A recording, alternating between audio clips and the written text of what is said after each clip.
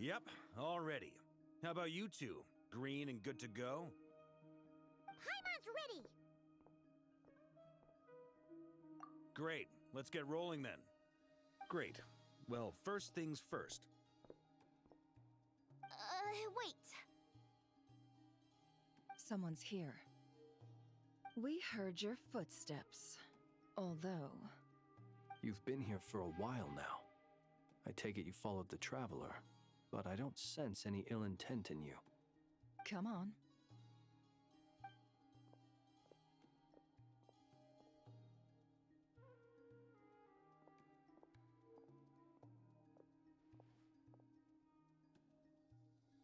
I figured it wouldn't take you long to notice me. I come bearing news from my lady, the Knave.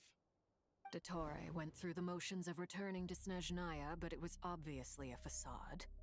However, he has not returned to the Kuvaki Experimental Design Bureau, nor has he made an appearance in Nasha Town. Well, in that case, he'll be in his lab way up north. I always wondered why he applied for his own private pad. He was planning this all along. Tell them that Sandrone and I will go on ahead. If they still intend to pursue this matter, they should meet us at the research center in the northern tip of Nodcry. Nice of Columbina's two best friends to think of us. We appreciate the heads up. Our sincere thanks to the Fatui for your aid. Lady Damselette may have left our organization, but at least some of her colleagues remain genuinely concerned for her well-being. Not to mention that the Doctor's increasingly cryptic conduct gives us great cause for alarm. We have crossed swords many times before, but it's not personal. We're just on different sides. We don't lack humanity. And so, as fellow friends of Lady Damselette, it's only right that you should be in the know about this. Arlecchino's situational awareness has saved us a lot of trouble. I'll leave the map here with you. If you do decide to head to the research center, please proceed with caution. And remember, at least while you're in Nodcry, Lady Arlecchino's subordinates are your comrades if you want them to be.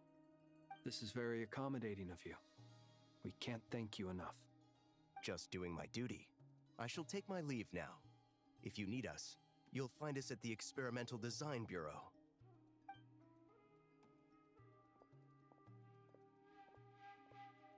So, the Doctors left the Experimental Design Bureau and headed to some research center up north.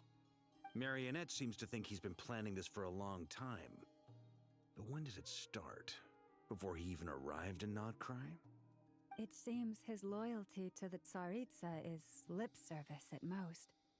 Behind the scenes, he may even be working against her. Whatever his motives, we know that he's decisive and incredibly ruthless. Facing him unprepared would be a recipe for disaster. At this stage, it's difficult to predict his next steps. I suggest we split into two groups.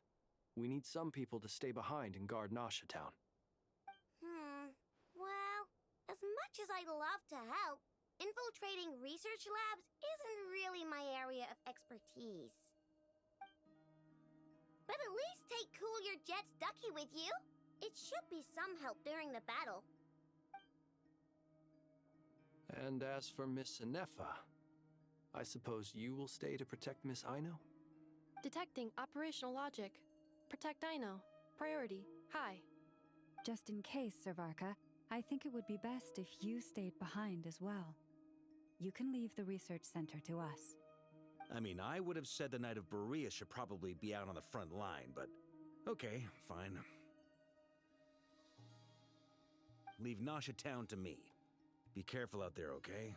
If things get out of hand, fall back right away. Yehoda will be on hand to assist you. In my absence, she can handle any intel gathering work. You got it, boss. You guys make sure to get back here in one piece, all right? We will. Things are moving fast. We'd better head off soon if we hope to keep pace. So, it's infiltrate a secret research facility, or... Yeah, all right. Paimon will help out here instead. Sounds like it's gonna be a pretty intense fight. We all have to bring our A-game here. So, anything you need to wrap up before we leave?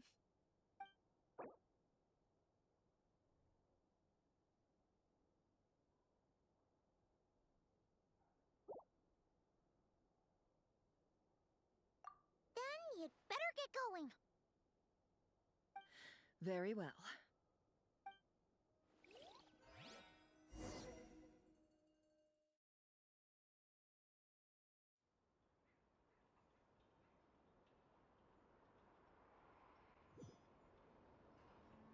All these broken machines on the ground. Someone got here before us. Could it be Arlecchino and Sandrone?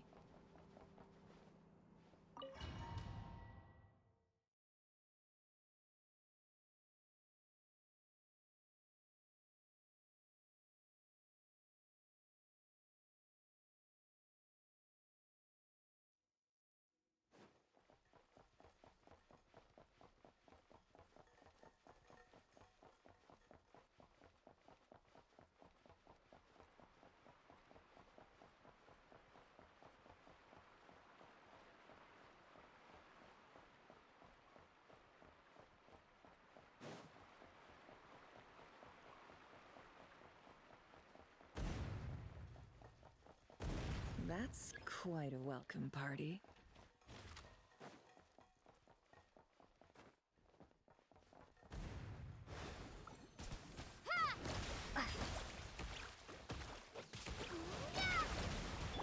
Forrest, protect us. No more lies.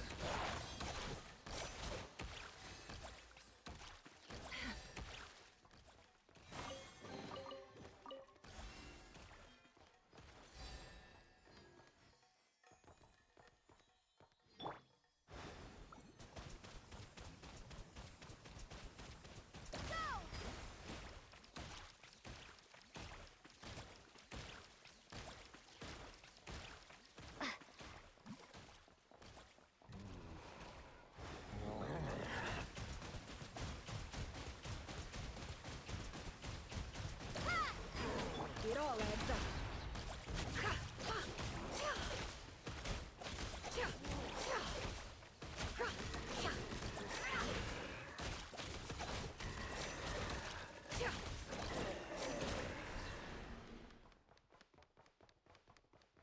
Get back! I said get back! Do you hear me?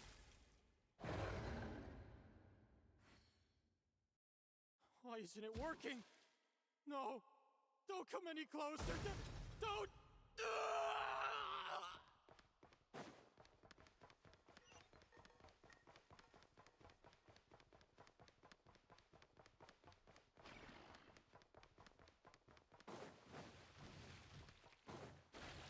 Seek within. No more lies. Can't hide the... Leave this place. Ha! Stay your hand. With one heart, we pray. No more lies.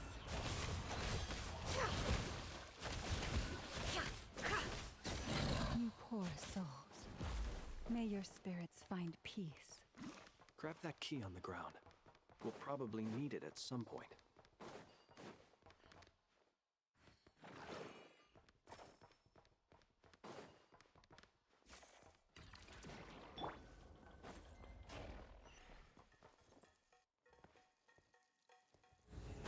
Watch out. Ugh, there's no way through. Let's go around.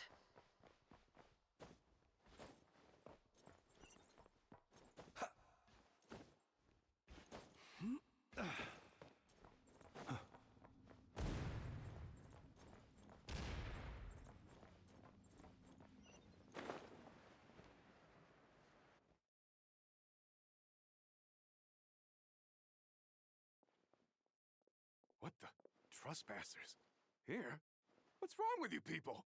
We're looking for the doctor, and we understand he might be here. I see you're fleeing the facility. You looking to settle a score with the doctor? Good luck with that. I don't think you have many chances left. Perhaps. But you might have a chance to live if you start talking. 2 other Harbingers had the same idea as you. They're already inside. But what good is it gonna do? The doctor wouldn't do something like this unprepared. Seems to me that you're not too thrilled about being his subordinate.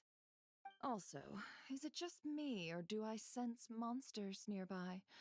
If you'd prefer their company to ours, that can easily be arranged.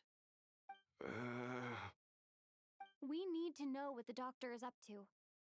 Please, if you know anything at all, tell me. This is about more than us versus the doctor. His actions could have consequences for all of Nodcry. And perhaps even your homeland, Snezhnaya.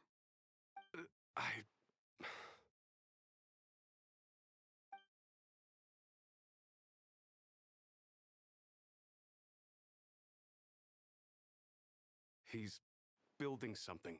Ambitious doesn't even begin to describe it. Feels like this could be the big one. God knows how long he's been planning it. A while back, he told us he'd be returning to Snezhnaya. We weren't expecting him back so soon. This time he brought some gemstones with him, or something. 2 of them. The moon marrow spheres. He stole them from their rightful owner, Columbina. Oh, Lady Damselat? Last I heard, she left the Fatui. Before she went, she told us she'd finished what Her Majesty asked of her, and wished to focus on some personal matters. I remember thinking that leaving us might not be the best choice. I mean, I always looked up to the captain the most, and...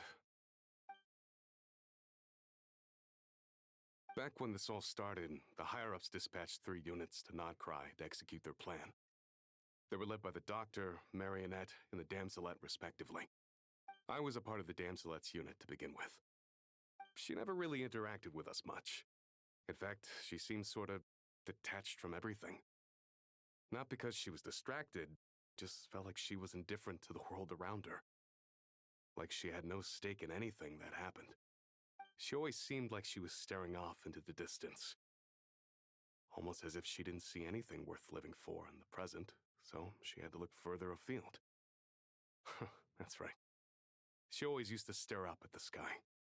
The Doctor used to stand nearby and watch her. Apparently they got along well at first, but somewhere along the way, she grew wary of him, started avoiding him as much as possible. After she left, everyone in our unit merged with the Doctor's. He's similarly indifferent to the world, except when it comes to the moons. He seems to have big plans for them. Right now, obtaining the 3 moons is his #1 priority. He even said, if he can only get his hands on 2 of them, he'll create a 3rd one himself. How would he create an artificial moon marrow? Maybe the knowledge he gained from the Hyperborean phantoms has something to do with it. Thank you for cooperating. We appreciate the level of detail. I get the sense that you'd serve under Columbina again if you had the chance. Would that be fair? No, she's no longer a harbinger. As a member of the Fatui, my loyalty will always belong to the Tsaritsa. I'm only telling you all this because I don't completely trust the Doctor. His actions do not align with the goals that first brought us to Nodcry. I understand. We'll do everything within our power to stop him. The Knaves unit is based at the Kuvaki Experimental Design Bureau. Maybe you can seek refuge with them. Well, now we know what's going on here. Artificial moon marrow. He's likely well on the way to completing it. Dottore's technological capabilities are far more advanced than I thought. I fear this could get ugly. Everyone, prepare yourselves.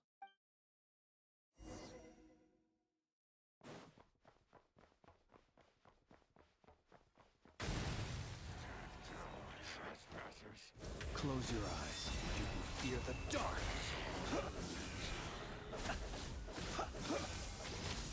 Observe.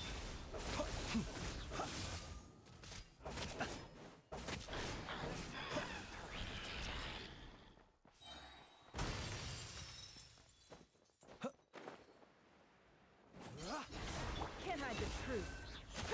The deception ends here. Close your eyes. Beware the creatures of the night. Wipe out!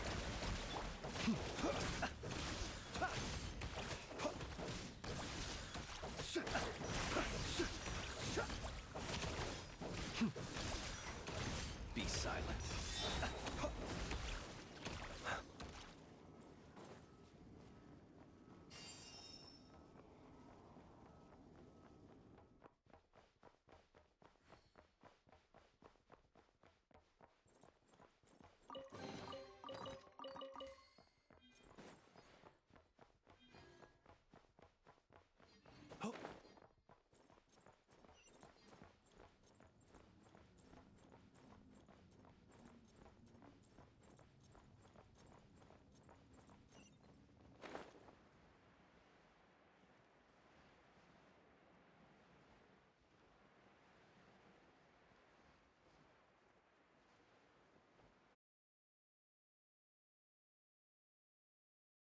Welcome, one and all.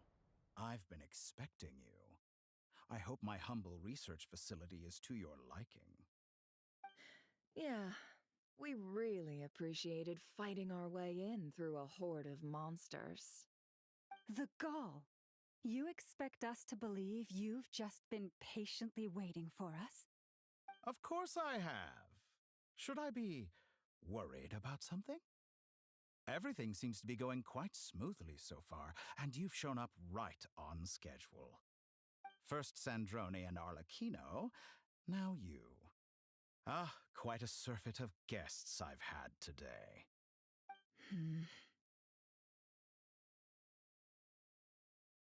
If you were looking for them, I should probably mention that Arlecchino disappeared as soon as she entered the facility. As for Sandrone, why, she stood right here only moments ago demanding answers from me at the top of her voice. Hardly out of character. She never was one for basic courtesy. But I have to admit, I was a little surprised to see her showing concern for someone besides herself. Does everyone you associate with undergo such a change in temperament? Speaking as a researcher, I have to say, it is not a change for the better. It threatens one's ability to remain objective. Well, since you ask... So you've got your hands on the moon marrow, and now you're claiming godhood. Don't you think that's a bit of a stretch, Dottore? I must protest what you are insinuating with that phrase, claiming godhood. I am not claiming anything. I am stating a fact. You're a researcher. I'm sure you appreciate the distinction between the two. Huh? Wait, you really think you're all that? You'll excuse me if I'm not being a polite little lady for you. We're colleagues. We both know what kind of person you are.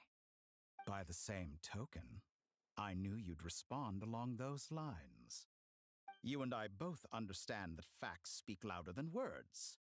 To that end, I've had my people send you a small gift. It should go some way toward helping you understand my present position. What gift?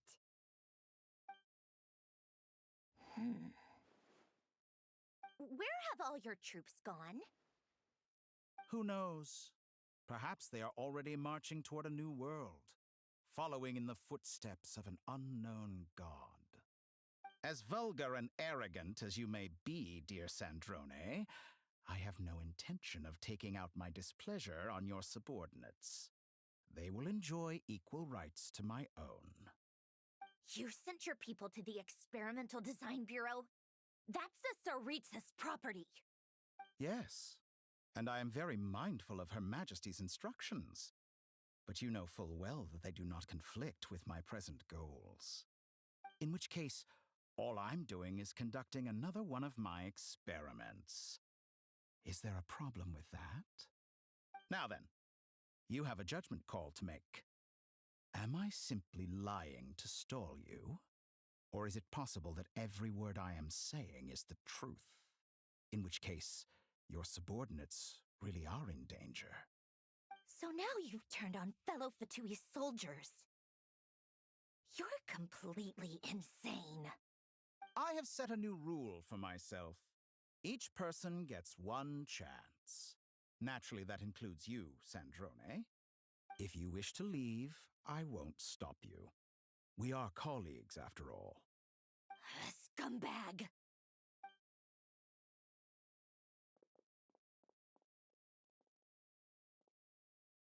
Still, I hadn't counted on Sandrone sparing any thought for the people of this world. Shame. I always found her self-centeredness to be one of her few better qualities. How can she ever hope to achieve greatness when she's so obsessed with protecting her little design bureau? It's more than a little disingenuous to speak of achieving greatness while taking hostages. Or does honor no longer mean anything to you? Honor? I have the marrow of 2 moons in my possession and will soon complete the construction of a 3rd. I will be the god of a new world. And you speak to me of honor? How charmingly naive. Those are sacred relics. You do not deserve them. In my view, many in this world do not deserve to be alive. And yet I mercifully permit them to go on living, do I not? You'll come to regret your actions. Will I now? Let's see if you can make me.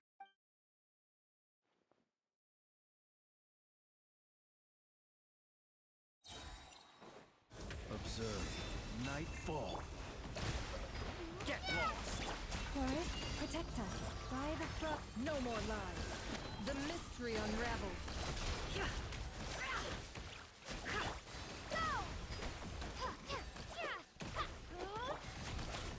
It all adds up. Leave this place.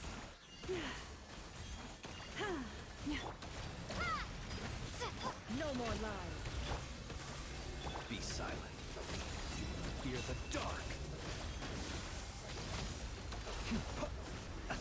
You won't feel a thing!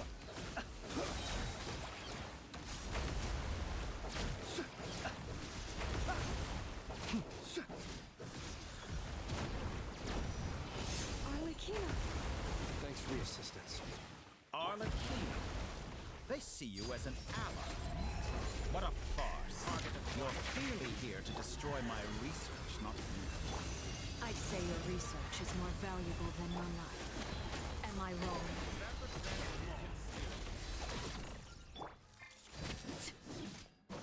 Overruled.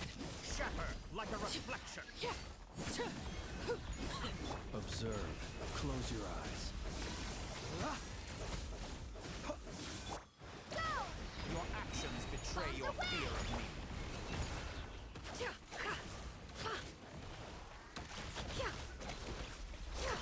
It all adds up. The Is deception that the ends best here. you can do? Witness my rise. Transfixed. Get lost!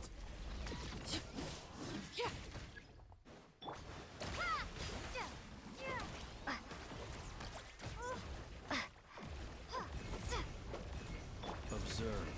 Close your eyes. Night. Leave this place. Your actions betray your fear of me. Is that the best you can do?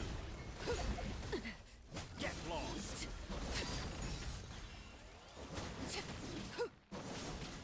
By the frost moon of old, you poor lost lamb. No more lies. Dottore is too powerful with the artificial moon marrow in his arsenal. Fighting him is futile. Quickly! House dick.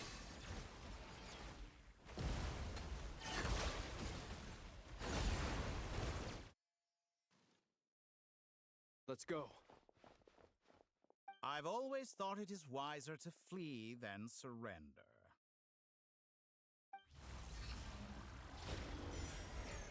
Watch out! What the?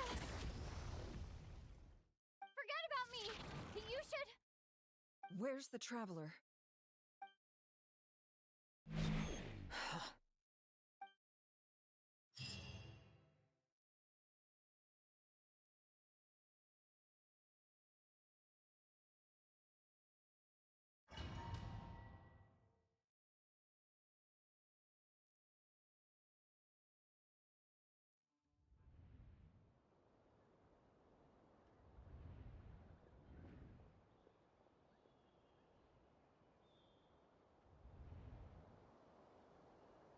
What just happened? Nasha Town? How did I get here? Strange. I remember being trapped by Dottore during the battle, and now, all of a sudden, I'm here. Something weird is going on. I guess I'll start by exploring the area. Huh? Traveler? What brings you here at this hour? Huh? What are you in the mood for today? A hot dog? Or something else? We've got some special discounts at the moment. Want to see the menu? Sorry, I'm not hungry right now. Ah. Well, feel free to take a seat for now. Let me know if you change your mind. Everyone seems to be acting normal. Am I just overthinking? Oh, darling, Look who it is. One of our regular customers. Get the travelers something to eat, would you, dear? Wait. Why is he talking like that? Well, I'd love to, but can't serve a customer unless they order something. Anyway, I take it your business is wrapped up? Yes, thankfully. It was a long trip, and it's left me feeling pretty exhausted. But the upshot is, I won't have to leave again for a good while. We can have some quality time to ourselves. Wait. These two are a couple? I see some kids around too. I didn't know they had a family. Hey there! I haven't seen you in ages! What's keeping you so busy? I've been looking forward to playing with you again. You forgot already? You're silly. Daddy brought you over to our house recently. We had some snacks together. What is she talking about? We've had a lot of customers over the last few days, so we've been real busy. And like my mom always says, some people are more than just customers. They're friends. Oh, another customer's arrived. I better go see what they want. This is all wrong. I never once heard the owner of this restaurant talk about their family. It certainly isn't a family-run business. And that child, I don't recognize her at all. Could this be a false memory? Very good. I knew you had it in you. Aren't you going to try the house special? When did he show up? No, none of this is real. You don't seem to like it here. That's fine. We can change venues.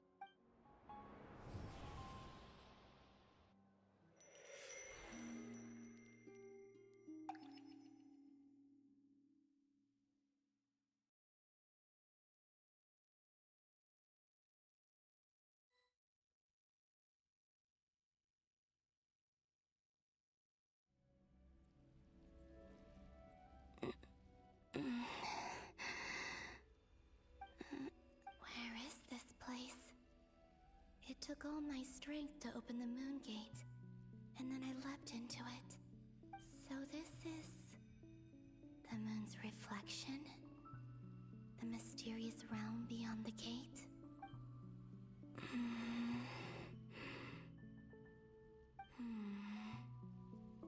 I can't sense anything. I guess I could try opening the gate once more.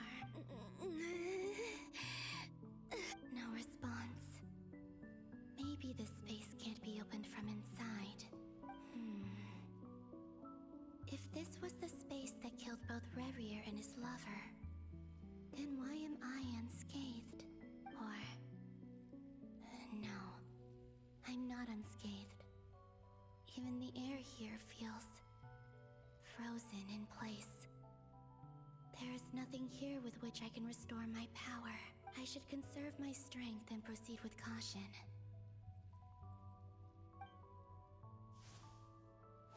I don't believe Dotori's scheming will stop just because I escaped. If there is any chance that I can get back to the others, any chance at all, I must return.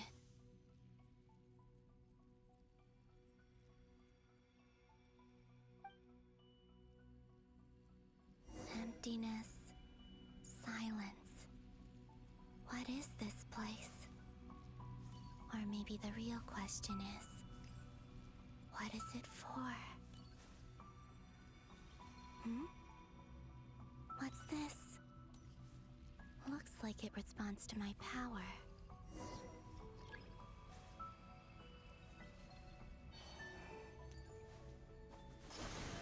Golden. Like Kuvaki. Is it some sort of guide? And why does it feel so familiar? I might as well follow it.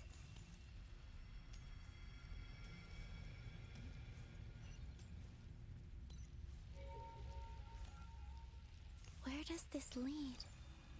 Could it be the exit?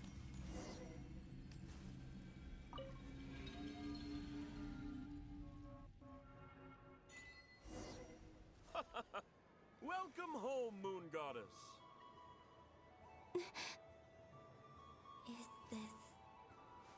Nasha Town? But isn't Moonprayer Night over already?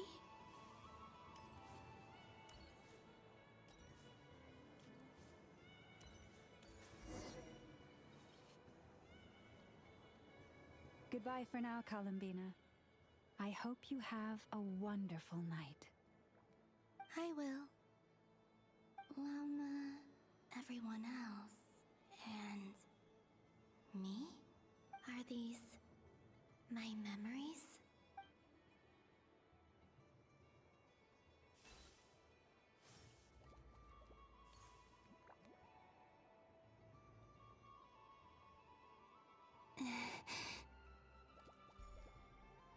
I can't touch them. It's as if we're separated by some impenetrable power.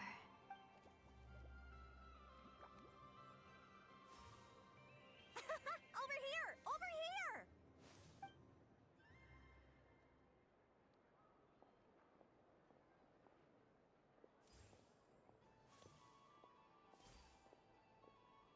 But the people in these memories pass right through me. Just like when I disappeared. If only I had known what would come to pass after that. Even so, I should still take a look around.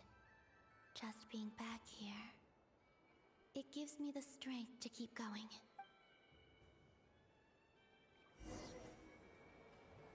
Welcome home, Moon Goddess. Oh, you're the genuine article. Alice was right. This Moonprayer Night was worth watching after all. Oh? Yes. That was the fortune-telling stall run by Barbeloth from the Hexen Circle.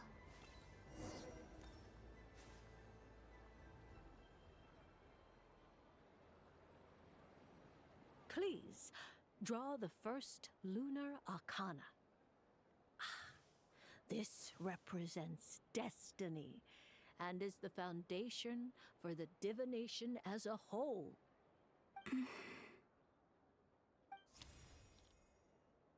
My destiny. I believe the card I drew was the moon. Now that I think about it, Barbeloth's divination was absolutely right.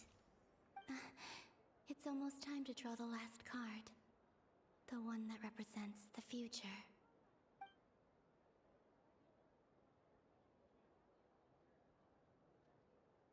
That was the card that popped out on its own. From here, I think.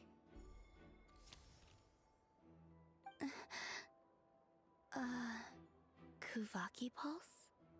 What? Fascinating. I've never encountered this before in my role as a diviner. What's going on? Did that card leave the deck? Because of my influence? All I did was try to touch it, and then... Maybe this memory space is not untouchable after all. Are there weak points in the barrier? Or is it possible that there's more to this space than my memories alone? This card is death. I need to get to the bottom of this. I'll try touching something else.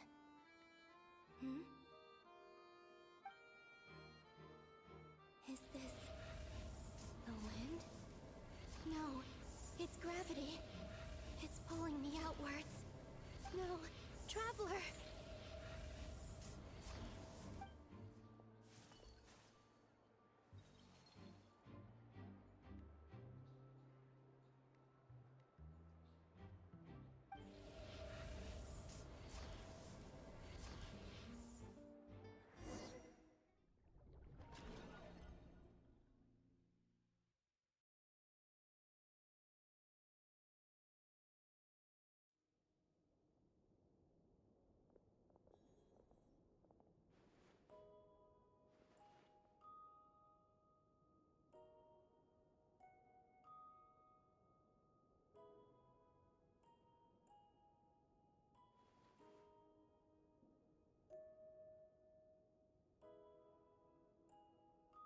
Haimon, listen to me. From the bottom of our hearts, we are so, so sorry. We completely understand how you must feel. The Traveler is trapped, and we all feel responsible for it. Don't say that! Paimon's not a little kid! You didn't leave her behind on purpose! There was nothing you could do! But... she's all alone in there! What if something happens to her? What are we gonna do then? We've barely spent any time apart since we met. Is she gonna die? We must find a way to rescue her. We were all involved in the operation where she was captured, and we do not abandon our comrades. That being said, it won't be easy. Through conversation with the others on our return, we've arrived at a basic idea of what we're up against. Dottore's lab has clearly been in operation for a lot longer than we realized. We found many monster samples stored there. In all likelihood, they were materials he used to research his latest technology. We also know that through his contact with the phantoms of Hyperborea, he gained knowledge about the moons and certain Hyperborean technologies. Using this knowledge, he then fashioned an artificial moon marrow to serve as a replacement for the frost moon beyond the sky. Unlike Columbina, Dottore is not being rejected by Teyvat.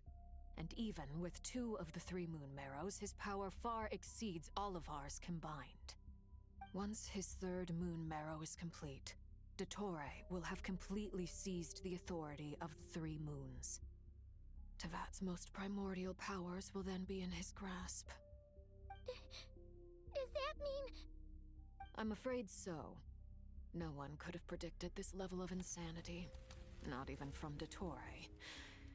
And unfortunately, his insanity is coupled with an intellect and ambition that not even his peers in the Fatui can match. This is dire.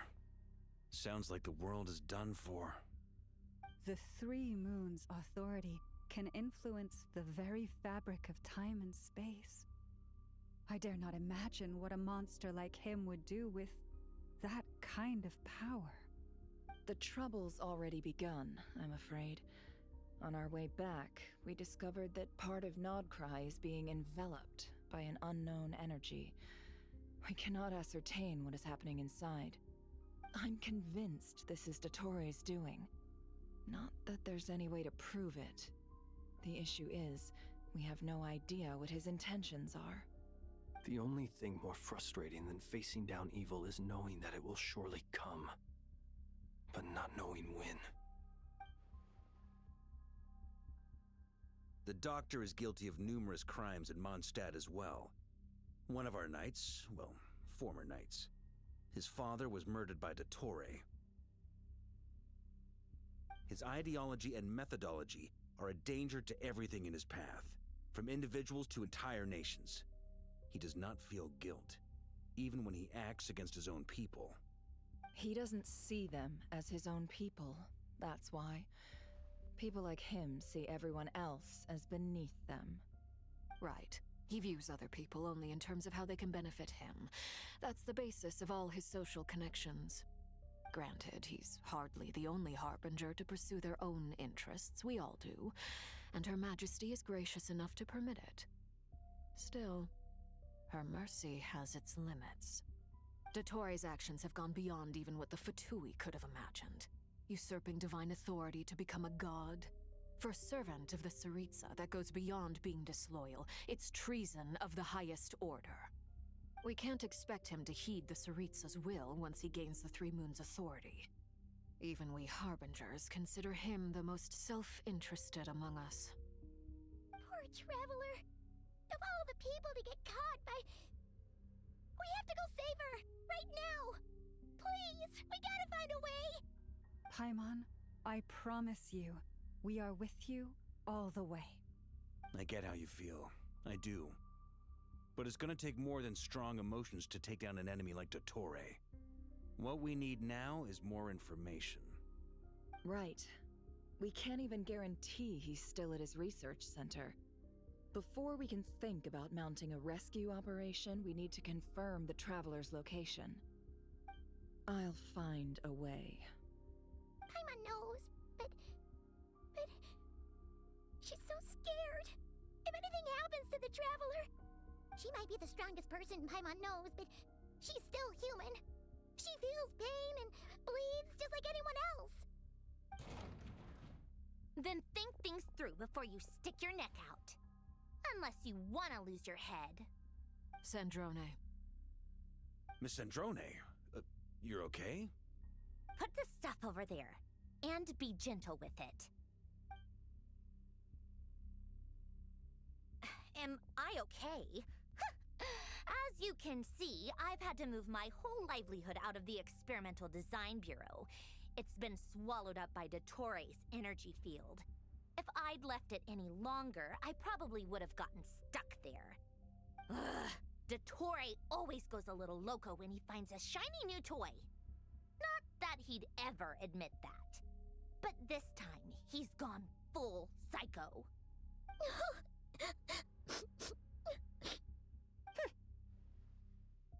Just go ahead and cry already. Sorry. Paimon's not trying to make it seem. It's just... She can't. Oh, Paimon. Let it all out. There's no shame in it. When you're overwhelmed by fear and despair, crying can help get it out of your system. You'll feel better for it. Okay then, while the baby of the group is having a moment, how about the grown-ups get to work? Give me your hand. You've made a discovery? Polonia, scan.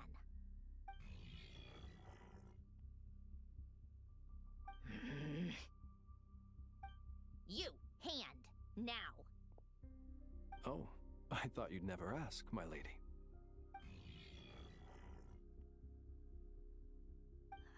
Curses!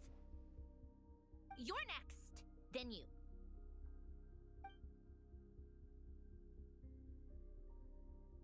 Dottore, you son of a... He's done something to us! Everyone who entered his research center has been implanted with some sort of curse. I don't feel anything unusual at the moment. Does that mean it hasn't activated yet? Is there a way to figure out its purpose and what might trigger it? My best guess is Dottore created it using the Moon Goddess's powers. 1 second, analyzing. Ugh! That friggin' maniac! So, what twisted game is he playing this time? The moment I analyzed the energy composition, some encrypted text appeared in my mind's eye. And when I deciphered it according to the Fatui standard encryption protocol, I got the following message. Feel free to run, or you will perish in nod cry. He's mocking us. Yep, he loves to toy with people. Only in this case, there might be more to it. But I didn't detect any murderous intent or malice either in the message or the curse's energy. As if this is him at his least malicious. Or perhaps all people are cowards in his eyes. Maybe he thinks the threat alone will be effective. What a despicable person. And he has the Traveler in his grasp. If I may, as unhinged as Dottore may be, he has always exercised great patience with the objects of his interest. I remember a comment he made when we first arrived in Nodcry. He said, "This world is, on the whole, an exceedingly dull place. But at least there are a few intriguing features, such as the gods, or the Traveler. Presumably, they interest him because they're unknown quantities. He wants to understand as much as he can about them." Agreed. The Traveler is Tevat's fourth descender. All Harbingers are aware of this. Since Dottore took such pains to capture the Traveler, he is unlikely to kill her right away. Okay, but we still have to do that rescue operation. Of course. I also think we need to read between the lines with Dottore's message. If he's encouraging us to run, that means we mustn't leave Nodcry under any circumstances. My guess is, his curse will only trigger if we leave.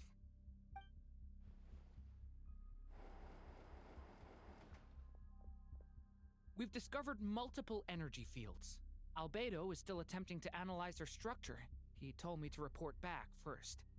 Each field is slowly growing, swallowing up more of the surrounding area in the process. And the pace of their expansion has increased since we first examined them. He's probably trying to swallow Nodcry whole. His nefarious ambition knows no bounds. If this continues, the whole of Teyvat will be in trouble, not just Nodcry. The loss of Columbina could not have come at a worse time. Do we think she's truly gone for good? She entered the space beyond the Moon Gate, knowing what became of Rerir and Thelindis. I'm sorry, but I fear the odds aren't good. Don't be ridiculous. If I know her, she's busy finding a way back as we speak just so she can annoy me. She isn't dead. Whatever has become of her, the fact remains that we are two comrades short on the eve of a decisive battle. We need to find out the Traveler's location, but there is also other work to be done. Agreed. Whatever Dottore is planning, we have to get the local populace somewhere safe. So, as well as a rescue mission, we have to organize a mass evacuation at the same time. It would be best if someone could approach leaders of neighboring nations and negotiate emergency asylum for Nodcry's inhabitants. Can anyone handle that? Snezhnaya is one option. I'll see what I can do. This would be so much easier if the Traveler was here. No! Stop thinking like that, Paimon. Paimon will join you. She's pretty well connected thanks to the Traveler. Maybe it'll come in handy. Either way, that's what the Traveler would do if she was here.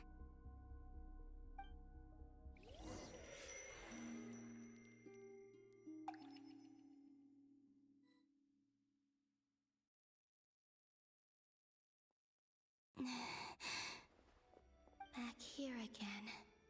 That gravitational force that pulled me back. Is this where it came from? When I saw that memory of Moonprayer Night, I think I influenced reality. Was it just a coincidence? Or if only I could have sent the others some kind of warning on Moonprayer Night. Maybe we could have stopped Dottore. I feel so heavy. Does entering that space consume a lot of energy?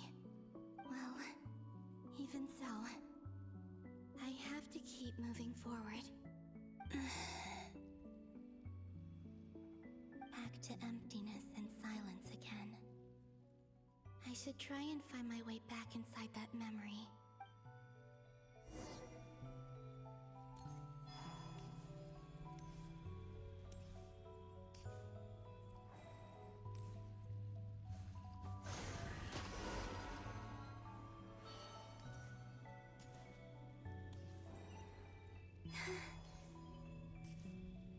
The entrance from last time isn't showing up.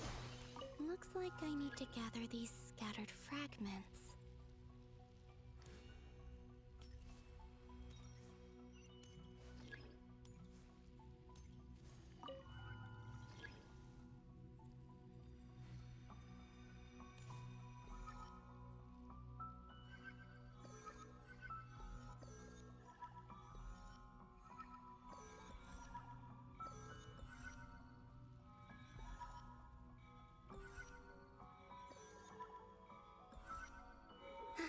It worked! Hopefully I can stay inside for a bit longer this time.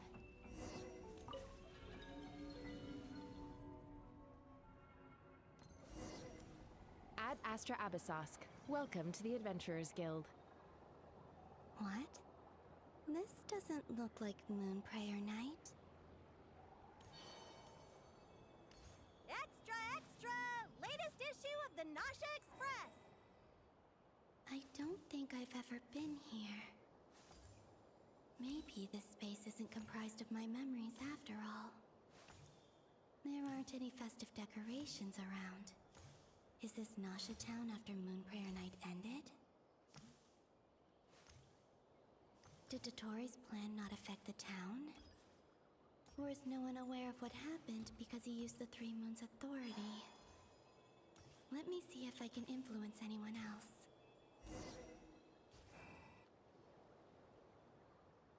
So, what do we do next? Wait, that voice. Paimon? The most important thing right now is to find that mage. Lauma, the Traveler, and Mr. Varga are here too. I'd better go pay the Fatui a visit. Traveler!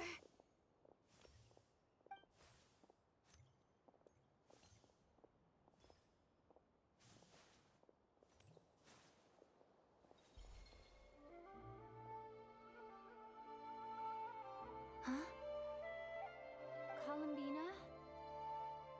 I made contact.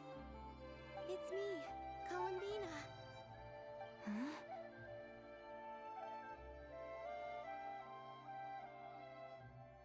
Traveler? Let's go! This is no time to be spacing out!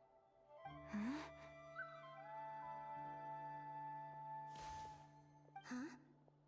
Wait a moment. This has happened before. Huh? This is what happened when I disappeared. I stood right over there, thinking that no one would ever find me again. It was only when she called my name that I decided to follow them. But did she turn around because she sensed my touch just now? Is it really possible that from in here, I can change the past? If I keep following them, maybe... Huh? It's that gravity again.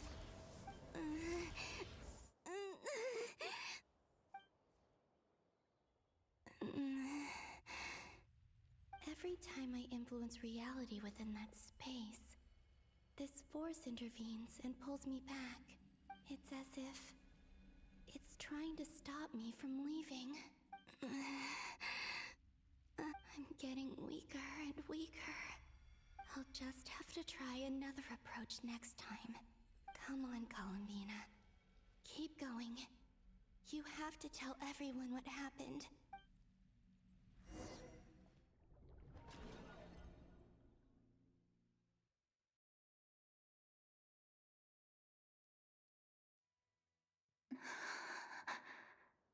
Suddenly, I've been plunged into darkness, alone.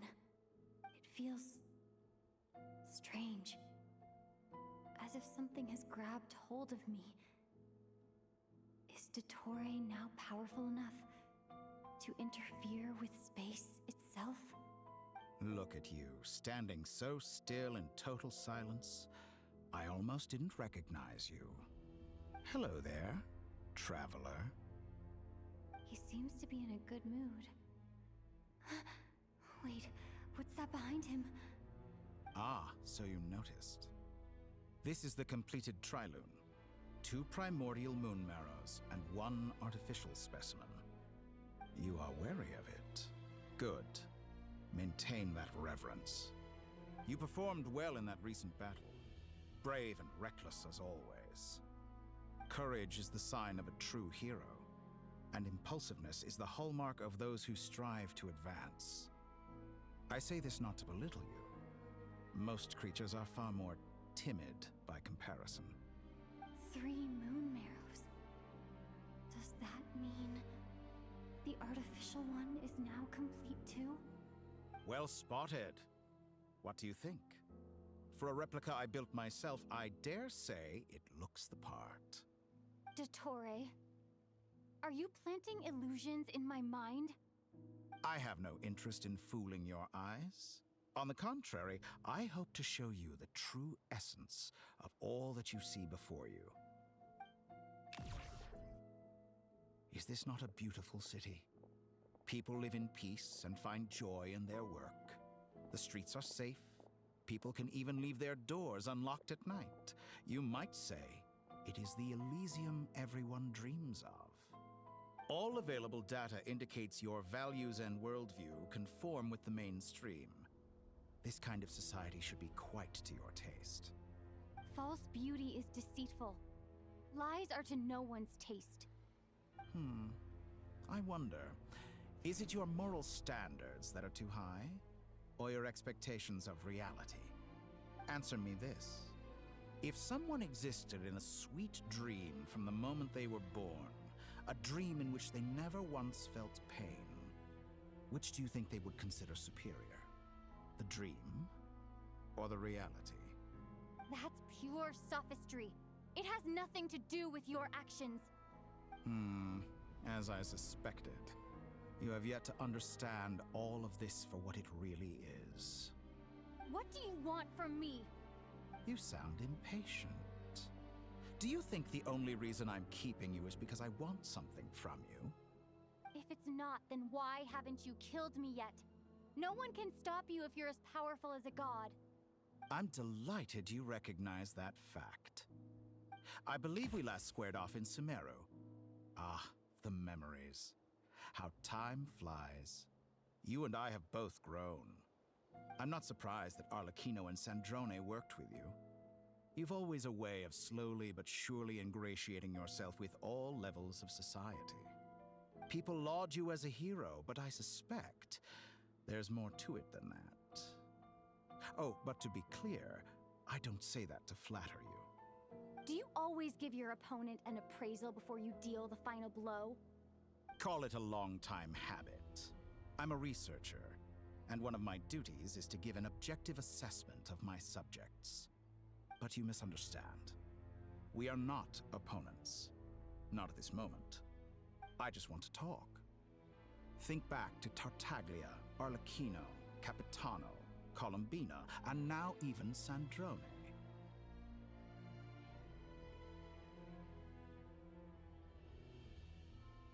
You've worked with each of them in the past. I believe you can work with me as well. What makes you so sure? Well, why not? Should the good associate only with the good and the bad befriend only the bad? I like to think we could have a more mature relationship than that. Surely you don't think all your relationships are grounded in friendship or shared ideals? People come together because it benefits them to do so. If you think of the people you admire, you must surely admit that they have provided some benefit to you. Morality, ambition, dreams. People have plenty of words to embellish the nature of their relationships. But once you break free from those ethical frameworks, you will see that the only thing connecting the two of you is mutual benefit. And that is what I'd like to talk to you about. We're finally getting into it. He's probably been planning to kidnap me for a long time now. But for what exactly? He has the authority of all three moons. I won't be able to gain the upper hand in a fight. Best if I pretend that I'm willing to negotiate for now. You say you're a god, but you also speak of mutual benefit. What could a god want that the three moons cannot provide? Excellent question. But before I answer, I would ask you the same thing. Gaining Colombina's allegiance was a rare and extraordinary feat. But the Moon Marrows are now in my hands, and I have the edge over her. For this artificial moon is not being rejected by Tevat. Her identity and lineage may have been a thing of glory in the old world, but they were also shackles that prevented her from ever integrating into Tevat. I, on the other hand, you may view me as a thief, but I have overcome that limitation. So what is it that the three moons cannot grant you? What stops you from negotiating with me to get what you want? I don't make deals with lying psychopaths. That's quite an accusation. Are you expecting me to get angry with you? Well, this is one aspect in which my personal growth has served me well. In the past, my less mature self might have been disappointed, perhaps even angry, over a small setback like this. Like when you and Lesser Lord Kusanali joined forces to oppose me, for example. But things are different now. Just as the rich do not quibble with the poor, I no longer find myself perturbed by these trivial affairs. Human relationships end with conflicts of emotions and interests. But relations between humans and gods are different. And ours is even more unique. I have ascended to the highest heights and laid claim to unprecedented horizons. And you were no ordinary person to begin with.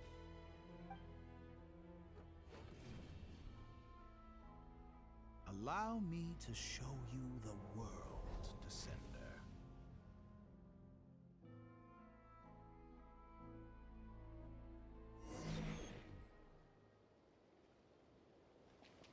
To stand, walk, jump, sit, and lie down. These are the most common of behaviors.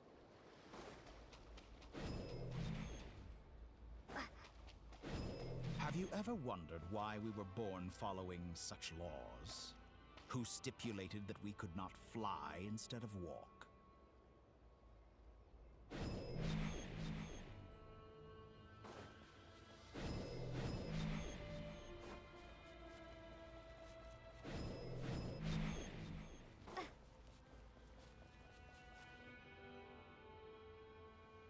Someone of your talent and experience must surely know of the 4 great rulers who serve the heavenly principles. They govern life, death, time, and space. One wounded by a blade will die from blood loss or infection, and one who falls into a lake will drown in agony. The elderly wallow in solitude, and the solitary age faster. Eventually, new life is born, only to embark on the same path of suffering. These 4 divisions anchor the world and shackle those who live in it. But they themselves transcend its boundaries, squandering the power bestowed by the heavens. All who live yearn for equality, but unless the gods prostrate themselves and profess that they are mere servants of the living, equality can never exist. Who makes the rules we must live by? Who has the right to restrict us? The limits of the body can be rejected. Prepare to be blown away!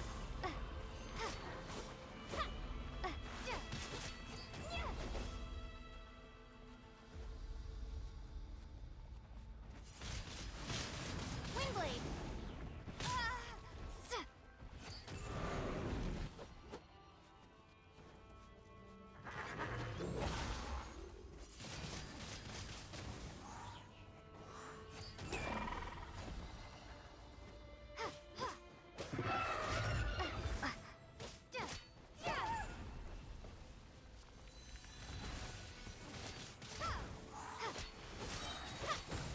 How does it feel to be among those with absolute power? You cannot conceive the extent to which your flesh hinders your mind and spirit.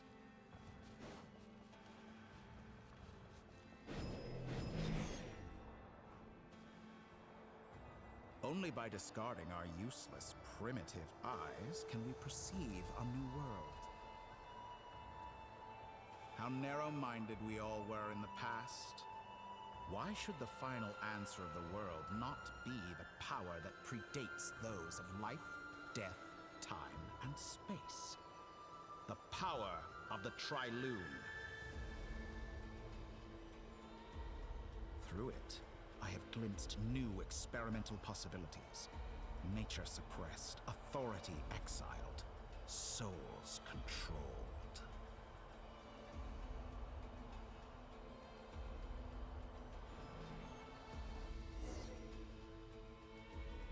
You know, I heard recently that a group of critics reviewed countless stories and drew an interesting conclusion. They found that it is more often than not the villains who strive tirelessly to push the boundaries of progress. In fact, long before this, someone voiced a similar idea in an academia editorial. I felt a great affinity with this perspective. I have never been afraid to step up and play the role of the villain.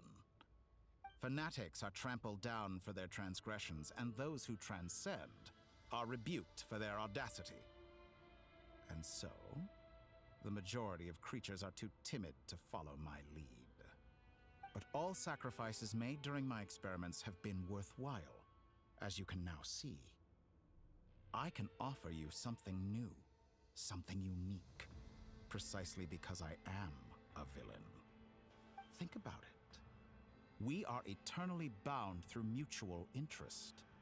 Can you truly say you would never turn to malice if it could give you the life you dream of? After all, what value do perfection and purity really have? They are fragile and feeble things, utterly tedious. I say, better to be governed by a flawed humanity than a gnosis. The true seeker of knowledge is the villain who undergoes countless tribulations in pursuit of their goal. I'm sure many people have told you that you're different. Because I'm a descender? Exactly. Very clever. But what has that got to do with you? I do not conceal my wicked deeds, my selfish desires, or my greed. A true researcher must act as I do if they are to understand and speak of the truth. And yet, a knowledge seeker like myself will inevitably grow tired of studying Tavat beyond a point. You have traveled to all corners of the world and met many people. Along the way, there have been moments when you were misunderstood or even became a wanted criminal. And all the while, you have spent your days doing some of the most mundane jobs in the world. You fight and toil, claim minuscule rewards from my friend Pantalone, then you fight some more, winning some battles and losing others as your search goes on. And this cycle continues, with no end in sight. Surely you must sometimes grow weary of being stuck in this same loop day after day. We're completely different. I embrace everything that life throws at me. I am engaged in every step of my journey. How does that make us different? I too embrace what life brings, researching everything that interests me. Think of all the novel things I've managed to create, like the artificial moon marrow. Don't you see? As unique a specimen as she was, even Columbina is not irreplaceable. Take that back! She's gone because of your actions! I didn't say that to anger you. Though admittedly, I don't see what there is to be angry about. Anything Columbina could do for you, I can do better. I know what your ultimate goal is. You wish to walk the path your brother walked and seek answers from him at the end of that journey, don't you? Someone like you could never understand what it feels like to care about another person the way I care about him. Perhaps not. But that doesn't mean I can't help. I could find your brother right now, bring him before you, and make him give you the answers you seek.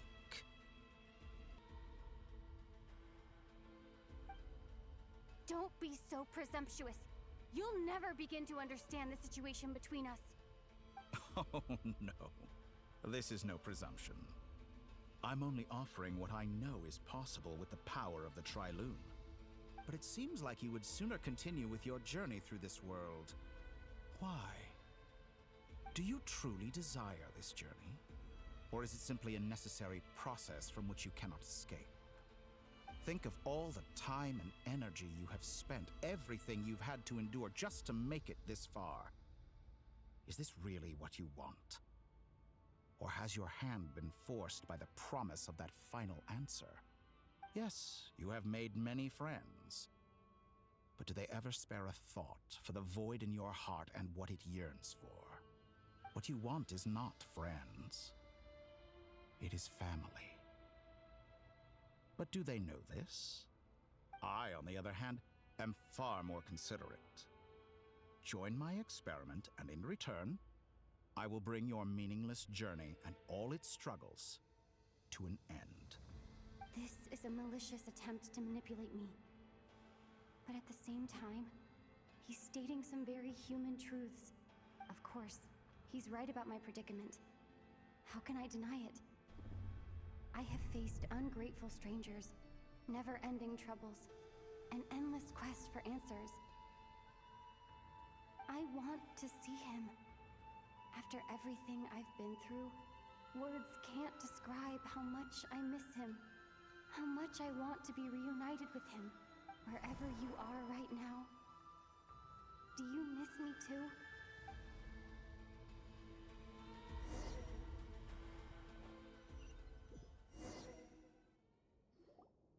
All right, everyone. Our next mission is clear.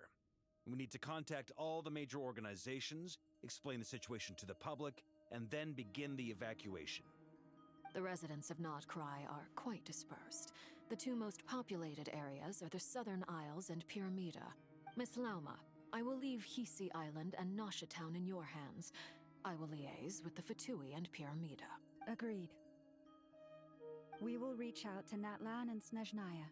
Anyone found north of the Experimental Design Bureau should follow the Fatui to Snezhnaya. As for those dwelling south of that line, I will ask the Voynich Guild to help persuade them to leave. Then I, Mr. Varka, and the Frostmoon Scions will escort them to Natlan. The Voynich Guild has dealings with the Curatorium of Secrets. I will send them a letter vouching for your credibility. Yehoda, you should help Lauma. This is too big of a task for one person. My wish has come true. You're willingly lending me your most capable employee for the day. Well, good for you if all this only takes a day. Of course, if it takes any longer, I'll be charging a fee. Boss, wait! Don't I get a say in this? Oh, I'm sorry. Something to add, Yehoda?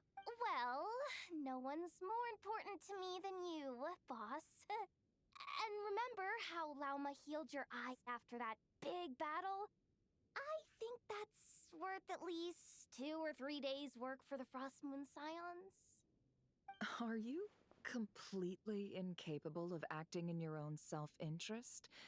Or do you simply devalue your own labor? Are you sure you don't want to come with us? Who will see to our other work if we're all busy evacuating residents? Sandrone insists that Columbina is still alive, and we have a traveler to rescue. There's much to be done. But boss, I'm just worried that... Well, Nefer, I'll link up with you once my tasks are complete. What makes you think I'd need you to do that? I'll need it. And considering the way you approach certain matters, I think you'll be better off with me present. That's quite enough. Just focus on your work first. I bet we're in for an uphill battle here. But we can help out too. Inefa and I are gonna help Nasha Town's residents carry their stuff. Loading schedule. Store essential local research data and technology samples, then escort the people to Natlan. Understood. I will execute this to the best of my abilities. Great stuff. Thank you, ladies. I've contacted the Lightkeepers. A colleague of mine will join us shortly. I will persuade them to conduct a thorough search of the region to ensure that no civilians get left behind. As for me, I guess I'll be making an early return to Sumeru. I think it's important that someone informs the Dendro Archon of what's going on in Notcry. Roger that. Someone should inform Mondstadt, too.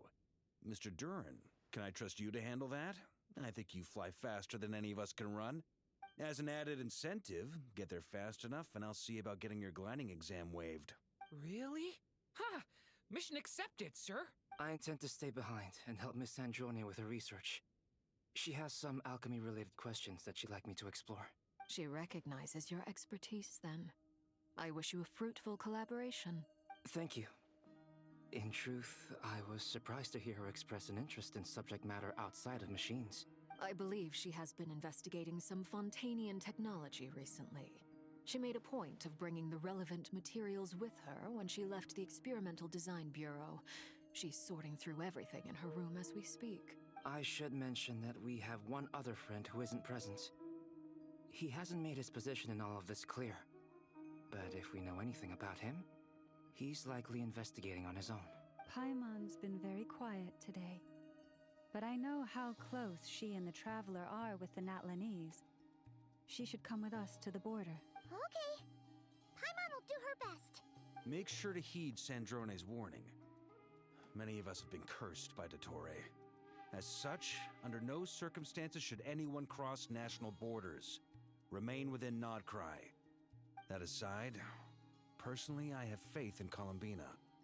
Things look grim, sure, but who knows how it'll play out. Same goes for rescuing the Traveler. Both of them are important allies and friends. We'll be counting on you to gather intel on them, Miss Nefer. Ah, wonderful. You're all here. That voice again! Nicole? Whoa, that was loud! And it came out of nowhere. So mysterious. Sorry, this is the only way I can speak to you all right now. Please accept my apology. Anyway, time is short. I'll cut to the chase. We're still facing quite a catastrophe here at the world's borders. Alice has roped in every Hexen Circle member she can get a hold of. Except for me. She told me I had to come and help you all out as a matter of urgency. I quote, "You love talking, don't you? Well, now it's finally your time to shine. Take these. Make sure the whole party gets one each. You'll be in charge of making sure everyone stays connected." Huh? Is this a Dodo communication device? Scanning. Unknown device. Analyzing. Unknown device. Conclusion. Cute. Affirmative. It is cute and good. I believe that I quite like it. This is no ordinary Dodo communication device. It's my very own special modified version, specifically... Sorry. I almost went off on another tangent there. Anyway, help yourselves. It will allow us to communicate over long distances within Nodcry. No more worrying about shuttling messages back and forth. What astounding technology. Am I right in assuming that it relies on your personal abilities to function, Miss Nicole? Yes, exactly. Right on cue, Albedo. I'd love to brag to you all about how it all works. But no, next time. Anyway, I'll be right with you all, serving as a communication hub. That's all from me. Head off as soon as you're ready. I'll be staying here to keep watch, and I'll be sending you my blessings.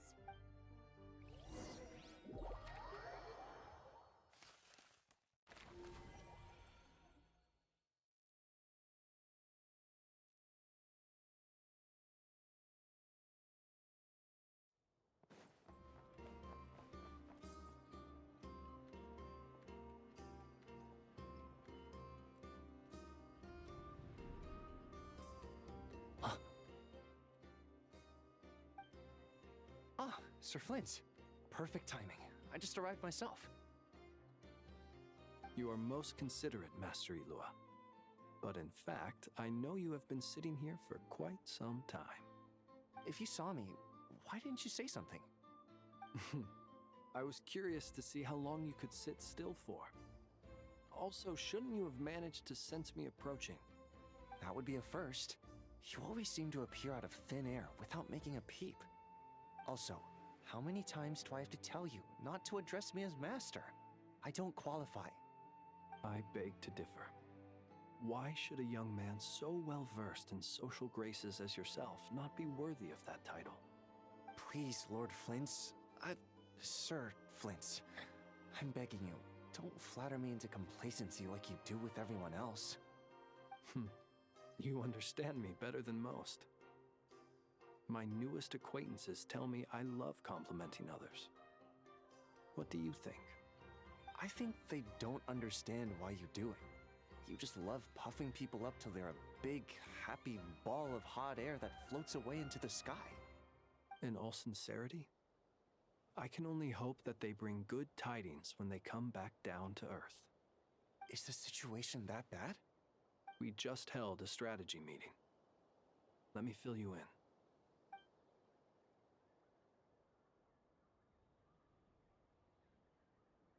In short, we need everyone gone from Pyramida. We also need a team of Lightkeepers to scour the more remote regions of Nodcry for civilians to evacuate. I only hope we have enough personnel. We do. Old Man Nikita will definitely help, and we can recall anyone out on patrol to focus on this instead. Good. I'm sure you and the others will make short work of this. Now, don't forget, once you've completed this task, make sure you and the rest of the team evacuate to either Snezhnaya or Natlan as well. Flints? If you've got something to say, Master Ilua, why not guess what I'm thinking right now? You mentioned that you have something else to deal with later. How difficult is it going to be? I doubt it will be easy. I know you're a Lightkeeper, and it's your duty to protect others in times of crisis. But I have a feeling that you'll be walking into grave danger. However bad things have gotten in the past, Nodcry has never faced a mass evacuation before. But from the sounds of it, you don't intend to come with us. I don't mean to pry, and it's probably none of my business. But whatever it is you're intending, you don't have to go through with it, you know. I've been afflicted with some sort of curse, and I'm told it may well trigger if I set foot outside of Nodcry. As such, I cannot leave. I have to act, if for no other reason than to fight this curse. What? No. Why? Why would anyone want to curse you? There are plenty of people out there willing to trample over others in pursuit of their own goals. Frankly, Sir Flint, I am furious. You're making light of what is an incredibly serious situation. Indeed I am. And? And what? I told you, I'm furious about this. Nothing I can do about it, I'm afraid. Things happen, and we just have to deal with them. If you find yourself feeling angry, perhaps start by drinking a big glass of water. Hey, you mean you're completely unmoved by my anger? I'm devastated. Then allow me to express my sincerest regret. Come by the lighthouse sometime. We'll catch ourselves a few fish, have a little barbecue, play some cards, and bask in the sun. Maybe I need to spell this out. Lean in a little, Flint. Oh my, this doesn't bode well. Word is that you were caught up in a real horror show recently. People were amazed that you returned safe and sound. They've been debating whether you're even human. I've returned safe and sound from plenty of crises. When you say people, do you mean other people? Or do you just mean you? Fine. I'll be frank. You're not human, are you? Heavens. Now that's all. You know what? Forget it. We'll revisit this once it's all over. A sound plan. Albeit a little ominous sounding. Just promise me you'll come back in one piece. All right? For you, Master Ilua. How could I refuse? Also, please pass my regards on to our colleagues. Tell them, thank you all for your assistance. Please put safety first as you proceed with the operation.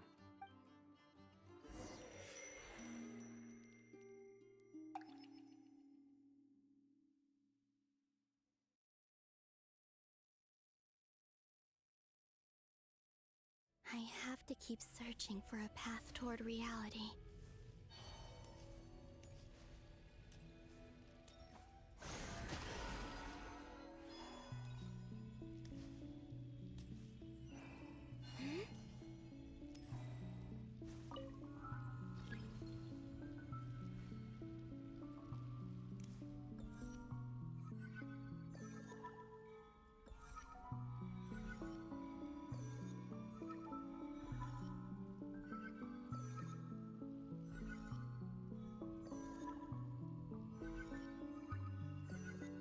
This should do it. The last 2 times I tried to influence reality in this space, it consumed a lot of Kuvaki. I'll try and be more careful this time.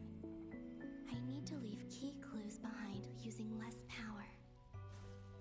I hope everyone still remembers what I said on Moon Prayer Night.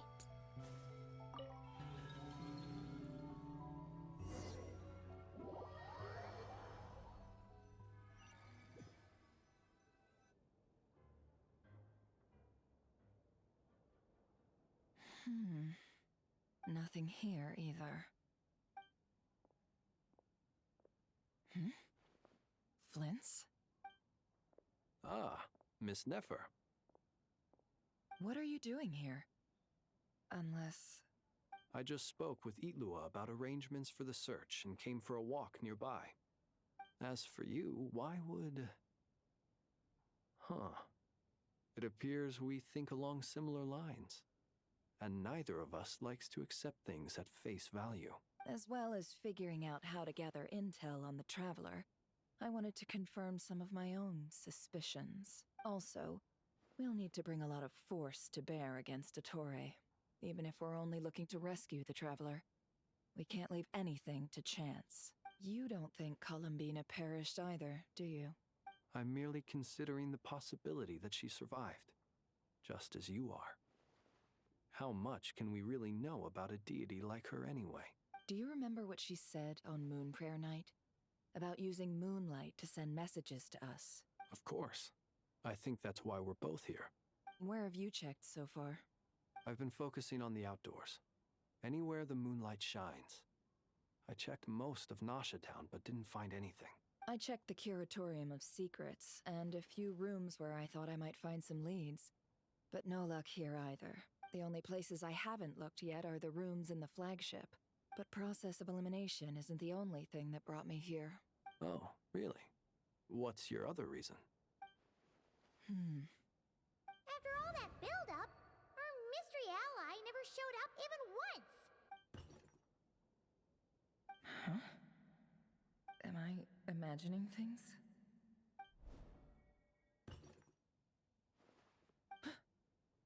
Come on, let's see what's going on. Oh no. I knocked over a vase as soon as I came in.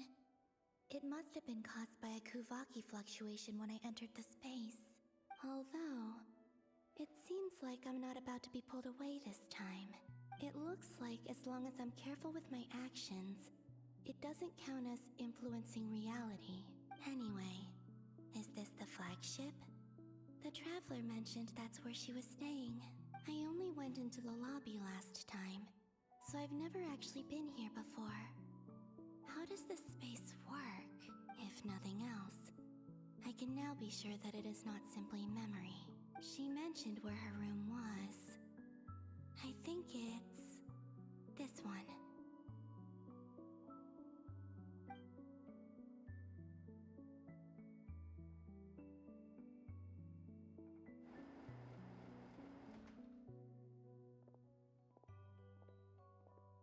The door is closed. But if this is anything like when I disappeared, then maybe...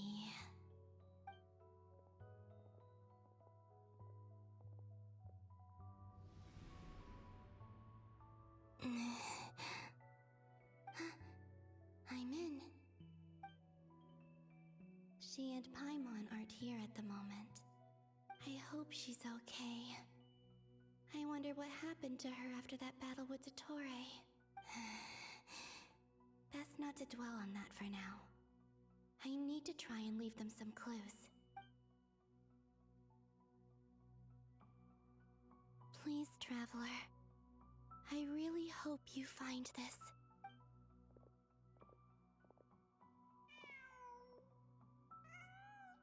Huh. Just a cat. Nothing else here strikes me as noteworthy. Didn't you stay here for a couple of nights once? Before Rarir showed himself, yes. It's also where the Traveler and I first met. Did you notice anything unusual during your stay? I remember thinking how much noisier the flagship is at night compared to the graveyard. Other than that, no. The Traveler and Paimon were most congenial neighbors. This is where they've been staying, yes? Over here? That's right. I wouldn't usually condone breaking and entering, but we can make it up to them later. Focus now. I have to write a message on the wall using Kuvaki, just like I said on Moon Prayer Night. Simply open your windows on nights when the moon shines bright, and the moonlight will naturally flow towards the words I have written. Here goes. I'll need to carefully control my strength.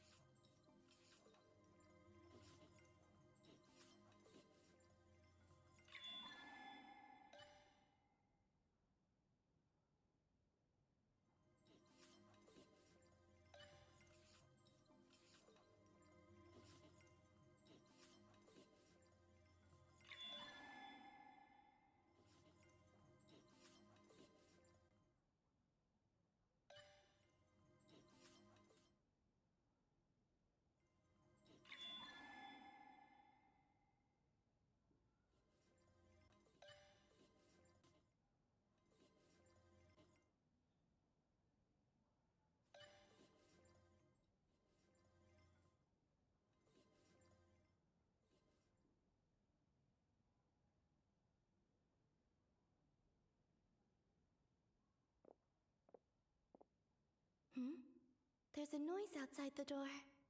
Is she back?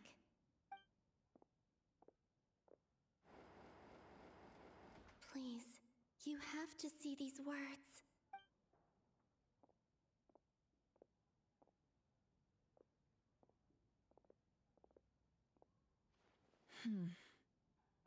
Well, do you sense anything? Unfortunately, no. And this place was our last chance. Not necessarily. We've only looked in Nasha Town so far. Miss Columbina said she would leave messages at her friends' dwellings. It's still worth checking where Miss Lauma lives and where I live. Let's try and make some time to look into those then. Wait. What are you waiting for? Paimon might have overeaten slightly. What's that look for? This is a victory feast. It's normal to eat a little more than usual. The Traveler and Paimon. It's really you. But why are they talking about a victory feast? Huh. You worried Paimon sick while you were out there fighting Rare. So this is your chance to make it up to her, alright? Wait. So this is the night after the battle against Rare. How did I end up here? That's quite a long time ago now. Wait. Time. That's it. Every time I've entered reality within this space, it's been at an earlier point in time. Every one of those points has been before I fell into the moon's reflection, and everything I've done to affect reality really did happen in the past. Does this mean that within the moon's reflection, time flows backwards? Starting from the moment I fell in? Not long till Moon Prayer Night now. It's gonna be even livelier than tonight. Although, it's gonna be sad saying goodbye to the Damselette. She seems like a really nice person. Paimon. No, I can't. Even if I make contact, they probably won't understand what's going on. And in any case, I'll likely get pulled away again if I do. Instead, I have to find a way to get them to notice what I've written using the moonlight. Wait, even I hadn't thought of doing that before Moon Prayer Night. They'd never conceive of that possibility. Is there truly no other way? Don't lose heart. We'll find a way somehow. Huh?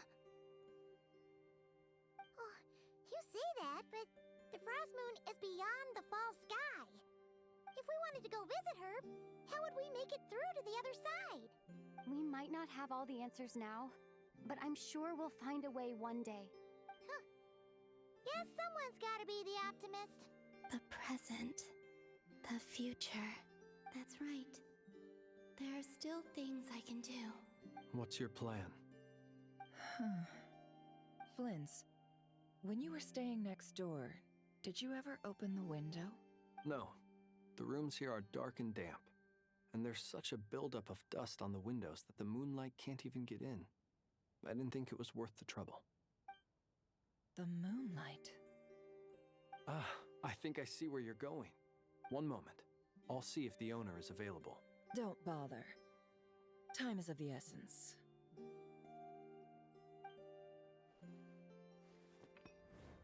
Time. Even if no one sees what I've written at this moment, maybe someone will remember what I said after Moon Prayer Night. I need to write down as much information as I can. And maybe one day... Huh? What's up with you? You can't even hold your cup steady. Are you getting tired? A little. Well, you should probably hit the hay then. You've had a really tough couple of days for you.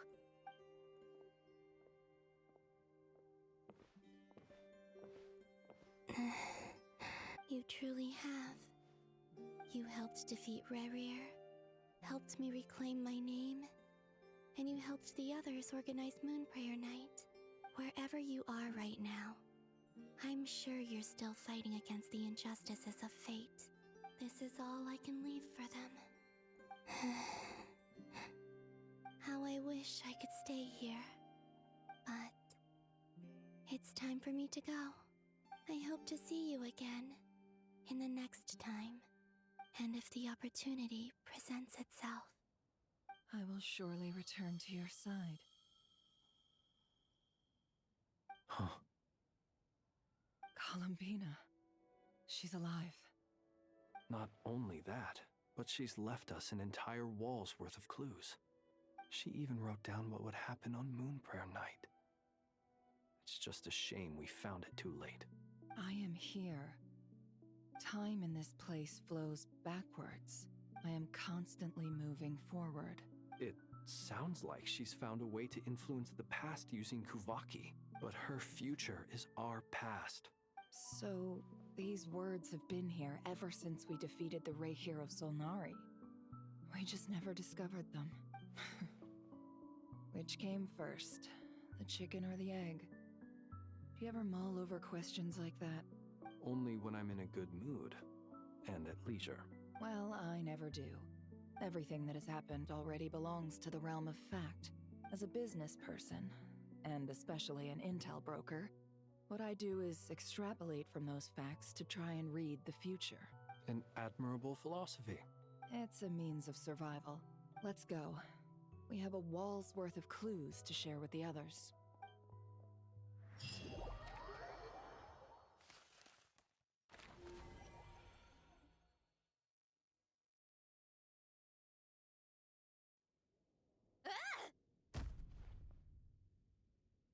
It appears that the doctor's energy signature has changed to something similar to Kuvaki, but not like the Kuvaki we're used to.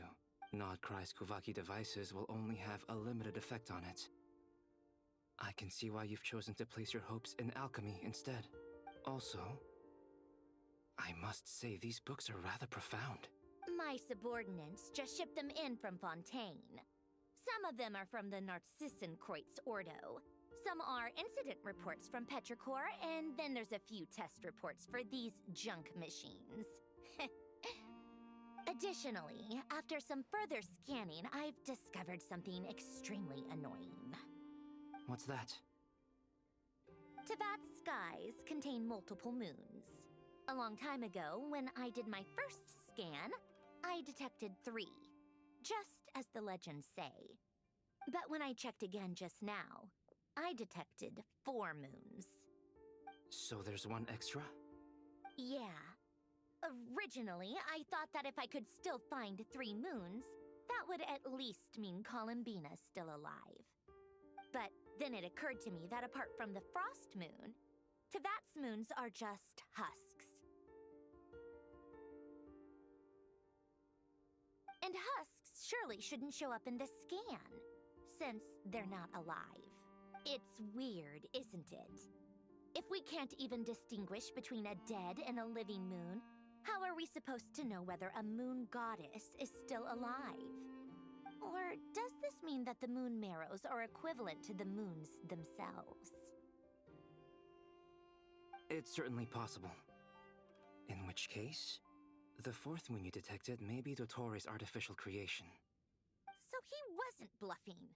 He really built his own moon marrow. Ugh! I'm so mad right now!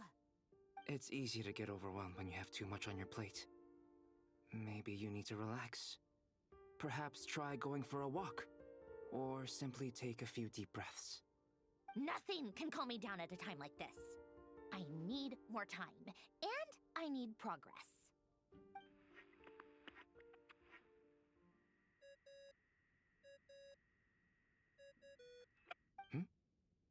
It's Mr. Flynn's. I really hate that ringing tone. Ugh. First the 4 orthants of the Narcissenkreuz, then moon marrows. Now what? Oh, sorry if we're disturbing you. Might I ask what's troubling you? What do you want? We're busy. Are you still at the Curatorium of Secrets? Yeah. Look, everyone else is still out, so there's no hurry. Plus, I'm busy, so I would appreciate if you gave me some space. Even though we have crucial intel to share? Fine, I'm listening. Do you intend to share it via the Dodo communication device? Ordinarily, I would, but this is a unique situation. I think it's best that we discuss it in person. See you at the Curatorium.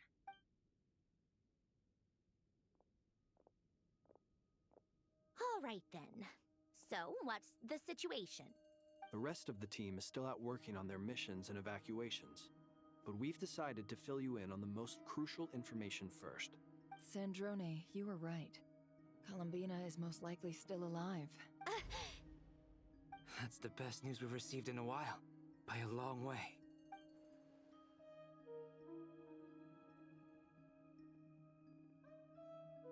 Random locations.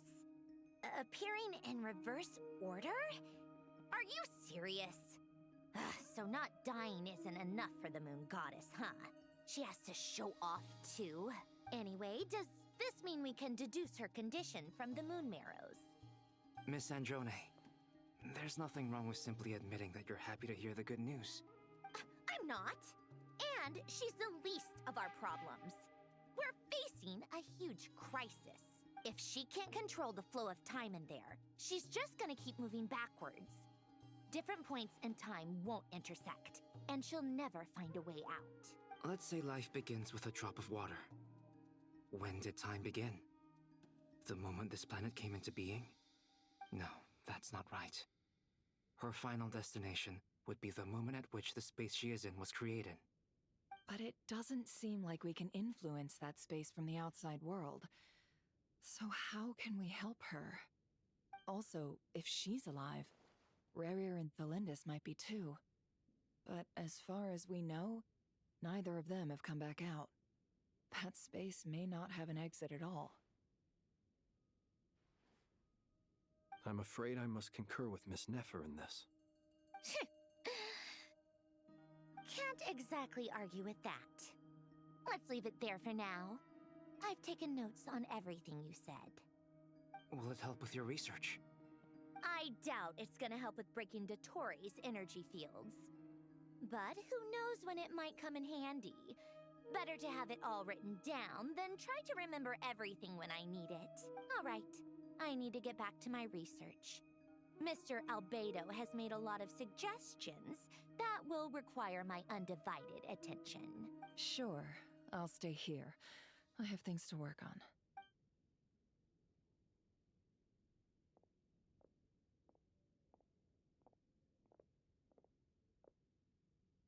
Paimon, are you there? Oh, right. She went with Varka to Natlan, didn't she? Good thing we've moved her and the Traveler's luggage in here.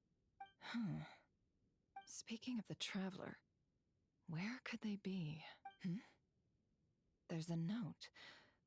From Paimon. Paimon here. Not in at the moment, but if anyone needs to borrow her stuff or the Travelers, go ahead and help yourself. Paimon won't be mad. Also, Traveler, if you get back before Paimon, make sure to get some rest. Paimon misses you a lot, but put your help first, alright? How sweet. Well, since you offered, Paimon, Don't mind if I do. This is the Traveler and Paimon's luggage. All the items they use day to day are here. It's well organized. I wonder which of them is responsible for that. What do we have here?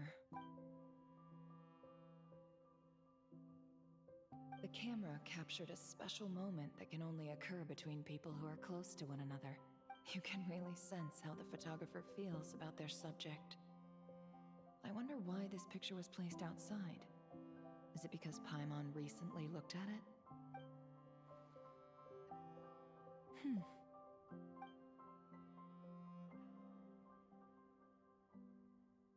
This must belong to the Traveler.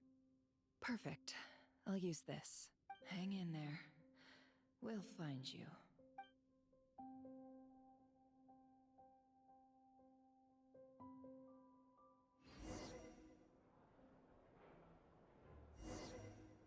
Polonia. Search keyword world formula and bring me all relevant books.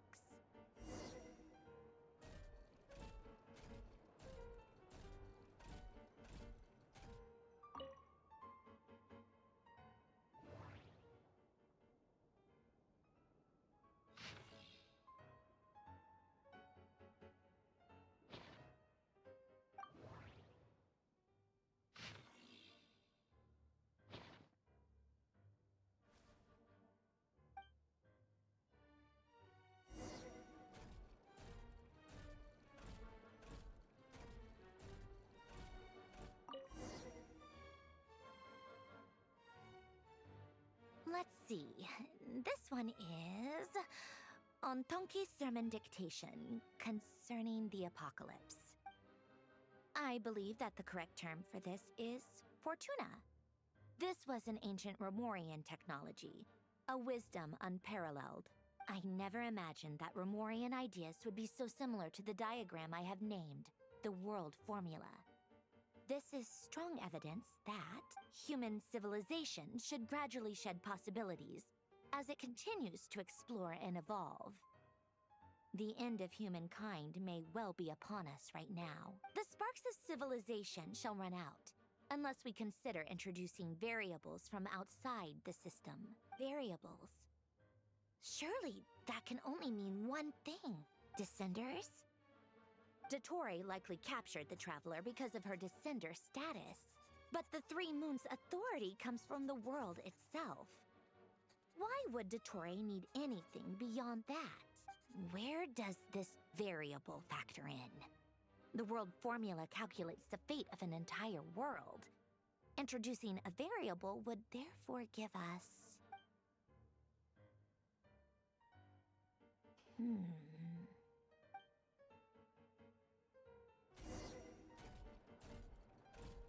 Polonia, search keyword pathway and bring me all relevant books.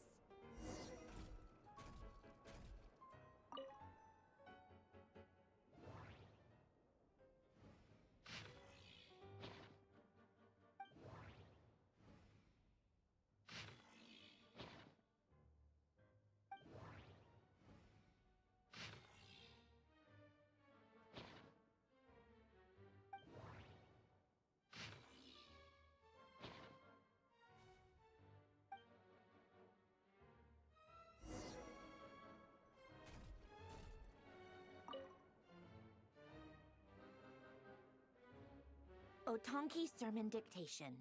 Explications on the Chemical Marriage. These titles are pretty esoteric. Observe and compute the pathway displayed in the guidance diagram. Deconstructing and reversing its effects could generate potential ideas. So, it's one of Renee's draft lectures. Deconstructing the pathway. I suppose that could lead to a breakthrough.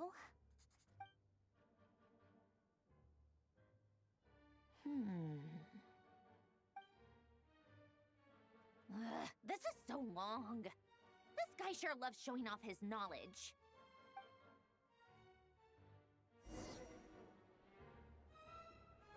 Polonia, search keyword tree model and bring me all relevant books.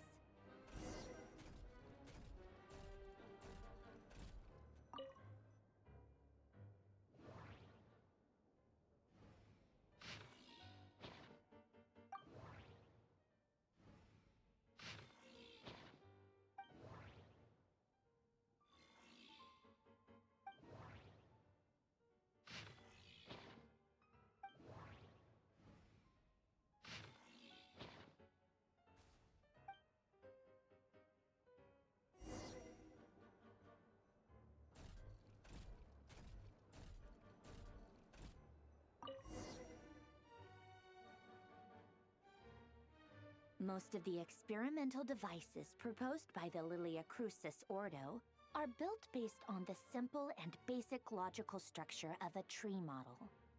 Lilia Crucis. Guess they were trying to cover up the name of the Nausitzenkois Ordo? When Duke St. Germanus departed, he said, "It seems that there's no going back." Alas, he is only a genius when it comes to machines. In all other things, he is but ordinary. Excuse me? I'm sorry. That's just ridiculous. What kind of book is this? Great Detective Herlock, the Alchemist and the Clockwork Saint? Isn't this a novel? Come on. Still, the author swears that they knew Renee well. Whatever. I guess it's not beyond the realms of possibility that Renee would say nonsense like that on occasion. Memory, wishes, souls, and persona. Frankly, this sounds more like occultism, but if Albedo vouches for it, I suppose there must be some alchemical basis to these techniques. The way Alain Guillotin saw it, the world was comprised of machines. The universe needed machines, and thus his technologies were created. That's why I was born. Renee, his full name was Renee de Petrichor, if I recall correctly. Sounds like he and the town must be intricately connected. That place was also the source of most of our information regarding Remurian civilization. Seems like some of his projects were based on their technology. The cutting of souls and storing them in vessels. These seemingly unrelated techniques underpinned Renee's research. Assuming that the four orthants correspond to alchemical categories. The chemical marriage model?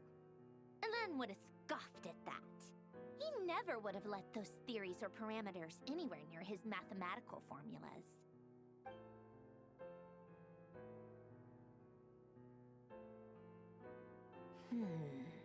What was Alain's view on Renee? I know he mentioned the name, albeit very rarely. Oh, now I remember. Alain's old notes are here too. They mentioned Renee once. Renee seemed most out of sorts when he spoke to me. A lack of sweet foods has dulled his mind, I should think.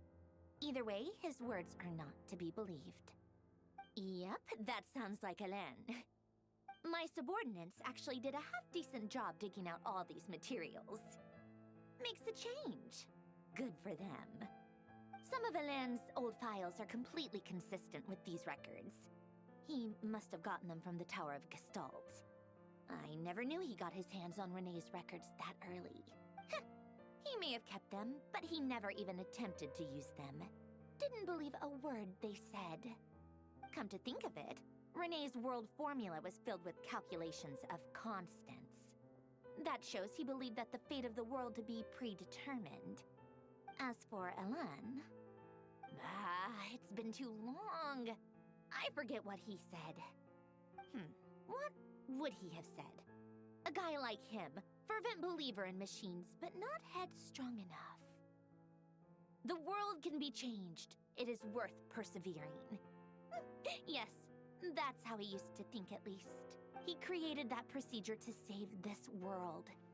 Yet the scale of the world's fate proved too enormous. The result was beyond his ability to calculate. He died having never seen the outcome. And there I was, left behind in the ashes of his dreams. Did you really never take a close look at Renee's research? Or did you read it but deem his philosophy incompatible with your model? The very thought of trying to incorporate his ideas probably made you feel sick to the stomach. Well, don't worry, because there's a whole new category of lunatic in town. Next to Dottore, every other madman looks sane. You once asked me what I wished for. Should have asked him instead. He's the one pining for things you'd sooner die than witness.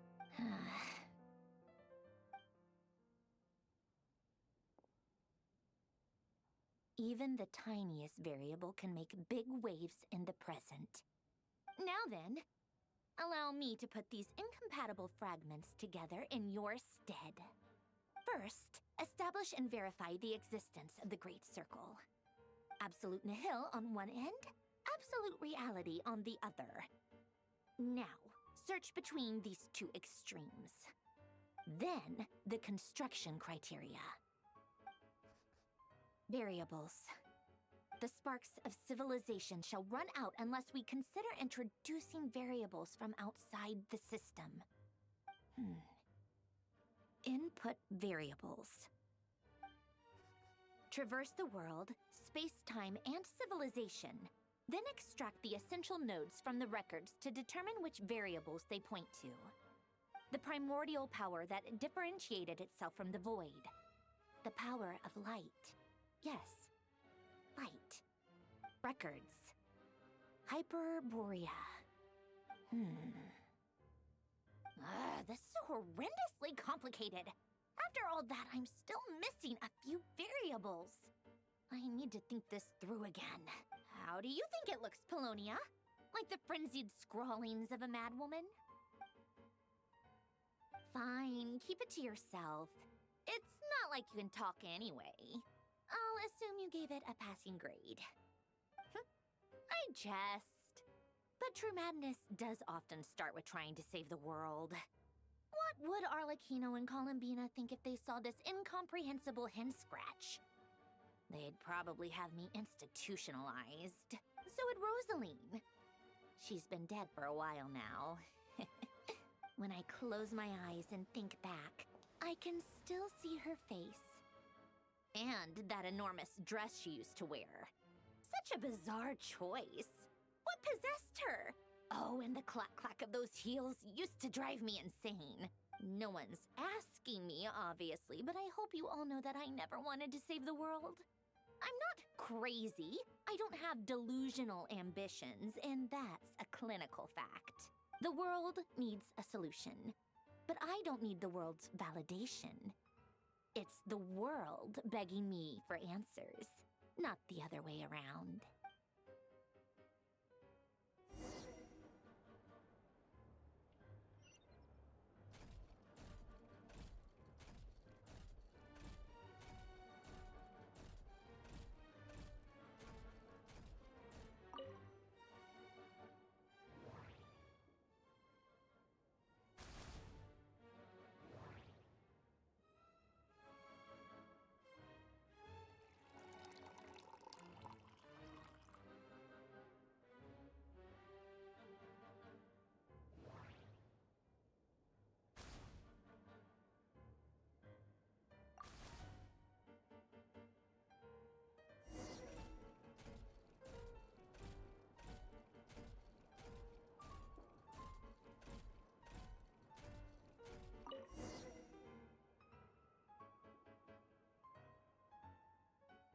Oh, cookies to go with the tea.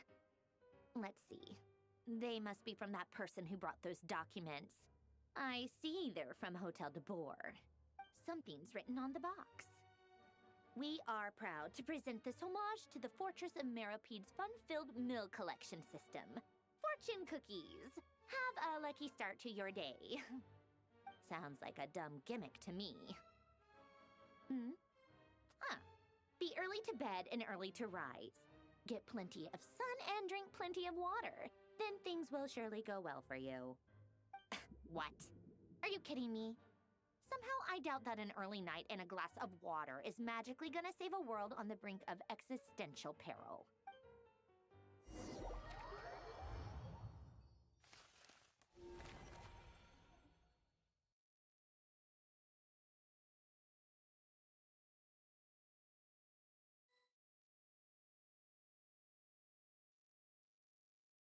Lady Arlecchino, word has reached us that Lady Marionette's troops are all in position.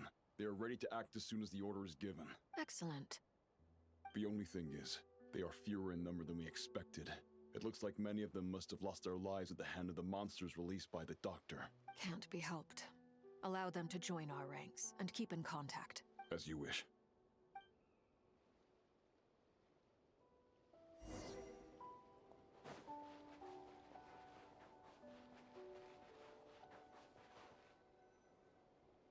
It's been a while, Arlecchino. You look well. Did Dottore really have to build his lab right on the sole path between Snezhnaya and Nodkrai? Had to go on a huge detour to stay out of its line of sight. Sounds like an arduous journey. I assume you've brought word from Her Majesty? Of course, all part of the job. Firstly, the Tsaritsa has authorized Fatui Internal Affairs to review Dottore's case. They will reach a formal verdict on whether he has turned traitor and whether he poses a threat to Snezhnaya. While they're working on that, I've been ordered to come and receive the refugees from Nodkrai. They are nearby. My team will escort you to them shortly. Great. Aside from that, Her Majesty has a message for you and Sandrone personally. Huh? Where is Sandrone? She stayed behind to work since I was making the trip anyway. It seemed sensible to have one person on standby at base while the other came out to meet you. All right, guess that's just how she rolls. In that case, tell her that the Tsaritsa's decree this time is pretty awesome sounding. I think she'll like this one. Still, I wonder what... Wait, what's that? Did one of our troops turn into a monster? Take him out.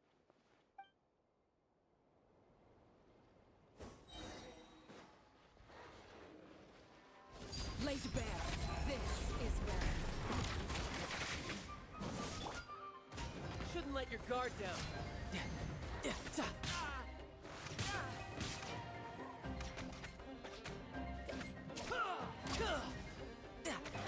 time to lose.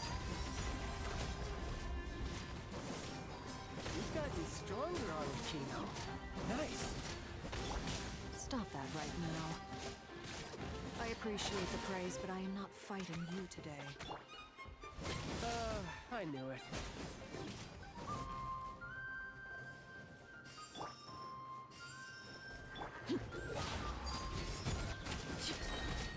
Witness my claws.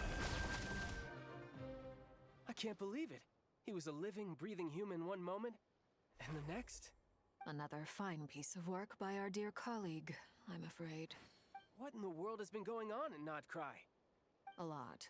But long story short, Dottore stole 2 moon marrows that should have belonged to Columbina, then built a 3rd moon marrow of his own to concentrate the Tri-Lunar Authority in his hands. What? What do you mean he built a moon marrow? People build roads and houses, not moon marrows. What's his next DIY project? He's gonna build a god? You could stand to be less surprised.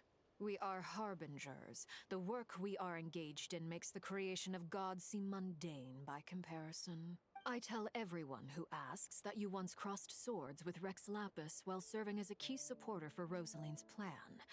But right now, you're acting like a common adventurer. Thanks for speaking up for me. Those 2 really took me for a ride back then. Then again, surely no common adventurer would manage to get tangled up with them the way I did. That's gotta count in my favor, right? It almost sounds like you wish to repeat the experience. I might have to lower my opinion of you. No. I'll stop talking. Please, go on. Dottore is currently still experimenting with his newfound power in ways that continue to corrode the outside world. As for the human mutation, I believe this is simply a consequence of his experiments, and not a strategic move. That radiant beast was once a subordinate of Sandrone's. I suspect he was only allowed to live so that he could become an experimental subject. Also, those of us who fought Dottore have been afflicted with a curse.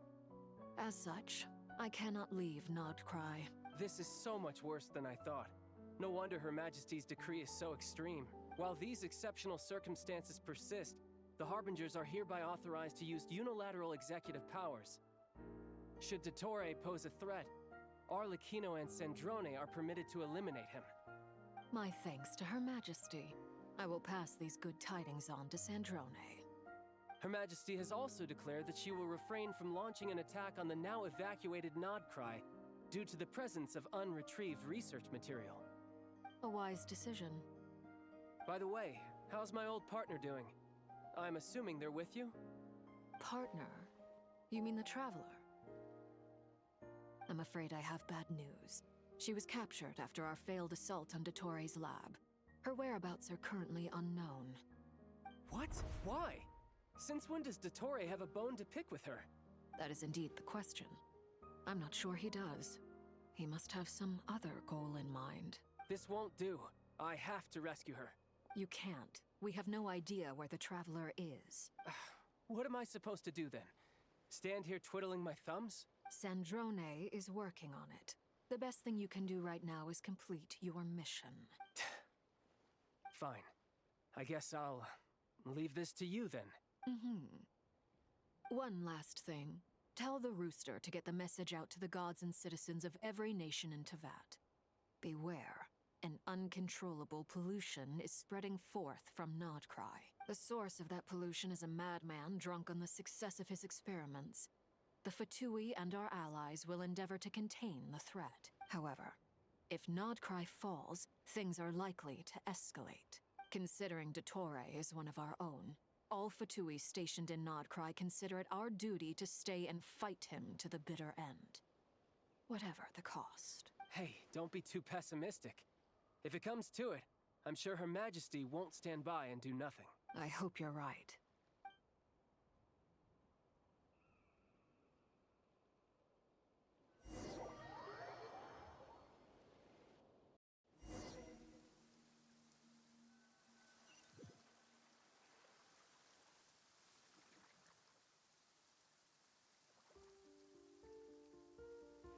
You're right on time. Thanks. Hey, do you think I'll get that gliding exam exemption? I made sure I was on my best behavior in Mondstadt. I landed well outside the city and walked in through the gates. I'll help you apply, don't worry. For now, let's see what we have here. What are the doctor's energy fields even made from? The usual attract and repel principles that govern Kuvaki don't seem to apply to them. They are very mysterious. But ultimately, they appear to be comprised of energies from the three realms. Thanks to research by Master and the Hexen Circle, we know that Tevat's 7 elements are derived from the more primordial power of the Light Realm, which is antagonistic with the power of the Void Realm. Since you have the power of the Dragon Durin within you, I'm sure you can already tell that this energy field contains no abyssal energy. That's true. It's not abyssal energy, it's something pure, wild, and untamed. I've been thinking about something. Do you still remember the device that Dory supplied from the Academia when you and Miss Columbina fought Raria? That was one of the most marvelous feats of ingenuity I've ever seen. The design, the craftsmanship, the material selection. I couldn't fault any of it, not to mention the operating principles. Surely the most ingenious feature of all. Dory didn't go into detail on how it functions, but I have a working theory.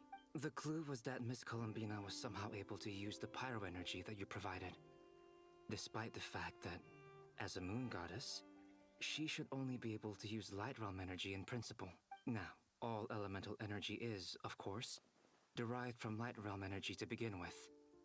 Hence, I suspect that the device works by restoring elemental energy to its original state. This presumes a theoretical model of the 7 elements akin to that of light refracted through a prism. Perhaps it is no mere analogy. Maybe there is indeed a prism in this model. I almost wonder if the idea for the device was conceived based on direct observations of said prism.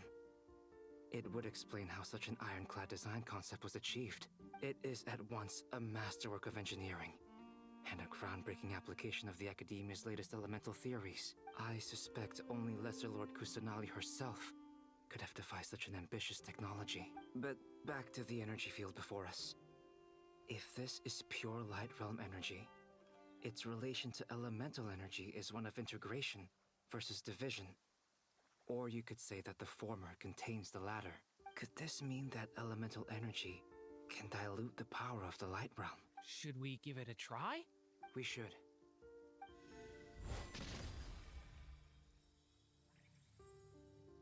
Ha! It works! Clear signs of disruption were detected at the periphery of the energy field. This indicates that elemental energy can disturb or even negate the field. Now you try. All right, here goes. It's working! Switch to abyssal energy and attack again. No surprises there. Abyssal power drains the energy field to a significantly greater extent.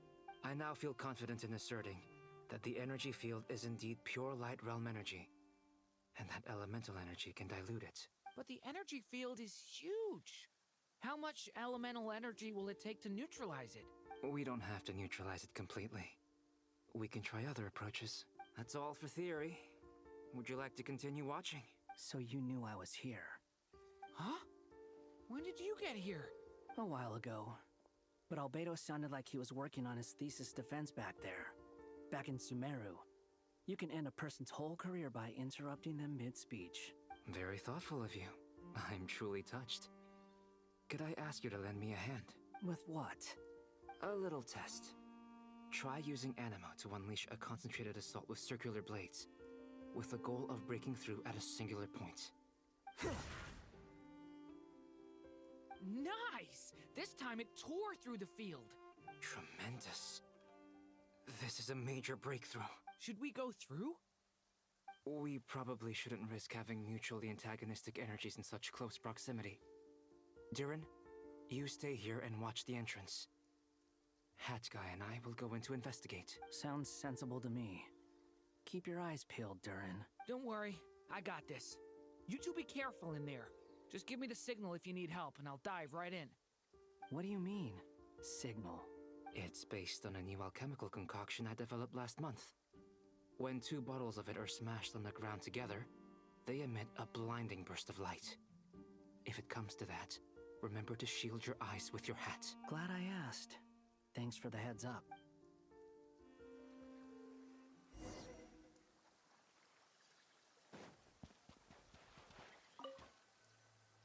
Like I thought. Beyond a certain distance, we can't see the opening where we came in. Maybe that's to prevent people from escaping. Sounds like Dottore style to me. Not much has changed. Things are basically the same here as they were before the energy field appeared.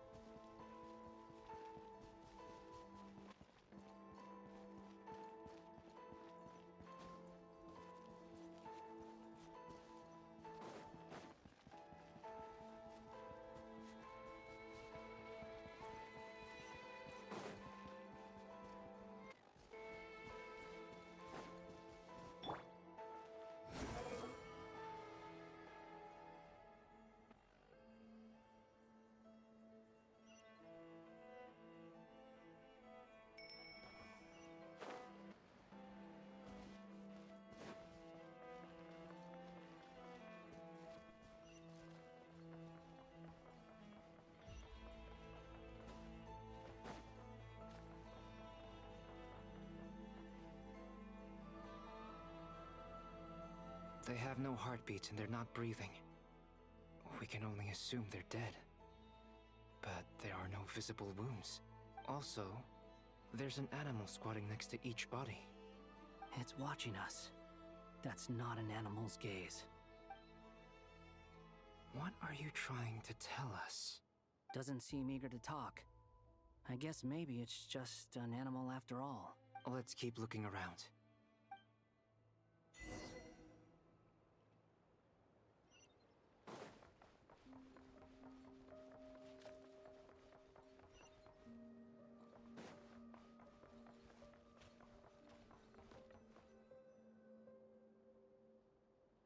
Same situation everywhere.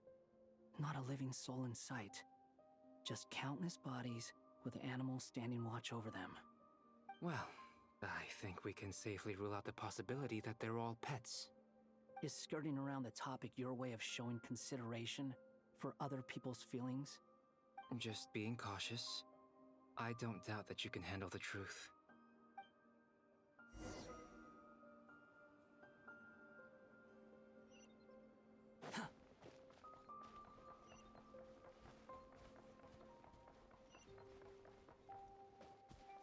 Careful. Please. Help us. Please. Over there. I hear a voice.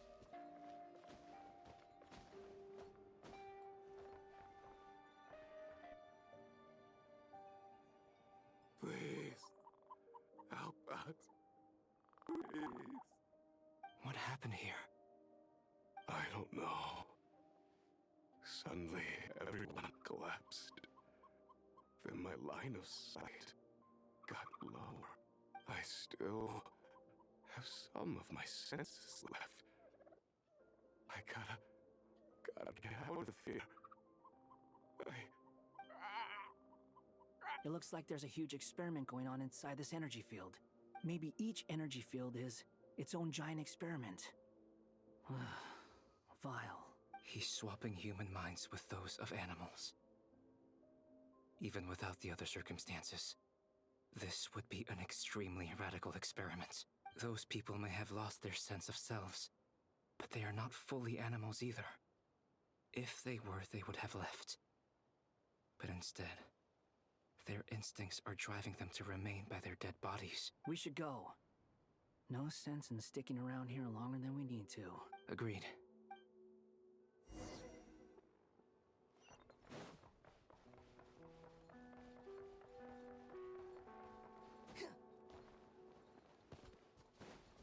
Squall and Fury.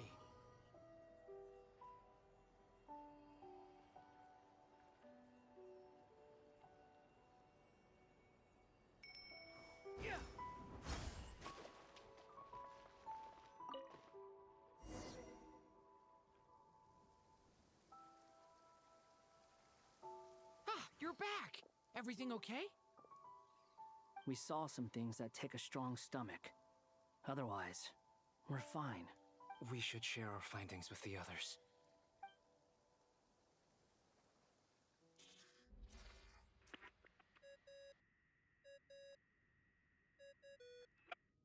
Yes?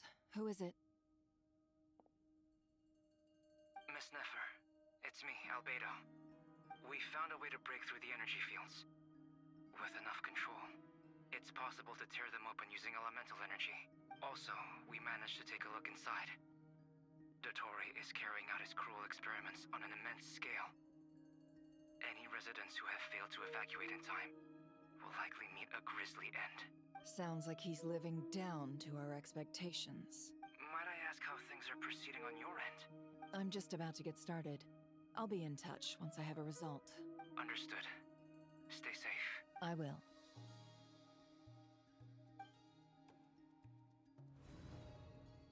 Well, Nefer, I'll link up with you once my tasks are complete.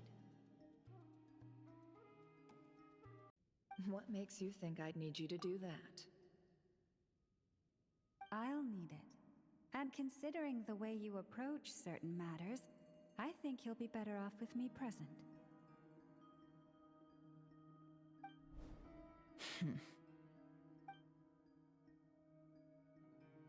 Let's begin. Entering simulation mode. A vast wasteland.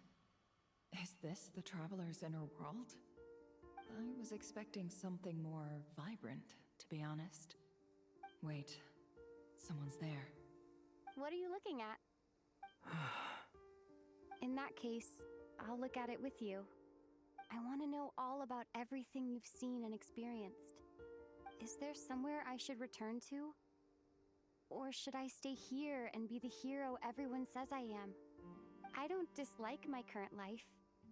Roaming the land, fighting battles, accomplishing missions, earning a living, looking after Paimon. It's not so bad. I guess the only thing that's missing is that you're not here with me. This is the conscious layer, which contains a person's true feelings. It is filled with both longing and kindness. I suppose anyone who lives long enough ends up wishing for someone who can't be there.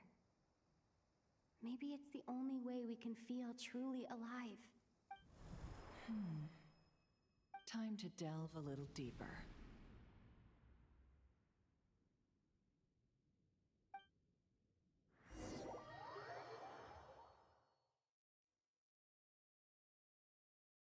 Nasha Town is hardly the optimal choice for a place to live, but it has character and a reasonable population density.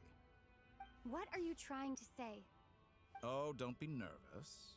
I was just thinking where might make a good starting point for your journey. Perhaps I should send you further afield. Conria, perhaps. Conria ceased to exist long ago. Once again, you fail to understand the possibilities that the Tri-Lune creates. Anything that has existed in the past, I can now recreate. You simply do not wish to see that happen. That might be because you miss your sibling and fear getting answers that you are not ready to learn.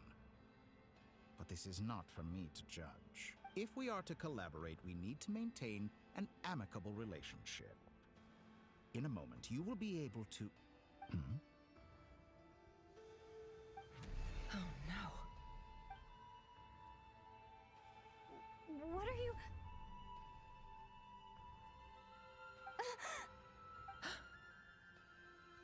What are you gonna do? Don't move. Something unwanted has crept into... Oh? Gone as quickly as it came.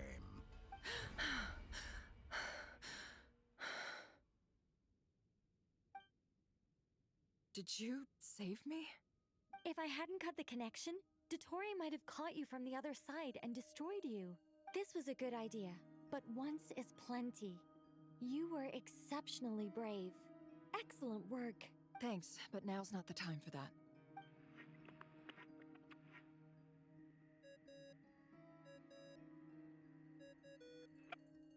Albedo speaking. I think I know where she is. What is this endless darkness? I can't see anything, even though my eyes are wide open. But why? What happened? Ah, sorry about that. I take it you didn't notice. Just now, a friend of yours took a little peek into your mind. Could it be Nefer? How did she do it? Did she use something as a medium to connect to me? Do you think she's aware of your current circumstances? Oh dear. Have I stunned you into silence? I only wanted to slow down your time a little so I could stop your intruder in her tracks. It would have been nice to capture the spy. I must say, I'm finding the ability to adjust the flow of time rather intriguing. The moment you closed your eyes, time seemed to grow impossibly viscous, didn't it? A whole month passed before you opened your eyes again, but only for you. No one else was affected. I dare say this is something only a god can achieve. Point taken. You've proven once again that you have god-tier powers. Oh, you misunderstand. This wasn't about proving a point. I was testing things out.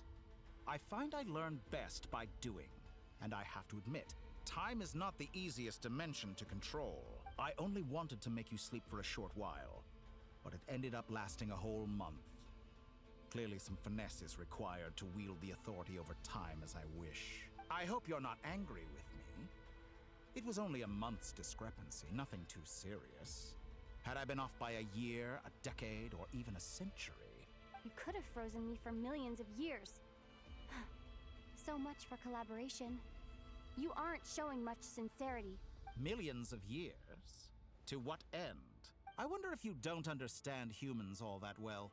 They are very pragmatic creatures who understand only that which they can perceive with their senses. If I had you sit here for a week, I imagine people might sympathize. But if I left you here for 100, 1,000, or 10,000 years, the sheer size of that number would cause it to lose all meaning to them.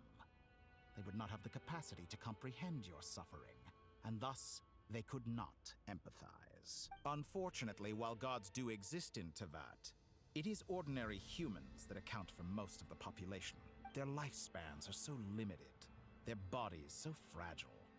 Did you ever really hope that they could begin to understand someone like you? Your long life and unique origins make you fundamentally different from them. How long will it be before they start to treat you like the alien you are? Before you are ostracized, outcast? Alien. Even I feel bad for you sometimes. This world has made you into a slave.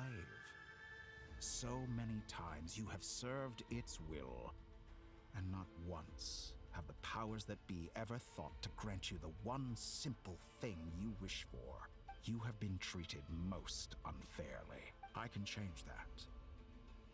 I will grant you special privileges, and give you back the status you rightly deserve as a descender.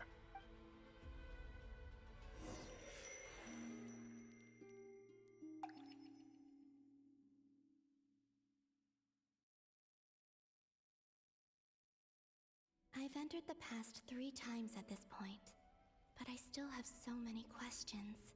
For instance, beyond each point being further back in time than the last, what determines the specific locations at which I can make entry? So far, the common thread linking all 3 scenarios is that the Traveler has been present, but it's more than that. I know I sensed something familiar around her. What was it? I'll keep this question in mind as I carry on.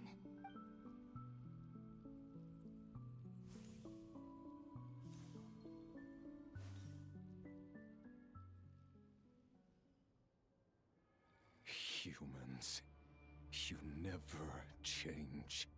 Always trying to use powers you neither comprehend nor control. This looks like Star Sand Shoal. Was this before Rerir regained his physical form?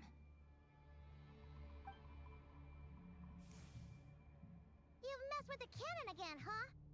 Sorry, but this round's not gonna go your way. The cannon. That's right.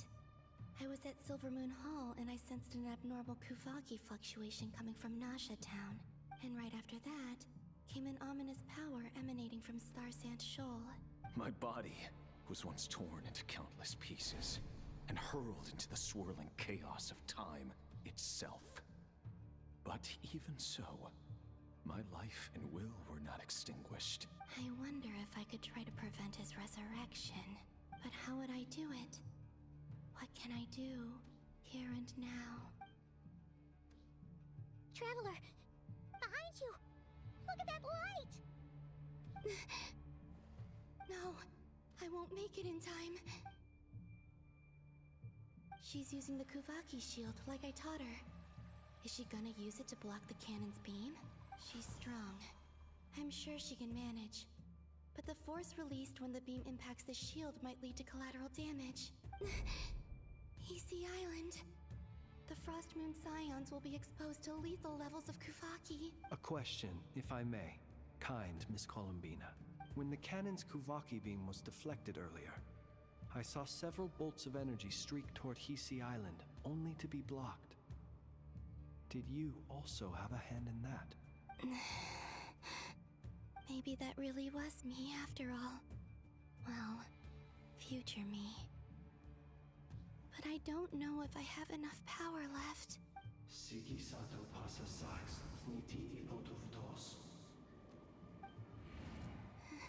There's no time.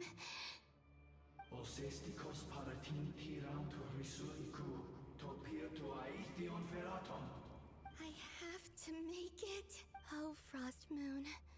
Oh, great land. Oh, slumbering moonlight of Nodcry. If you can hear me, if you can sense my call, then please, heed me once more!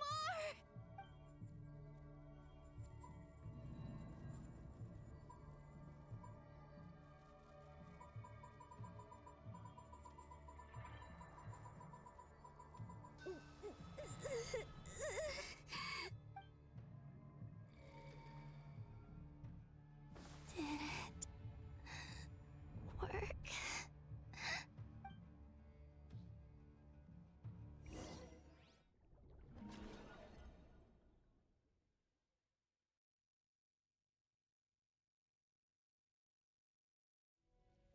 Hey, wake up.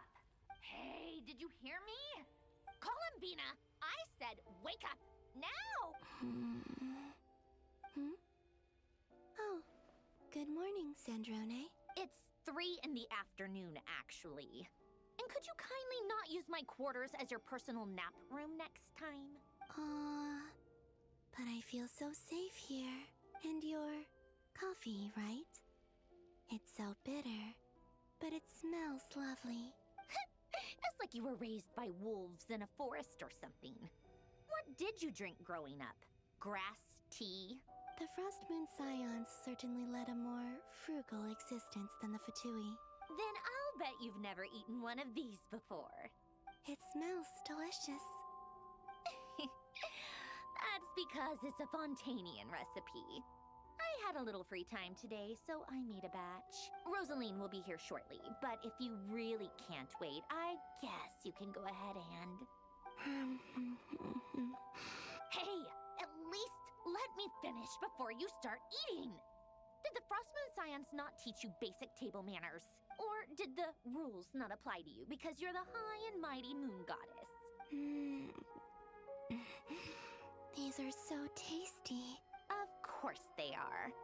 I made them. I was worried they might contain traces of machine oil. What? You know, there's something I've always wanted to ask you. Why did you leave your old home and join the Fatui? I mean, I'm sure their food was awful. But there's gotta be more to it than that. Well, life there didn't go quite how I imagined. What were you expecting? You're a god. Your followers are gonna make some demands of you, right? Surely you can just answer a few prayers here and there in return for the free food and drink. How bad can it be? Well, would you help other people just for free food and drink? The doctor told me that you were created by a great mechanic, Lord something Fisher. The Lord Artificer. Ugh, some people can't keep their mouths shut. Oh, Lord Artificer. And didn't he have something to do with the, narcissist? Narcissenkreuz Ordo. Yes, that was it. Narcissenkreuz Ordo. So, would you try to fulfill their wishes? You must be joking. I wouldn't go even if they paid me. I don't even know them. Exactly. Well, I felt the same way. I did not know the people who made demands of me. Huh. What do you know? We're on the same page for once. In his later years, Alan did ask me if there was anything I wanted to do. If I had any wishes of my own. Well, I don't. And I'm not in any mood to fulfill someone else's either. Who's Alain? He was the... You know what? Never mind. You're not gonna remember. Anyway, the point I'm trying to make is, neither of us is the self-sacrificing type. Let me ask you this. What sort of place would you like to live in, if you could choose? A place where people don't ask me for things I cannot give them. Where they don't worship me, or fear me, but just want to chat with me like a normal person. I'd also like the freedom to come and go as I please. And ideally, it would be somewhere with the smell of coffee and snacks. Not to burst your bubble, but no such place exists in the world. Now, take your snacks and scram.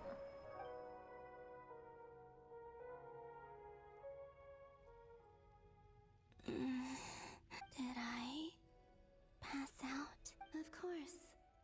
I'm back here again. I dreamed of events from my past. Sandrone. Traveler. I miss you all so much. Back there. I guess I managed to harness all the Kuvaki energy on Hisi Island. But how did I do it? Time is flowing backwards here. And I can use that familiar power to enter the world of the past. That mystery ally everyone talked about.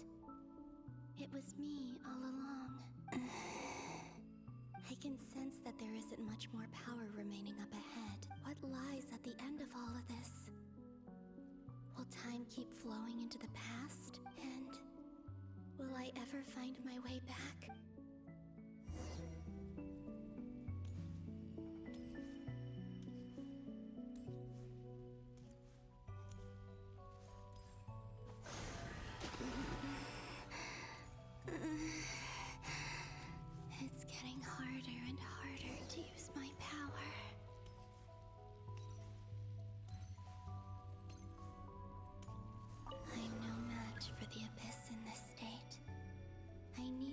avoid the contaminated fragments.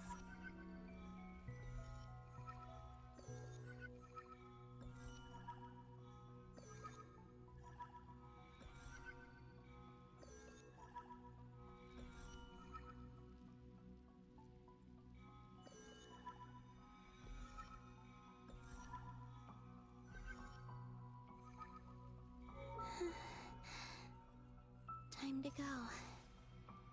I wonder where I'll find myself this time.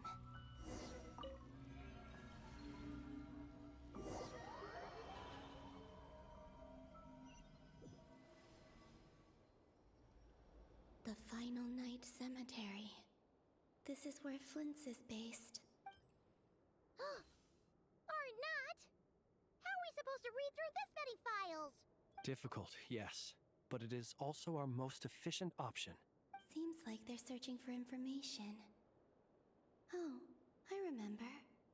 Flint's and Varga talked about some files on the Wild Hunt. Was this my doing too? To expose the true intentions of this Rereer, we need to dive into Notcry's history. Are my actions changing the past? Or are they simply completing a process? Is all of this inevitable? Or am I the one making these decisions? If I choose not to help them now, will it change how things turn out? Hope we don't land on our heads then. They're my friends. I can't not help them.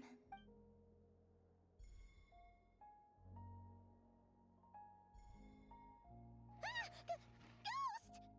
And the other one was... here. Hey! Another file's moving!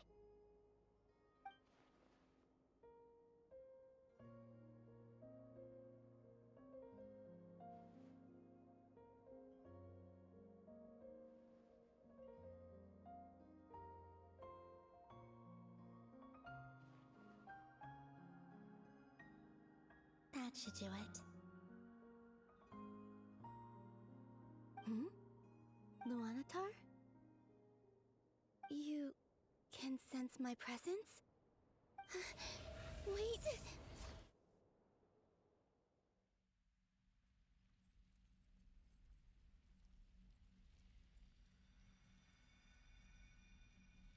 Luanatar.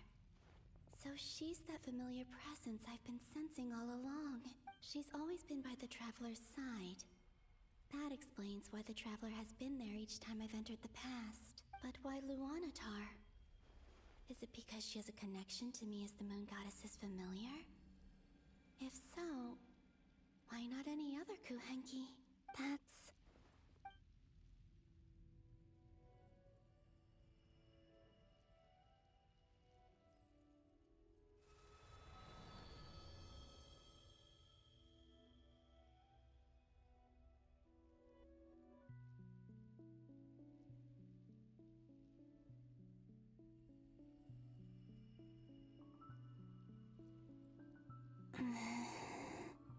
I cannot sense any power up ahead. Just a void, stretching out into infinity. This is likely my final chance to enter the past. It's now or never. I have to find a way back.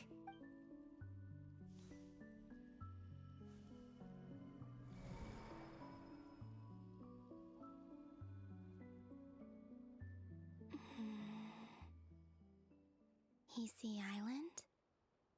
How far back in time is this? Where's Luanatar? I can't sense her presence this time. Seeing Enefa and Aino reunited like that sure was heartwarming. Traveler, Paimon. No, stay calm. I don't have much power left to change things. I don't even have that much time left here. Think, Columbina. How do I find a way back? A way back... to where? Do I go back to Moonprayer Night? Or to the future that followed? And if I return in my current state, what will become of me then? Dottoro's actions that day prove that he'd been planning that for a long time. He had already seized the power of 2 moon marrows before capturing me. Even if I managed to get back, how can I fight against him when he wields the Tri-Lune Authority? I can't. If I go back like this, I'll be playing right into his hands. I have to find some way of rivaling the power he has usurped. Wait. Time flowing backwards.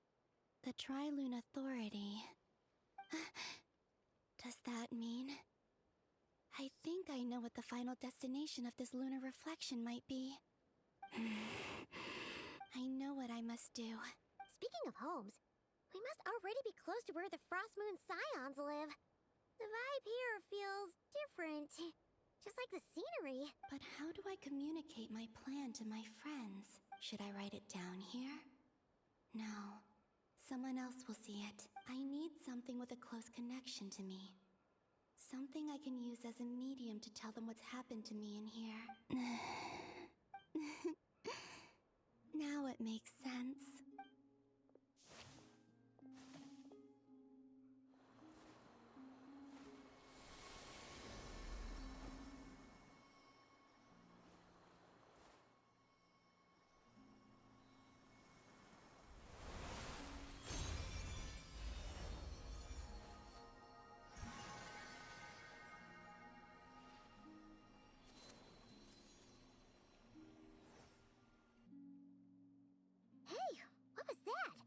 I feel like some sort of breeze blew by, and then the petals suddenly turned into... Huh? It was I who brought Luanatar into being. I gave up a piece of my own soul to create her.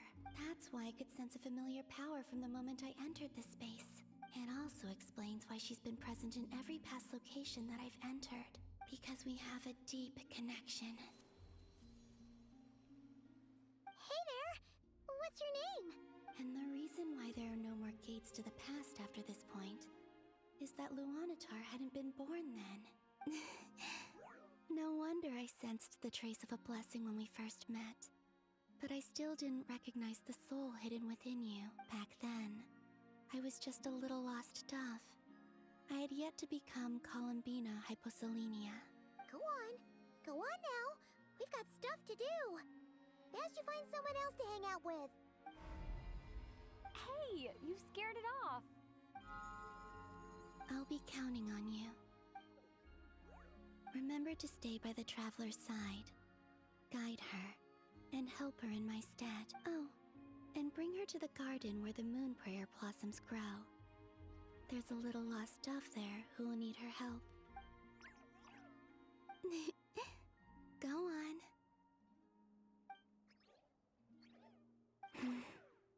You too.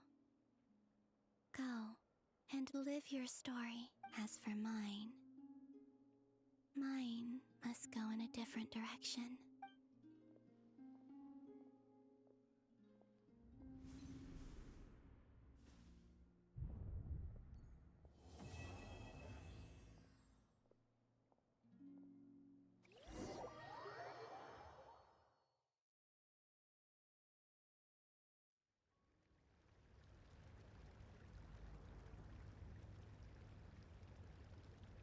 How would you like to experience the thrill of never being held accountable for your actions?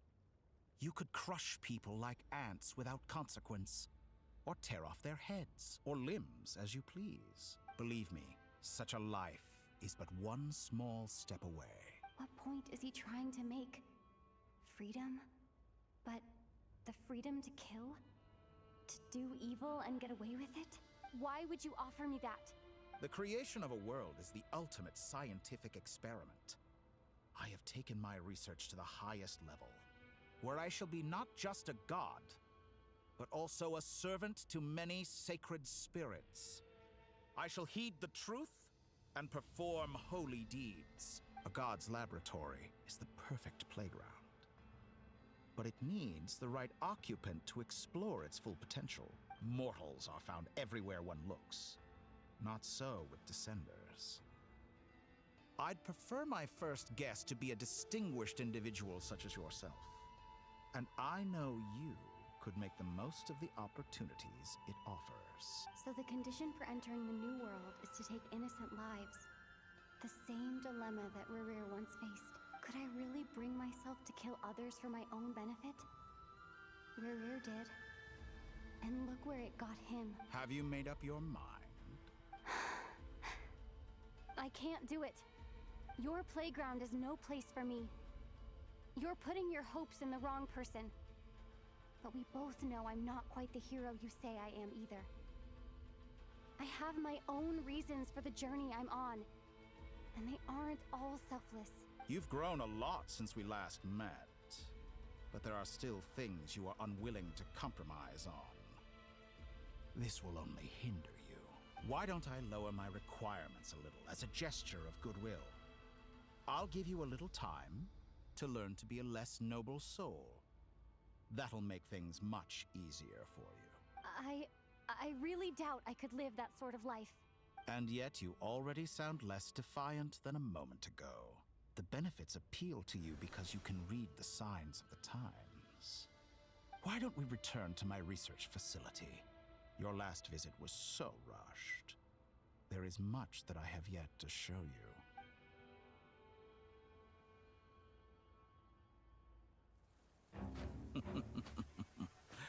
Now to that question, Heroes don't attack from behind. Guess I'm no hero. This is most disappointing.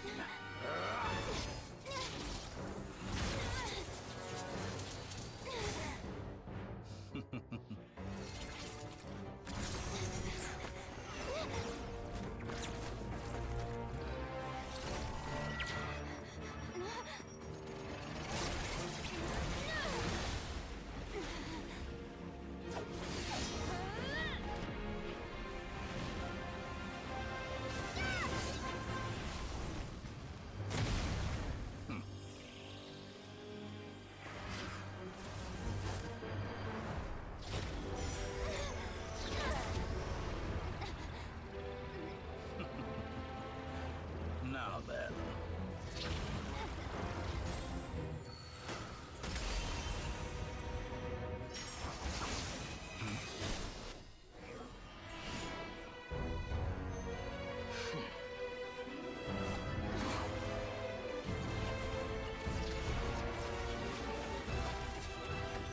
A new face. Interesting.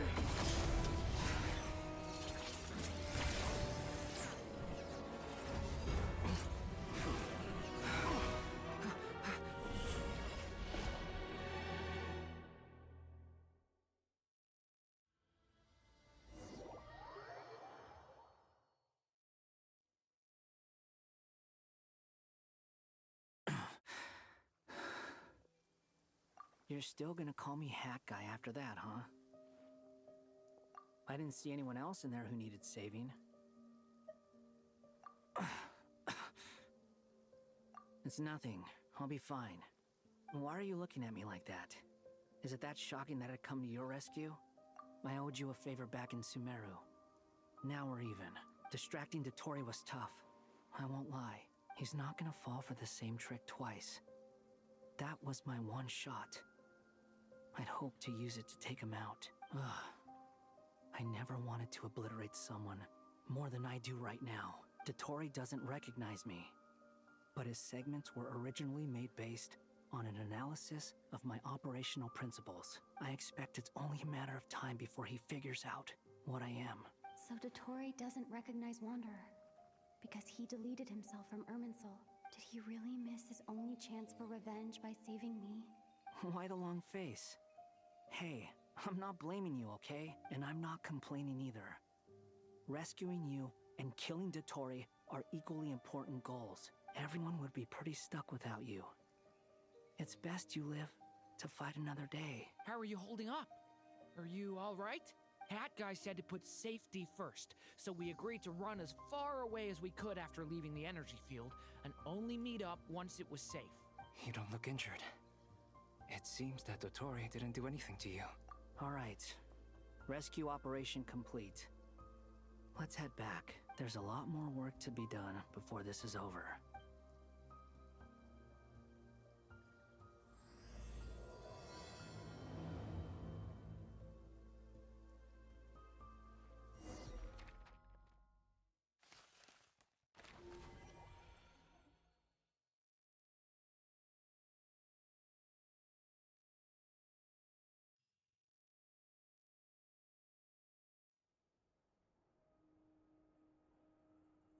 Understood. I will bear the Tsaritsa's decree in mind. I don't see what's so awesome about it, though. Does he really think everyone else is as immature as him? I'm not stooping to Tartaglia's level. I thought you might say that. How's your progress? Quite promising, actually. That alchemist Albedo gave me a few ideas. Remember how I asked you to look up some files for me? That stuff on the Natsitzenkreuz Institute. René de Petrichor and Jakob Ingold. Alain Guillotin despised René's theories and methods, but he never managed to come up with better alternatives either. So I adopted some of René's ideas. I thought Alain was like a father to you. He and René were mortal enemies, were they not? And what would you say if Linny and his friends one day learned something useful from someone you utterly detested? I would applaud them for it. That would mean that they have surpassed me. For all we know, Alain Guillotin might have thought the same thing. Not that it matters, though. He's dead, and I'm alive. So it's my call to make. Once you die, it doesn't matter how great you were in life. Only the living get to decide what happens next. Hey, come on out. They're back. Huh?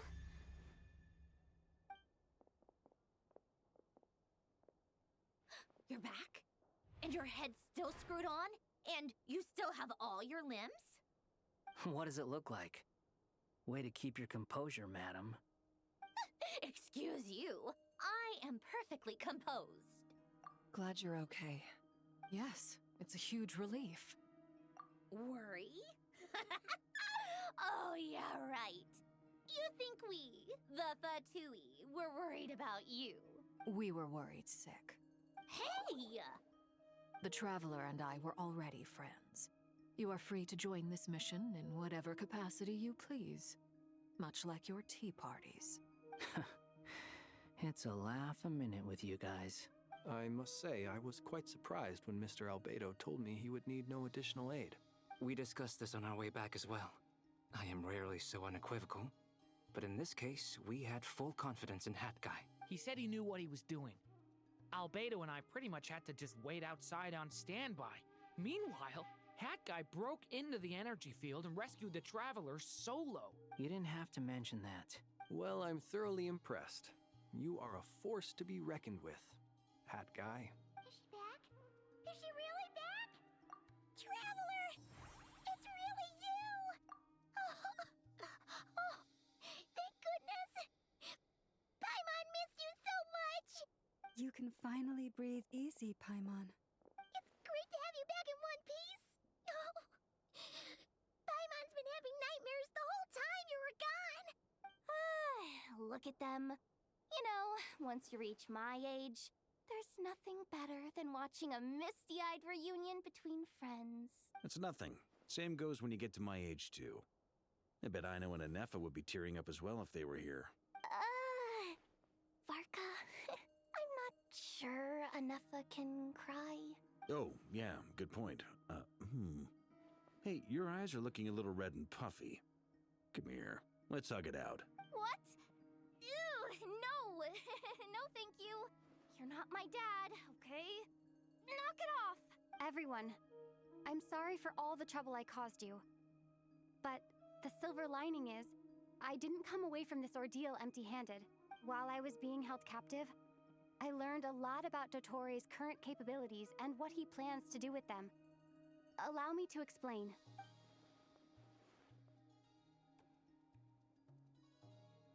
The three moon goddesses were even more powerful than we imagined. No wonder Dottore believes himself to be equal to the gods. Maybe even superior. Utter blasphemy. While everyone was gone, Nefer and I made an interesting discovery. And I believe Miss Sandrone has something to share too. Ma'am, perhaps you could do the honors? Called it. Getting rid of a pesky troublemaker like her is like trying to clean up after a crumbly cake. It always comes back to haunt you. Our next step is to find a way to bring her back. A place where time flows backwards, with no destination in sight.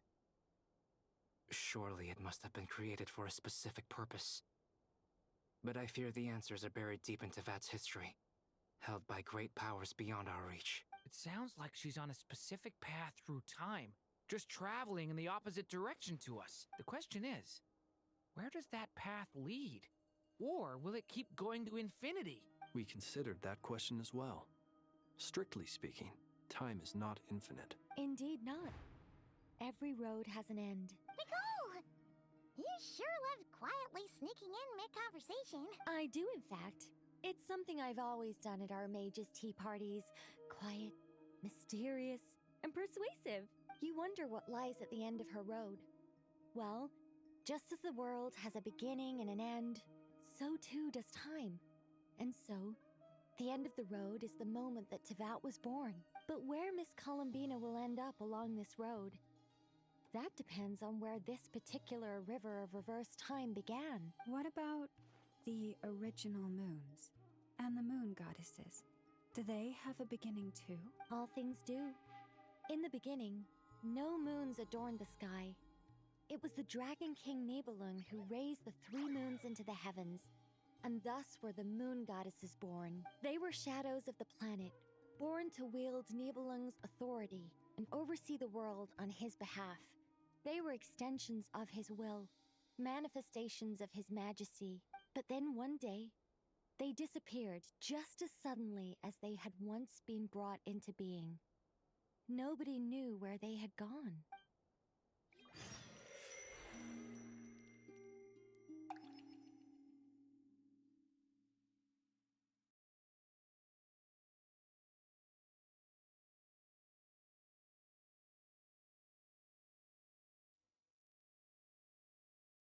Like I thought. No more paths back to reality have emerged since. But how can I be sure that I'm going the right way without scenes from reality to keep me on track? I can't even be sure of how long I've been walking for.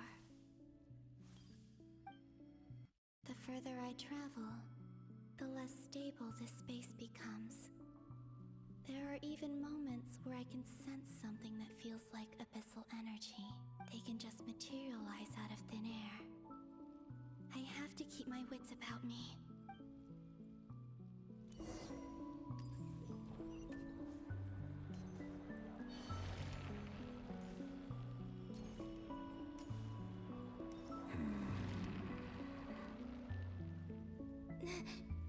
Is that the ray here of Solnari?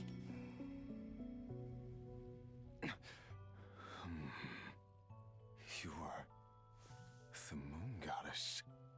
But how? Please, there's no need. I'm not interested in fighting anymore. I find that a little difficult to believe. Yeah. Honestly, so do I. The way you used my own power against me was... It was a brilliant strategy. And then, in the final moment before I was thrown into this space, I got to see an old friend. Mr. Dainsleif. Right.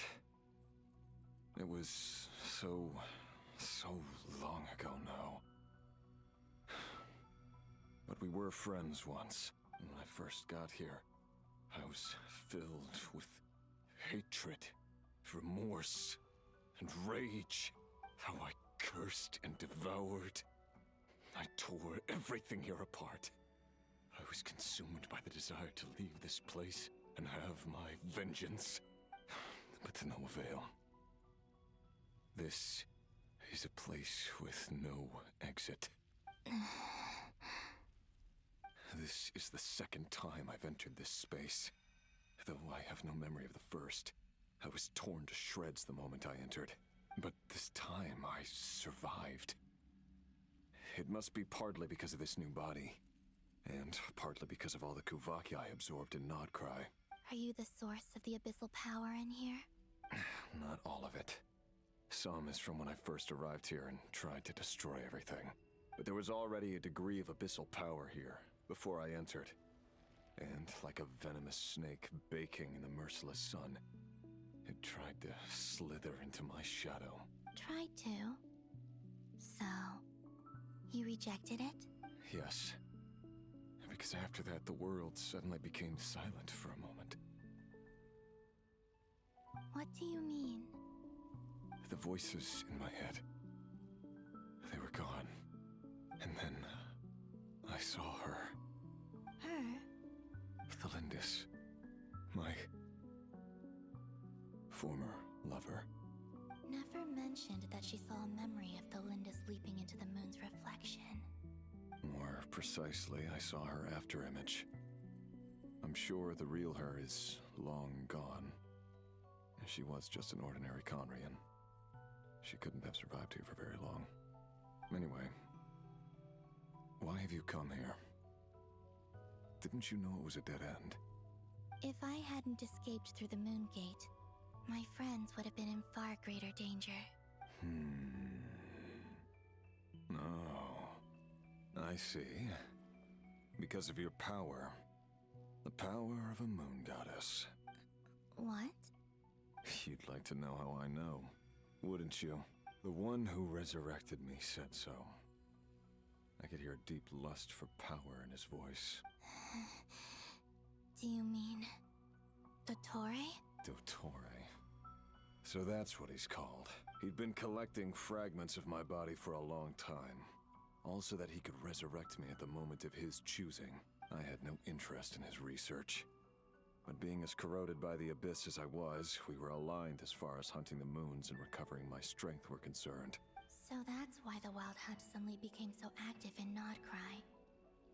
When I left the Fatui in my weakened state, Dottore must have felt that his time had come. Moon Goddess, could I ask a favor of you? What? I know this is a lot to ask, especially from someone who tried to kill you. If you refuse, I won't fight it. But this is the only thing I desire now.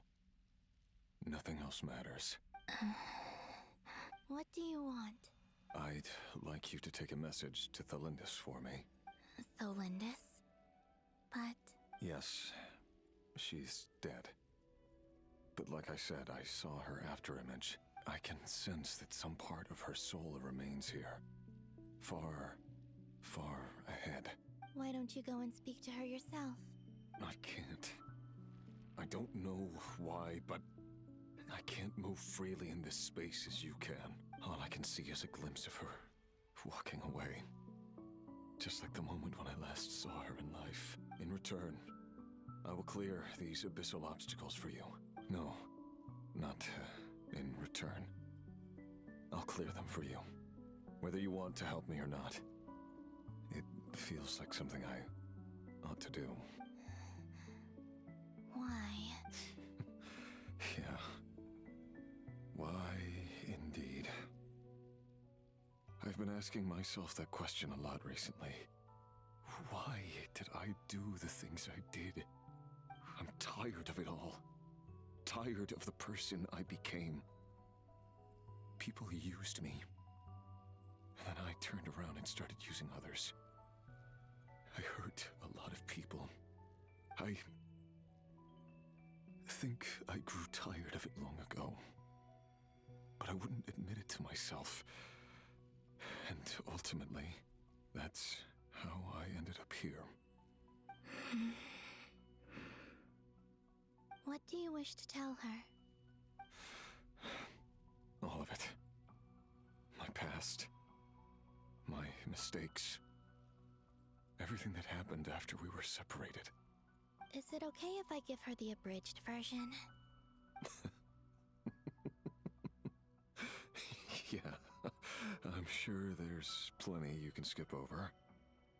Just tell her the important parts. Whatever you think that means. Like the part where you relentlessly tried to kill us? It's up to you. Love demands honesty. But my relationship with Thalindis was built on lies.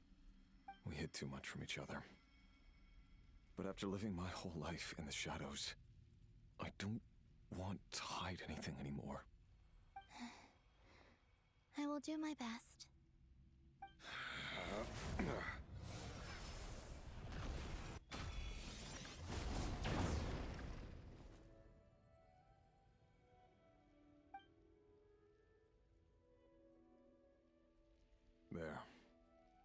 The Abyss will no longer stand in your way.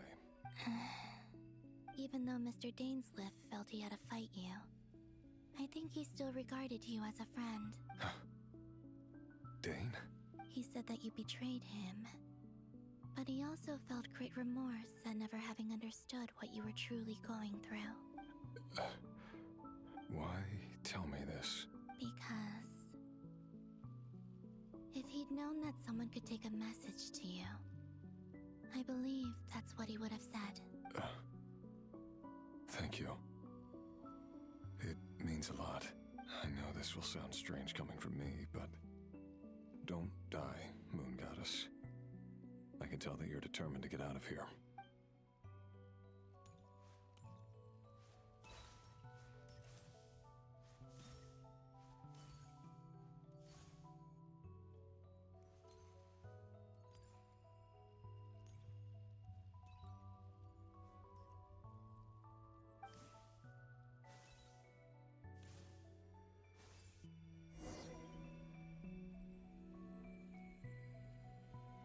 He kept his word. The Abyss is no longer obstructing my path.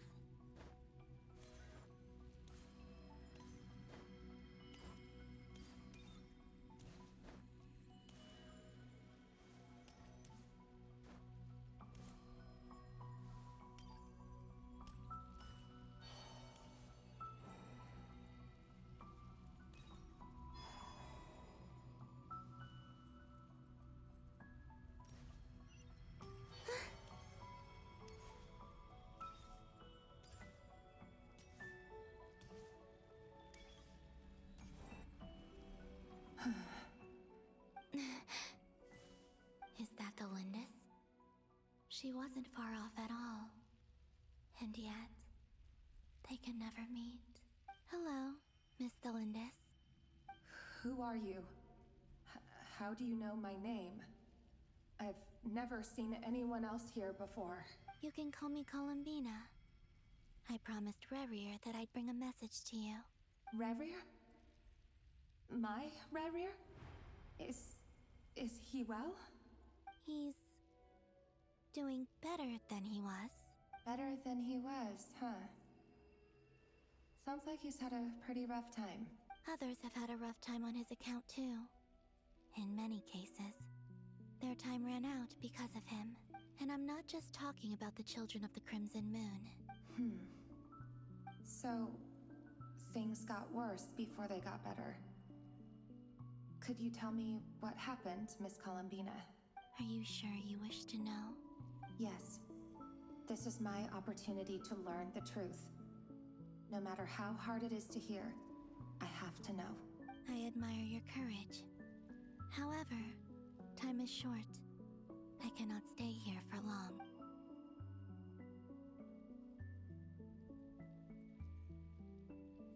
Rerir had seeds of hatred in his heart, and many people nursed them for their own ends. On some level, everything he did was to try and find a way to see you again, but in the end, he came to regret his mistakes. He wanted to apologize for hiding his past from you. Beyond that, he did not say specifically what it was he wished to convey to you, but I'm sure that you've always been on his mind. You are what has kept him going over all these years.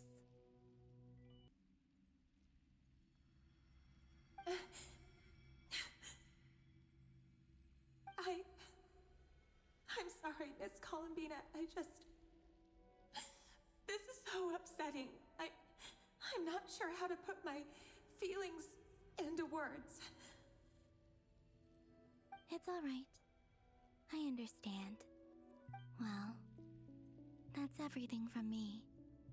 So, I guess I'll be... Wait. One moment. Time flows backwards here. The road ahead only leads further and further into the past. I know. I intend to reach the end of that road. Without a moon marrow, without the 3 moons' power, you won't make it far. Wait, unless... Are Are you one of the moon goddesses? You could say that. I see. I often think to myself, if life is like a train ride, why haven't I reached the terminus? Where am I even going? And it's not just me, it's this whole place. Wherever it is, it seems like it's existed forever. It's such a mystery. Where is it going? I must seem so ridiculous. I can't answer these basic questions, and yet I jumped right in here without hesitating, only to be torn apart the moment I entered by powerful energy currents. Only my soul remains now. Thinking back, I was suddenly overcome with fear and terror in that moment. Perhaps I too became bewitched by the abyss.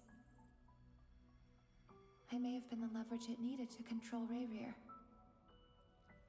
I used to be a researcher at the Universitas Magistrorum in Conria, researching the iridescent moon's marrow. Eventually, I came to the conclusion that time in here flows in reverse. Rayrir was one of the Vinster King's retainers. With me, he was in an impossible position. It plagued him constantly. I wanted to help him escape his lot in life. I wanted him to be happy, so I thought I'd use this place to return to the past. At the time, I thought I could just go back to the day that the Vinster King first found the prince. It was only after meeting the prince that the Vinster King started going too far with his research into the abyss. That was the day all of our woes began. I thought I could stop the king from ever meeting him and solve everything. I couldn't kill the Vinster King himself, so I had to find another way to save Rayrir. That's why I wanted to go back, to kill the person who had brought new possibilities to our realm. I'm sure it was a futile endeavor, but the abyss probably enhances the basest human desires. So I naively hoped I could change everything. But I was simply too weak. Like a speck of dust against the whole universe. Look at me. I didn't even survive the journey here. Not physically, at least. I know I'm never getting out of here. But you're different. You can make it, and I want to help you. I owe you that much. How do you plan to help me? Have you noticed the golden energy that exists here? Based on my past research and my observations since coming here, I believe they carry you forward faster. I can share what I've learned, and help you understand the pattern in which this energy appears.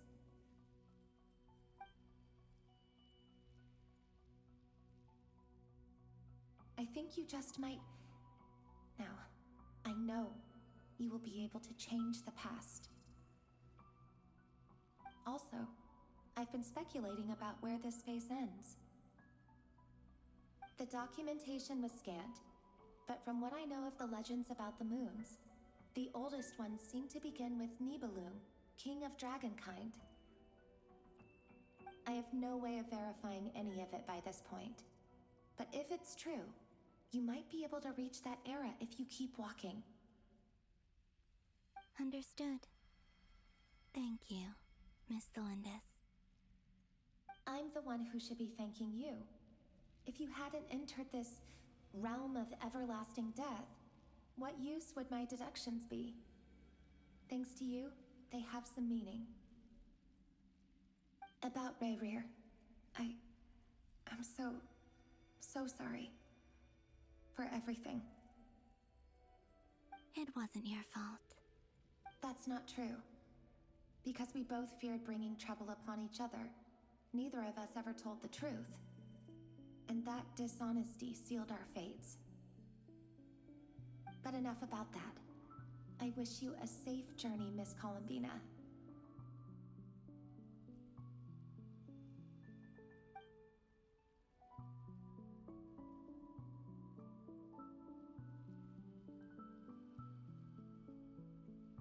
may the outside world never have to experience pain like this again. Rebir, you're there, aren't you? I cannot see you, because you exist in the future. I expect we'll be trapped in this prison of space-time for all eternity. But please, gaze upon the past, and then sit for a while. Let's find a place to sit down together, just like we did when we first met.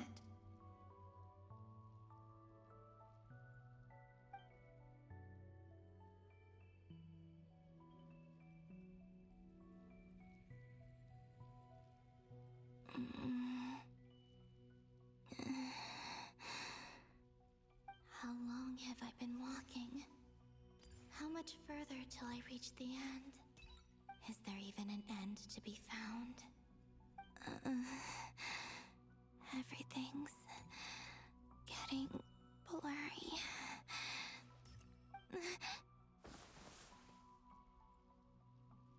Huh? Are you all right, little sister? Have you come from the distant future?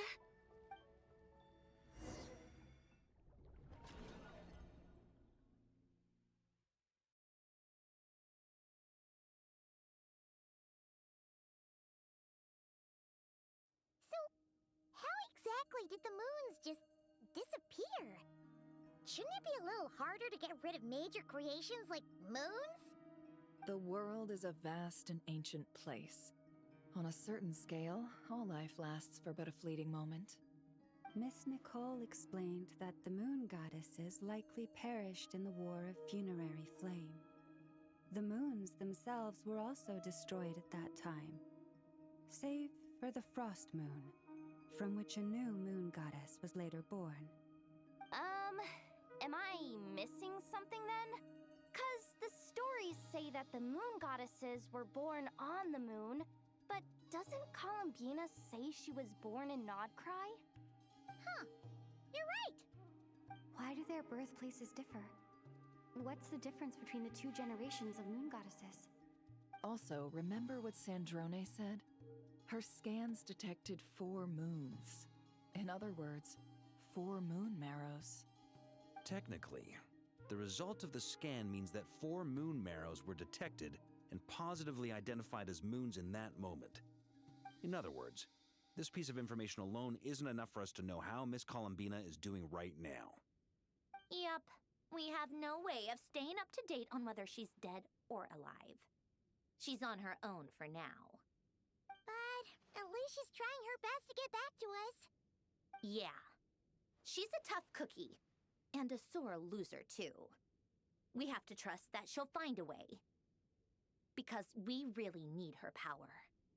As much as it pains me to say it, we've got no chance of beating Dottore in a straight-up fight.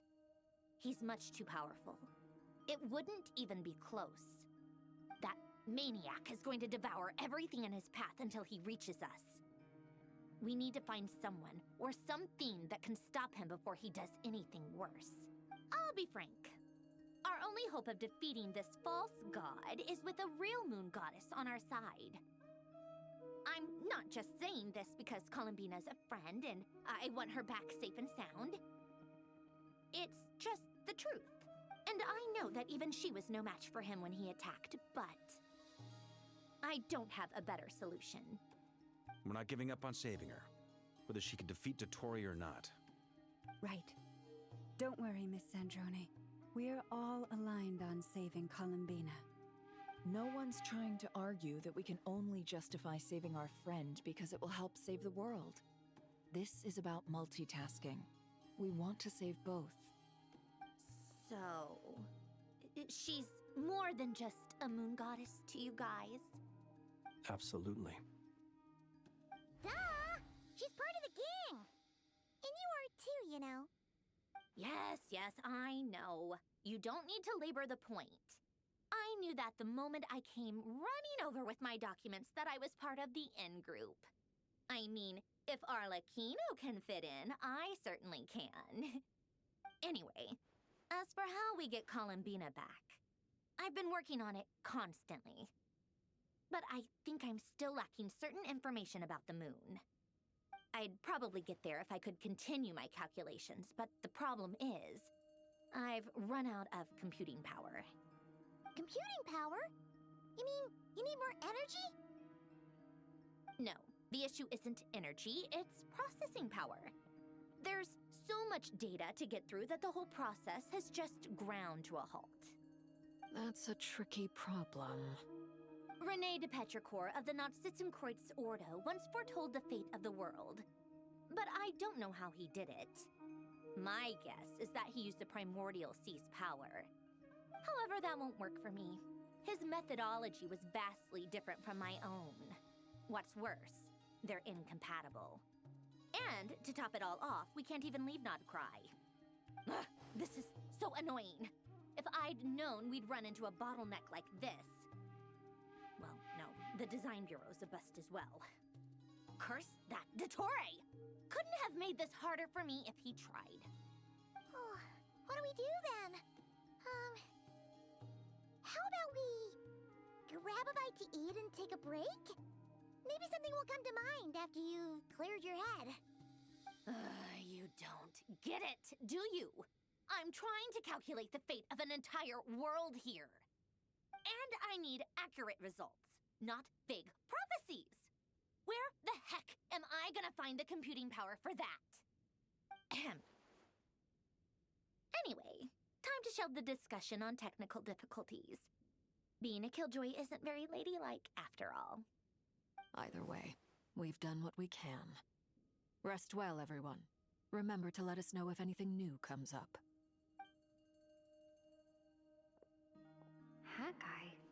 Is he hinting that we should talk outside? Let's go somewhere a little more private.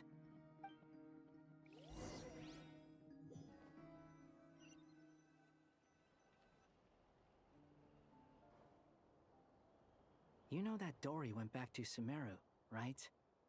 Yeah. She mentioned she was planning to head back. Things aren't looking good for Nodcry. She's gone to spread the word so that Sumeru has a chance to prepare for the worst. From what I know of Dottore, there are two possible reasons why he hasn't made a move yet. One is that he's still working through some kinks in his new powers. The other is, he wants to see how we're going to react. He'll easily devour everything eventually, so I guess he's in no rush to make it happen. The first false god he made was me. Now it's his turn. Even though my records were erased from Irminsul, Dottore's ideas haven't changed one bit. He once told me that becoming a god was like turning yourself into a hungry wolf or giant serpent to devour the moon.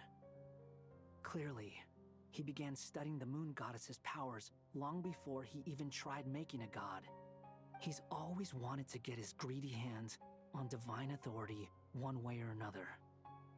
And in the end, he devoured the moon where I failed. In the desert of Sumeru, there is a chessboard built by King Deshret, also known as Al-Ahmar. I don't know if it was a real game, or if he was just trying to challenge his servants and citizens in some way. But creating games and setting rules, gods do that as a matter of course. That's the kind of power Dottore craves. Now he has the Trilunar Authority. His power is leagues beyond the common people. I don't think there's any point in other nations rushing to the front line. They're better off focusing on defense and hoping they can fend off any threats that spill out from Nodcry. Either way, Dory will inform Lesser Lord Kusanali, and she will contact the other gods in turn. The Seven will have some recourse available. If nothing else, their protection should keep the rest of the world from descending into chaos as quickly as Nodcry has. So on the bright side, even if Nodcry is doomed, your friends in other nations won't be in any immediate peril. That's good to know. But I'm not ready to give up on Nodcry yet. There's a word for people who refuse to let anything go. It's called being greedy. maybe it sounds greedy to you, and probably naive too. But whatever you call it, that's what gives me the determination to keep fighting. Battles are fleeting, but the will to fight is a long-term commitment. Give up for even a moment, and your resolve will shatter. Why do you always feel the need to do the right thing? No one is born to be a savior. I mean, who's gonna criticize you if you fail or give up? Don't take this the wrong way, but Dottore said something similar to me. I guess the Fatui attracts people who don't believe in saviors. Not necessarily. It's less about belief for me.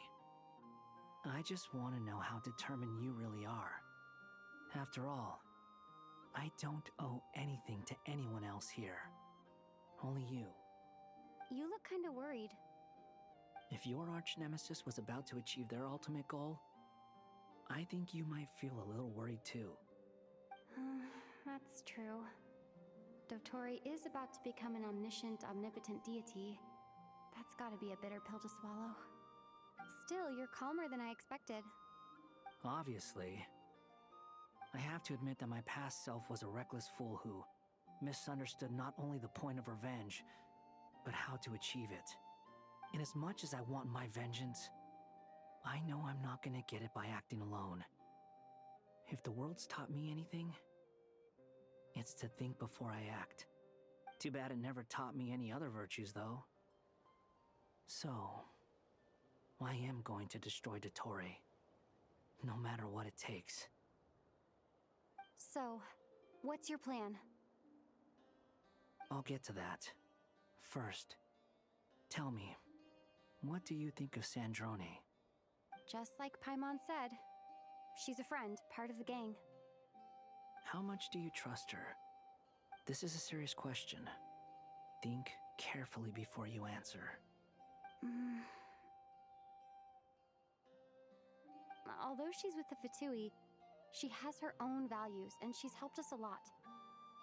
If nothing else, she's clearly going the extra mile for Columbina. I see no reason not to trust her. If you say so. In that case, the three of us need to talk. I have some thoughts about her computing problem. It can be solved, but it will come with a cost. How much? If I can afford it, I'll cover it. Sometimes your heroism really backs me into a corner. You know that? Come on, let's go talk to her.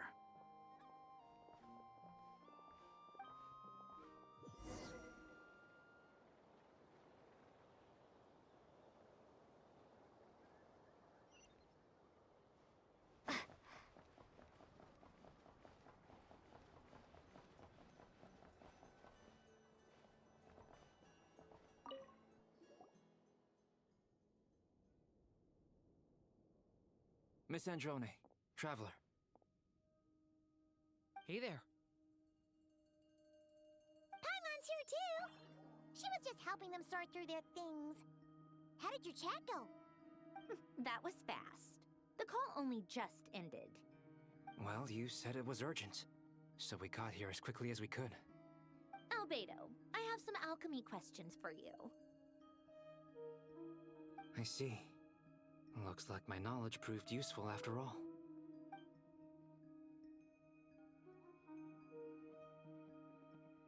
If I might ask, what is the end goal for the modified formula you'll be using?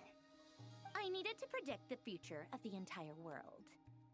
But I've run into some teething issues since trying to implement Renee's theory of the four Orthants. I see. I'll have a look at it. Still, computing power is the real issue here.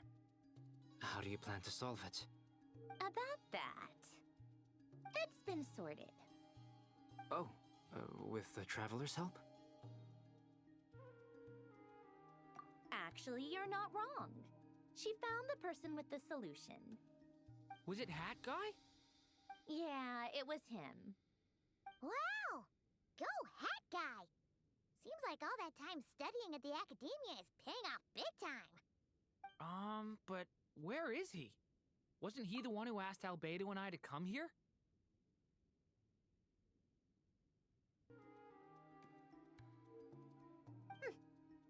with me.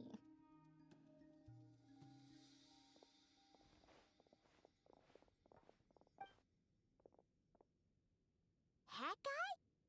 What's happened to him? Hat guy, can you hear us? No response. I guess he's in hibernation. Hat Guy mentioned that he was a puppet. It seems that his functions are currently shut down. I presume this has something to do with the solution to your computing problem. That's right. He and the Traveler came to see me. Wait, what? You have a solution? Would you calm down? Why do you always react so hysterically to everything? Excuse me? How would you know? You shouldn't be so quick to judge complete strangers. It's very bad manners. Oh, please. It doesn't take that long to figure out that you have a temper. Where does a mere student get that kind of confidence? I've actually published more papers than you. Not that status counts for much. Even Paimon's applied for academia admission. Huh? Are you serious? See? This is why I can't be bothered to explain myself. She recognizes no one's skills but her own. Okay, fine. I'll hear you out. So, tell me, how do you propose to solve my computing power problem? This world itself is constantly processing all kinds of information. If it's the world's future you're trying to calculate, you need a processing device that's designed to cope with that volume. Easier said than done. Only Irminsul can handle that kind of... Wait, is that what you're suggesting? But surely we can't just plug my formula directly into the ley lines. You should be able to tell that I'm not human, right? Yeah, I noticed. The technology, though, seems pretty ancient. Very different from Fontaine's. It's a completely different system. Conrian, to be precise. I'm what they would have called a puppet. Puppets need an energy source and processing power. The artisans who built them sought out the materials most suited for that purpose. You? Do you mean... The Traveler and I have talked it over. She's willing to vouch for you. So, I'll allow you to borrow my core for your calculations. It was built using wood from a silver white tree, which makes it a small part of Irminsul. Conrian technology and Irminsul wood. Who in the world could have built you? Are you sure about this? A puppet without its core will cease functioning completely. And if it's left in that state for too long, it might not recover. You could die if you do this. You do realize that, don't you? I can put two and two together, yes. No need to rub it in. I won't lie to you. This has never been done before.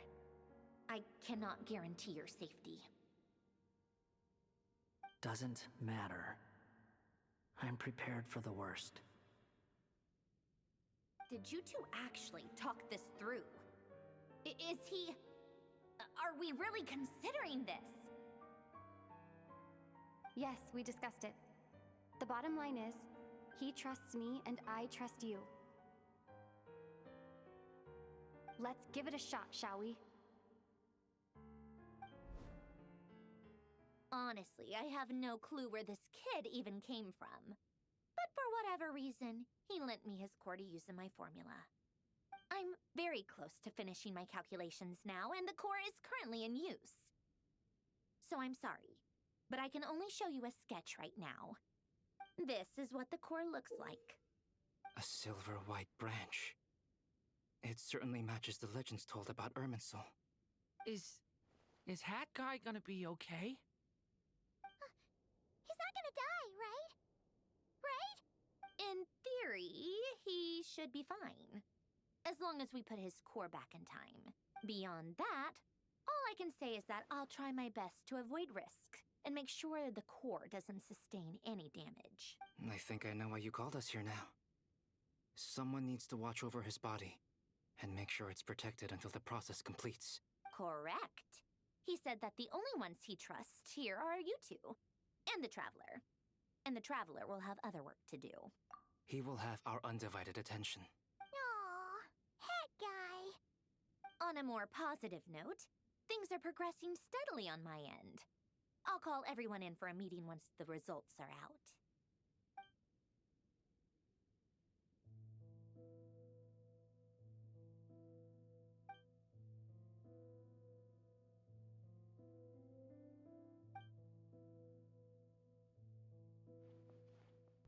The worst case scenario with the core removal is either a system reset or a total loss of function. But I'm not afraid. A quiet death should have been my fate long ago.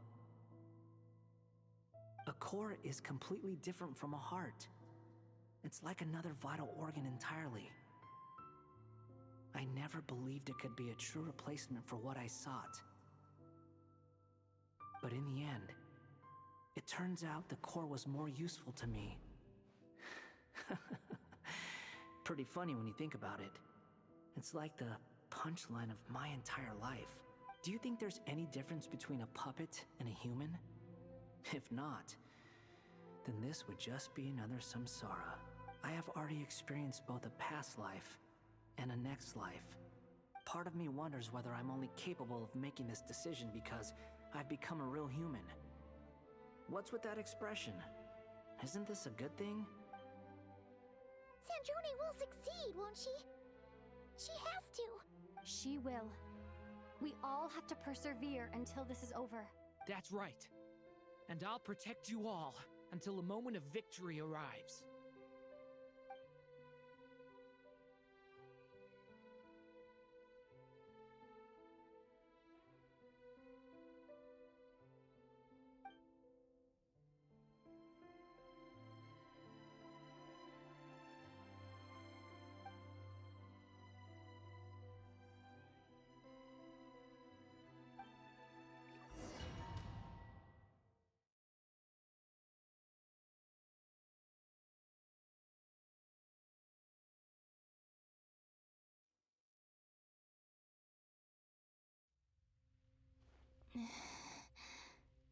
Who are you?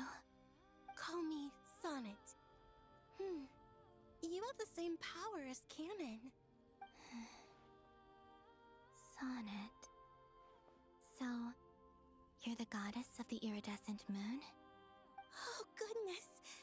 You recognize me? Well then, what's your name? Columbina. Columbina Hyposelenia. Hyposelenia? What a lovely name. Did you choose it yourself? It was a joint effort between me and my friends. Friends? You mean your friends in the heavens? Huh? Oh, sorry. You must be exhausted. I apologize. Hang in there. Let me introduce you to my older sisters. Do you mean the other two moon goddesses? Arya and Canon? Wow, you sure know a lot. Hey, does that mean that our story goes on into the future? Oh, I guess that wasn't the best question to ask. It's alright. We were prepared for that possibility. You could say we were too prepared. I can't even remember how long my sisters and I have been here by this point. When did you get here? How long has it been? I can't say for sure, but it feels like it's been forever. I see. Are you feeling alright? You look a little unwell. I can hold out a while longer.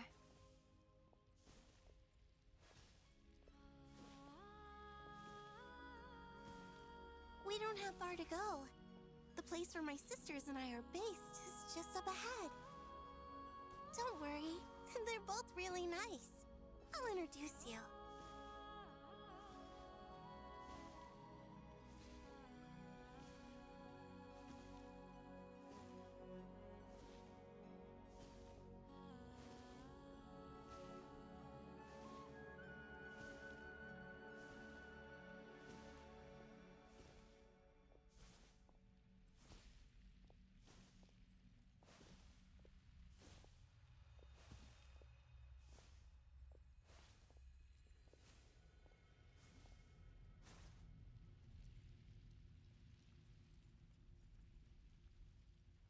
Sisters! I'm back! And look who I've brought with me!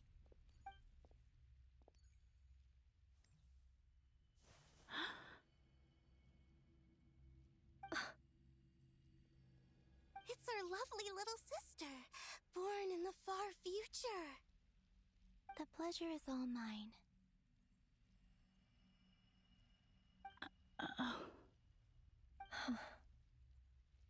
Allow me to introduce you to Columbina Hyposelenia.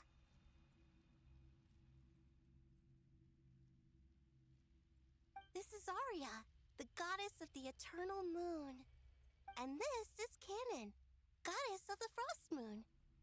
Canon, don't you think Hyposelenia's power is similar to yours?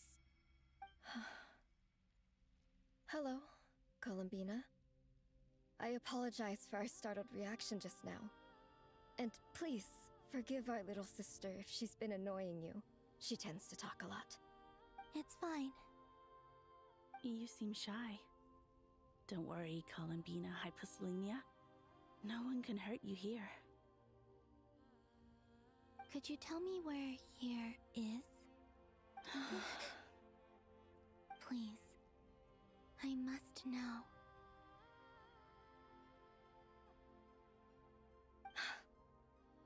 My dear sister, this is where Tevat's original ruler, the Dragon King Nibelung, imprisoned the moon goddesses. What? You're scaring her, Canon. No, I'm fine. Please, continue. Nibelung, our original master, created us in the distant past to maintain Tevat. But he left this world and traveled into the dark universe beyond, to explore worlds vaster still. Day and night, we fulfilled our duty in the heavens, until the day that the first Descender arrived. The great ruler of the firmament. The heavenly principles. Is that what later generations call them? I see. But we did not reject them at first, nor did they seem to harbor ill intent towards this world. We coexisted in peace. They were like a guest in our home. Slowly, however, we came to realize that our guest had a growing desire to change and dominate the world. And you didn't stop it? No. There was an order to the rules they set up that Nibelung never taught us. We wanted to know if this order would bode good or ill for Tevat. All right. Canon and I wanted to know. Sonnet was against it from the outset. Later, we discovered that this great ruler of the firmament bore an almost paranoid hostility toward the desire of certain life forms to seek power. Or perhaps they feared them. They would even cast down celestial nails as manifestations of their power, to punish the civilizations of the world below. Only this was far beyond mere punishment. Right. Their rules brought order, but the price people paid for merely testing the limits of those rules was far too great. I did everything in my power to help the punished escape catastrophe, but still, too many lives were lost. The ancestors of the Frost Moon Scions were some of the ones you helped. But just when we had decided to take countermeasures, the Dragon King, Nibelung, returned. And so began the War of Funerary Flame. So, That's the name the world gave that war in the future. Well, who won in the end? As far as I know, the Heavenly Principles won, although it came at a great cost. They remained in Teyvat, where they continue to rule to this day, and the world's original master, the Dragon King Nibelung, was destroyed. And what of the moons? Are there still 3 moons in Teyvat's skies? You can tell us the truth, Columbina. We know we are but remnants of a bygone age. We are prepared for the answer. Only the Frost Moon remains. But it has been cast beyond the false firmament by the Heavenly Principles. The eternal and iridescent moons were both shattered during the war. So death finally came for us in the end. Sonnet. But you're still here, aren't you? A moon goddess cannot live without her moon, Columbina. She's right. That's why I began to disappear. Because the Frost Moon is cut off by the false sky. How much worse it would have been if it were outright destroyed. Our souls may endure within this lunar palace, but if our moons are destroyed, then we shall disappear the moment we depart from it. I'm sorry. There's no need to apologize to us, dear sister. If anything, we owe the world an apology. If only we'd decided to act sooner, rather than arguing amongst ourselves. all the more reason not to spend this time in regret and repentance. Instead, we should focus our efforts on how we might help our future sister. Sorry? Don't you see, Columbina, your story is not yet over. Is that not why you are here?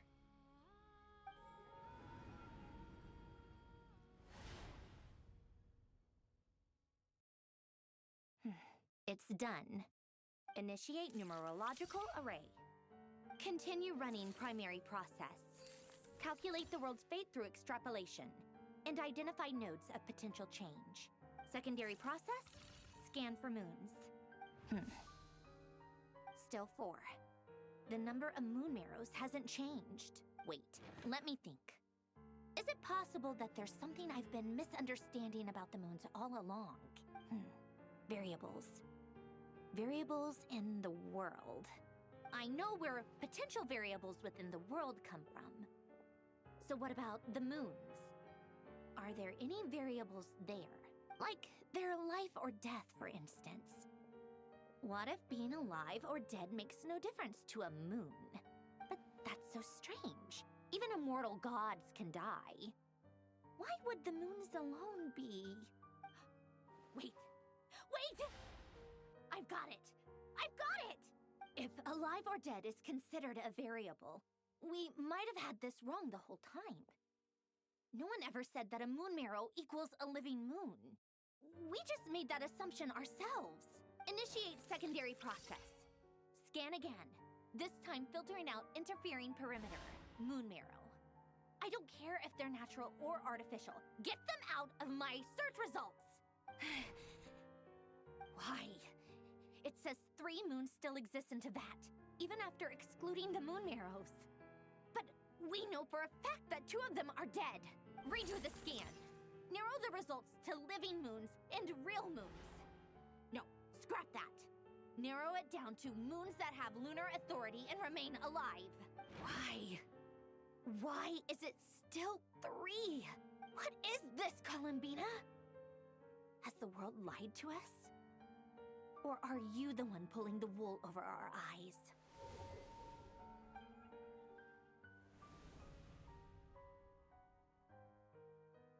So, you think that the moon's reflection might be where Nibelung imprisoned the 3 moon sisters? Yes, it would explain a lot, such as why that space would respond to a moon goddess's power, opening the moon gate at her command. It would also explain why Miss Columbina has been unable to leave, and why time flows in reverse there. In the messages she sent, Columbina promised us she'd find a way to return, but we have no way of knowing how, when, or where this might happen. The fact that she still has yet to reappear in this world indicates that returning from that place is no easy feat. We cannot afford to simply wait for her. So you're saying, if she could return by her own power alone, she would have done so long ago? Yes, she certainly wouldn't leave it to this late stage when it's so touch and go.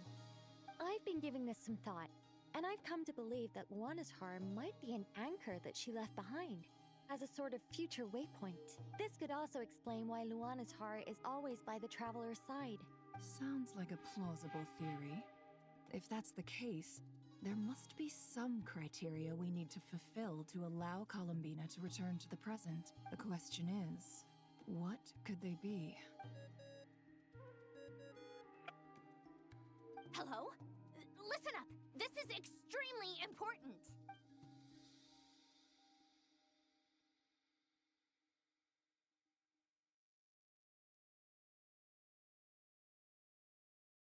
Not only is Columbina alive, but she may well exist in a form unimaginable to us. I'm still unclear on the details, but she's done something truly inconceivable in the past. And the clue to what she's done lies in the moon and Tevat sky. Truly amazing. Oh, I'm so delighted for her. I'm sure we all feel the same. And I'm sure Columbina is ready to get back here and fight by our side. I'll keep my calculations going and try to find some way of coordinating with her. But that's not an excuse for everyone else to slack off, okay? All of you had better keep trying to think of solutions. How can the dead moon still live? And Luanatar...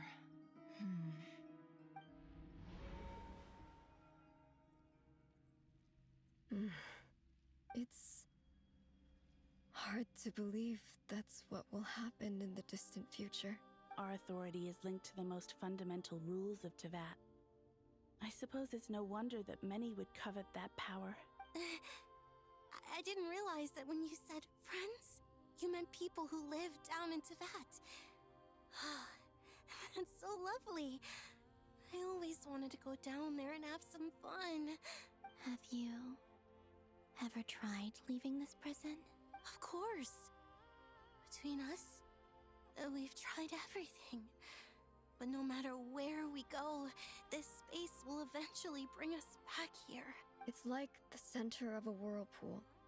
Everything ultimately converges here, at the moment when Nibelung imprisoned us. In that case, have you tried using any of those pathways that connect this space to the real world? Sorry? What are those? They're passages through which you can make small-scale changes to reality by using Kuvaki. Or am I the only one who can use those passages? Because part of my soul remains in reality. Kuvaki. What is that? You don't know? It's a unique kind of elemental energy found only in Nodcry, the land from which the moons arose. Oh. Well, it's true that the moons first rose up from the part of Tevat you say is called Nodcry. But there is no difference in the elemental energy between there and anywhere else. What? Could you show us some of this Kuvaki? Hyposelenia? Maybe if we see it, it'll make more sense. Okay.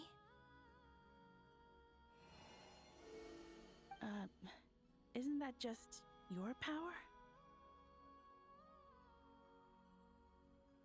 What? But it's everywhere in Nodcry. In the air, in the land. Even the creatures who live there have adapted to its influence. How curious. This Kuvaki certainly did not exist anywhere in the world before we were imprisoned. Let alone influence living creatures. So, how exactly does it affect them anyway? Can they float in the air like us? This is so strange.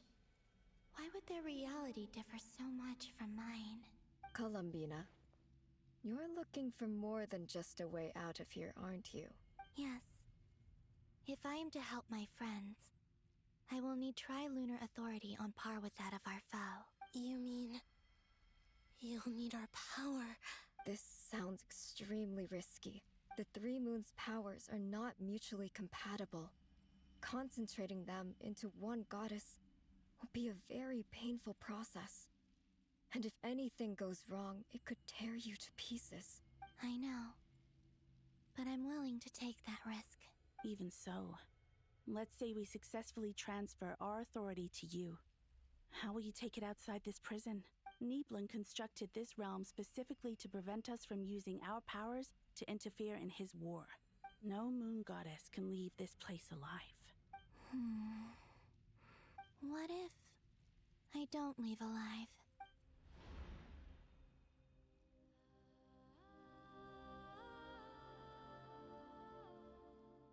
Where do we even start?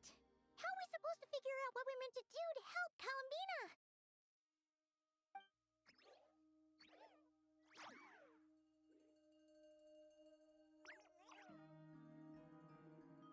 Columbina, what do you need from us? If she really got to the beginning of time in there, how do you think she'd leave us a message?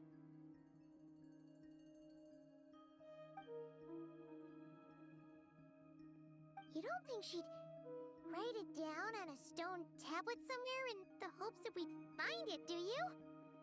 Seems unlikely. Columbina may not talk a lot, but she thinks deeply about issues like this. Let's review what we know. This is the Columbina who fought alongside us against the Rahir of Solnari, and with whom we celebrated Moon Prayer Night.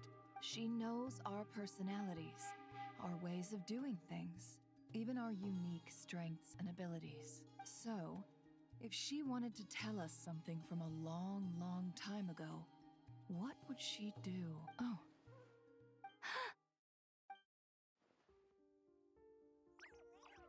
Traveler, you once said that those golden ripples also appeared when Luanatar was born. What if Columbina left Luanatar here, not just as an anchor to the real world, but for some other purpose? If she is part of Columbina, and Columbina knows that I can see past events through her. Oh yeah! Like when you peeked into Rare's past through his heart! Nefer, wait! If you're right about this, and you can really see past events through Luanatar, your eyes, they'll... Oh, I know. Looking at Rarir's past in Conria was already enough of a strain on my eyes. Looking this far back into the past, it'll surely blind me. But it's our only chance. This is the only way. Boss. We spoke about this once, a long time ago. Do you remember what I said, Yehoda? The day I lose my sight, the Curatorium of Secrets will be yours to run. But... What's wrong? I'd be overjoyed if I were you. This day's come a lot earlier than either of us expected. I need to know you'll honor our agreement, Yehoda. Promise me. Yes, Boss Neff. I promise.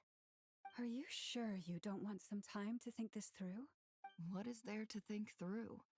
I should have gone blind after our battle with Rarir. Frankly, it's almost criminal that I got away with it for this long. Then at least let me take some precautions on your behalf.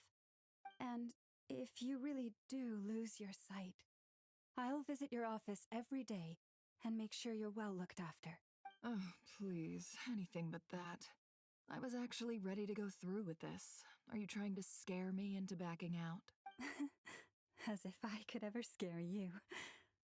I'll assume you're just joking to calm your nerves. All right, enough chit-chat. Let's do this.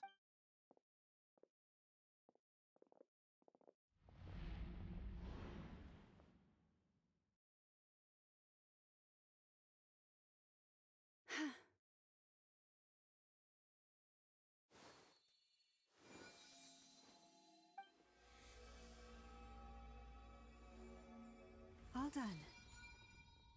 Good. Now give me some space.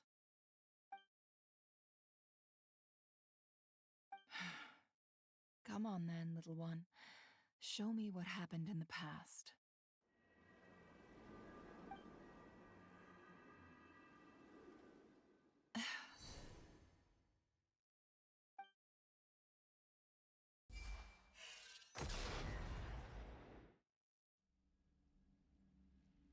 Between the Trilunar Authority, Kuvaki, and the soul-surviving moon, the Frost Moon, I think I might know how to get back. But I will need my sister's help. Time to go talk it over with them.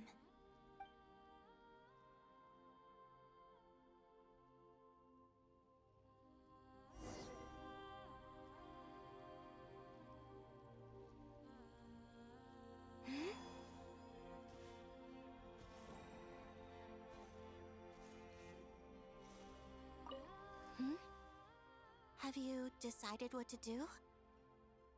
I hope it's not too dangerous.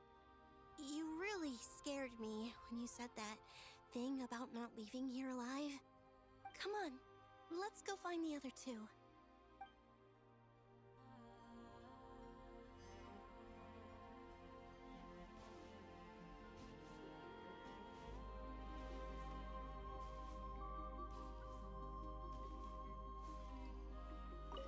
Seems you have reached a decision.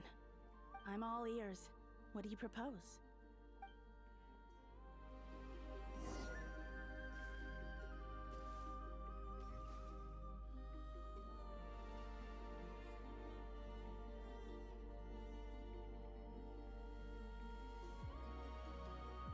Have you figured it out, Columbina? Tell us, how do you plan to leave this place? I intend to die here, in this moment, and then be reborn in the future with the help of my friends. What are you saying? How can the dead be reborn? And how will you inform these future friends of your plans? You can't exactly leave oracles. Nothing can escape this place. Not a single ray of moonlight. And even if you found a way, what if they never find the message you left for them? You'll... No, that won't happen. Come again? They will find my message. I'm sure of it. I'm not following. How exactly will you achieve this? It's quite simple, really. First, I will leave my soul here.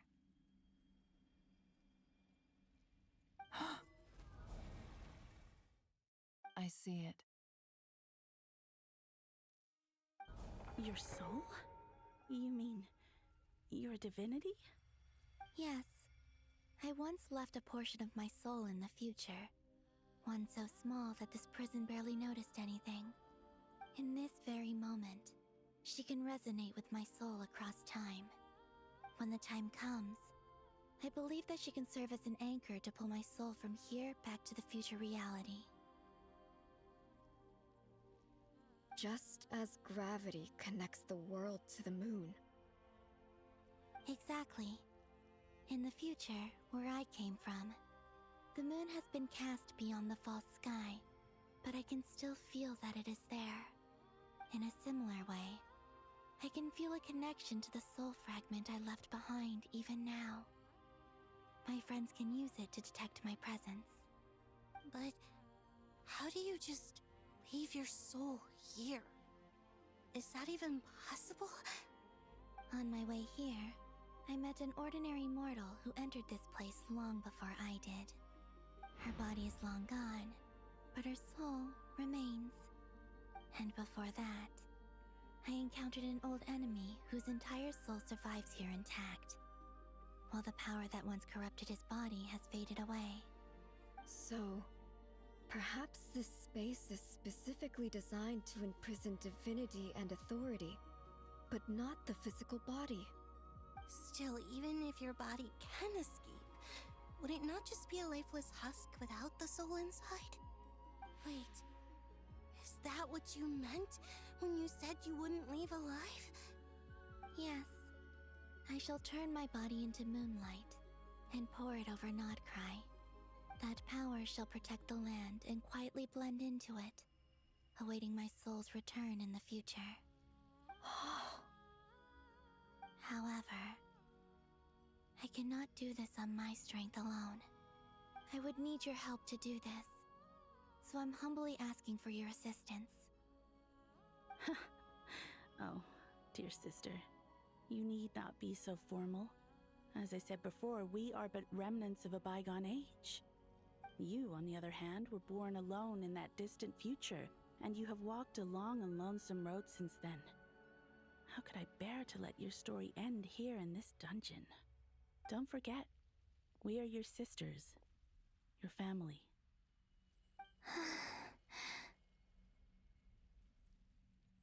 Arya's right. Actually, I've always wanted a little sister. Can you imagine how it's been for me? Getting nagged by two older sisters all the time. Now, I finally get to be the big sis. And not just that, but I get to help you return to your world, too. How could I say no to that? Sonnet.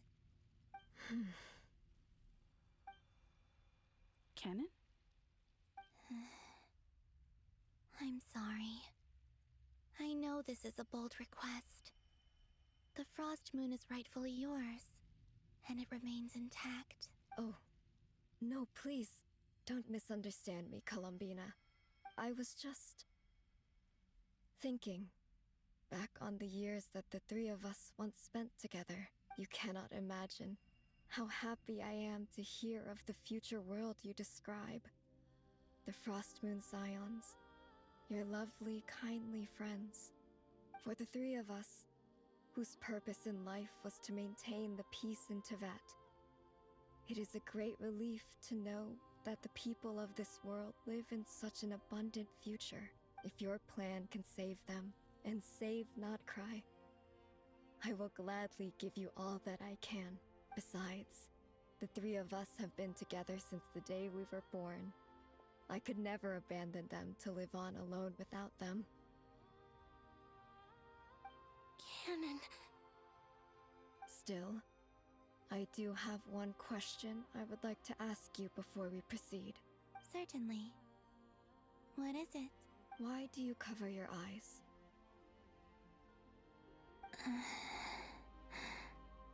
Yeah, I was curious about that too. But it seemed personal, so I didn't want to intrude. There was a time when I refused to look upon the world. I believed it was full of nothing but lies and falsehoods. I wished to hide my feelings, seal my heart, until I could return to my true home. I see. Perhaps that decision saved you from ever having to see the false sky again. But at the same time, you likely missed out on many true and precious things, like the smiles on your friends' faces. Promise me this, Columbina. When you return to the future, open your eyes, take a look at the world around you, and see your friends. I'm sure that you know this already, given that you long to return, but that is your true home. Give me your hand, Columbina. Arya, Sonnet, you too. Okay. All right.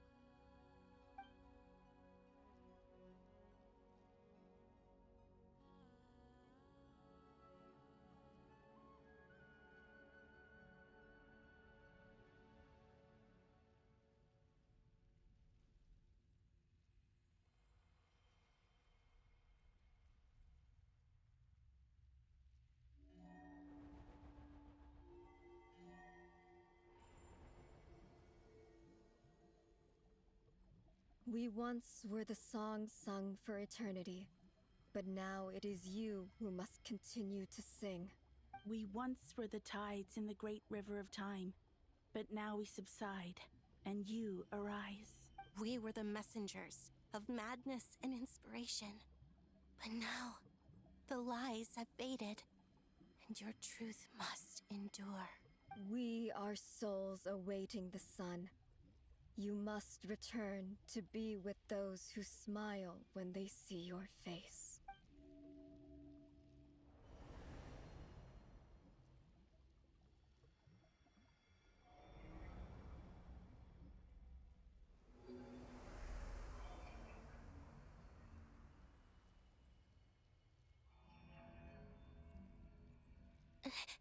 Is it done? Yes. We have transferred the authority over all 3 moons to Columbina Hyposelenia. From this moment on, she is the Tri-Lune Goddess, the one and only moon goddess of this world.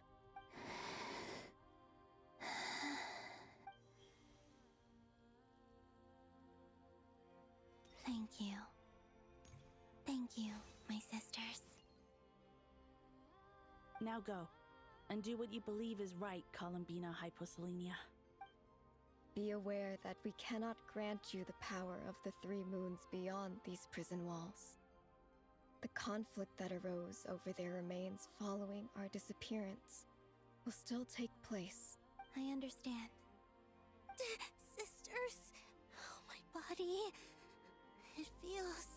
Now that we have given up our power and authority, our bodies are merely mortal shells. This prison is dissolving them as we speak. It's okay, Sonnet. The end must come for every god, just as it does for every human. That's all this is. The final destination of our lives. Canon and I will be by your side the whole way. We have one final request, Columbina. Could you use the 3 moons' power to send us back into the real world? Now that we have lost our powers, I doubt this space will seek to hold us further. It's just... we would like to spend our final moments together in the only place we ever called home. Of course. Gladly. Sonnet. Yes? Don't... I wish I could tell her not to give in to the abyss. Not to be afraid. But is this really what I should say at this moment? Don't forget. I'm so glad to have a big sister like you. No, Hypo... Thank you. I'm okay. I'm not afraid. As long as my sisters are with me, I won't be afraid. It looks like this is goodbye, sisters. Goodbye, Columbina. Take care of this world in our stead. I will. And now, it's time for me to bid farewell to my body, too.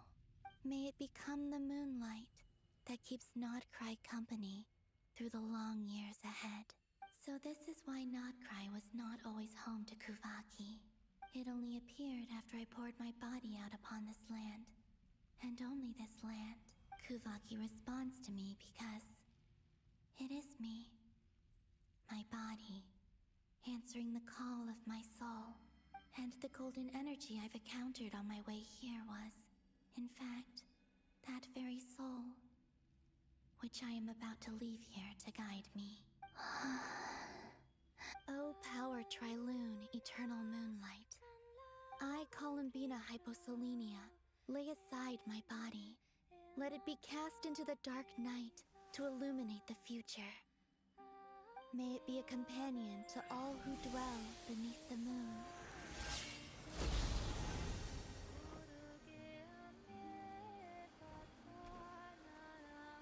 Until the time comes for me to return home.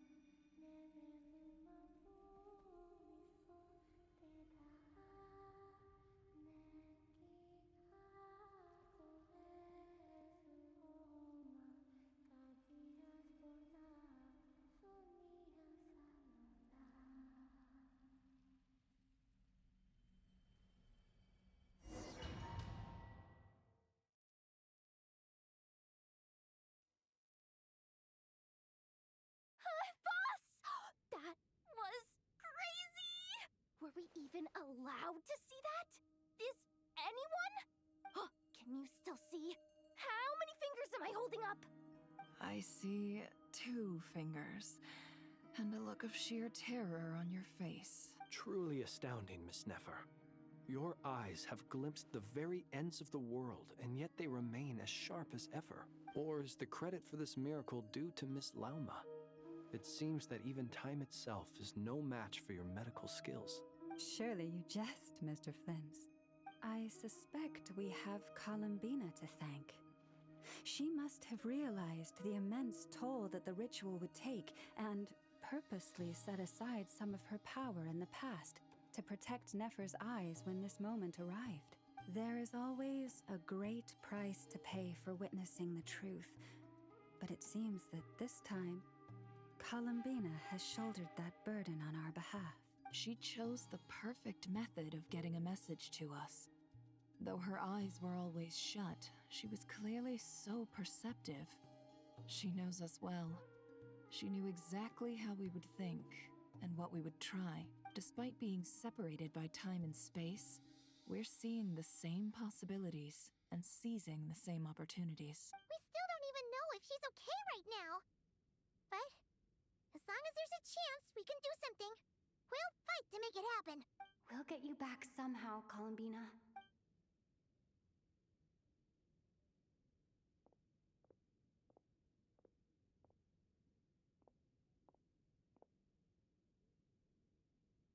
Well, based on the information we now have, let's figure out our next moves. Thanks to these gentlemen, we have a much clearer picture of the situation with Dottore. The civilian population has been moved to safety, so we no longer need to hold back. Miss Androne, how are the calculations going? So far, so good. I'll keep seeing how far I can push the system, though. Can't have Hatman being powered down for nothing.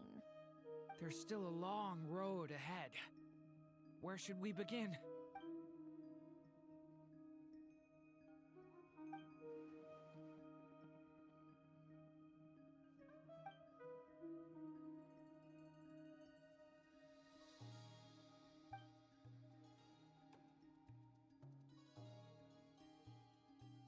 Our plan is clear.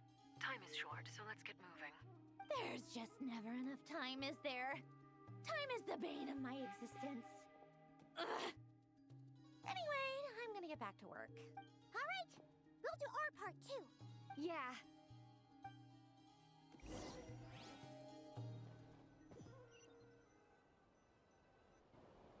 Albedo's theory says that elemental energy can dilute the light realm's power, but I'm no expert in building elemental defenses. Sounds like something out of the advanced elemental theory section of the library. Whew. You seem quite troubled. Well, yeah. I mean, who doesn't get a little flustered when they're completely out of their depth? You were the very picture of confidence back when you approached the Hexen Circle. Yeah, I could have been faking it through that whole meeting for all you know. Who's to say I'm not just a ball of nerves in a charming and gregarious package? Oh gosh, really? I'm so sorry, I had no idea. Well, you're all the braver for it. Still, I was much more in my comfort zone than I am here. At least in Mondstadt, you can cry for help from a cliff top and actually stand a chance of summoning Barbados himself. Things have never looked bleaker than they do now. If we don't pull this off, Tevat's doomed, isn't it? Oh, you think so? Actually, yes. Yes, it probably is. It's a shame. Don't put too much pressure on yourself. Tevat has faced annihilation many times in the past, but it also gave us you, didn't it? Hey, don't give me that. It's not like I'm anyone special. I disagree. Every human born in this world is special.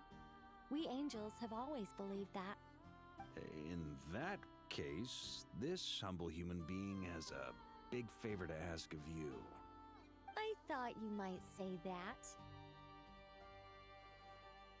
I'm sure Alice, in her great wisdom, sent you here precisely to help us in this difficult time, yes?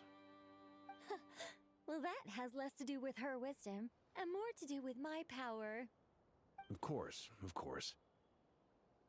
Well, the thing is, these elemental defenses we're about to build, I don't think it's a question of if they'll fail, but when. Durin's findings from his patrols make it clear that Dottore is constantly expanding his territory. First it was his lab, then the design bureau, and now this. It's not realistic to completely stop him encroaching on the rest of Nagcry. Rather, our goal should be to stall him for as long as possible. If Miss Sandroni's calculations are correct, well, they're the closest thing to certainty we have in this situation, so let's assume they are. Anyway, her calculations suggest that our best hope for victory lies in Miss Columbina's return. It's up to us to slow Dottore's advance and buy time for her to make a return. Are you asking me to help you with building the defenses? No. I'd like you to prepare for what comes next. When he eventually reaches us, we will have to fight him. You were an angel once and a mage now. I'm asking you to lend us your protection. Oh. Can I take it that you're triggering the terms you fought for during our three-way talks? Well, technically those terms were about protecting Mondstadt. But if you're happy to agree to the change in location, then yes, let's do that. You're cashing in on this much sooner than I'd imagined. Well, yeah. The way things are going, I might not get another chance. Very well. The mages have heard the knight's plea, and we will respond. To tell the truth, Alice and I had already discussed how we might help you all, so I didn't come empty-handed. I always like to be prepared.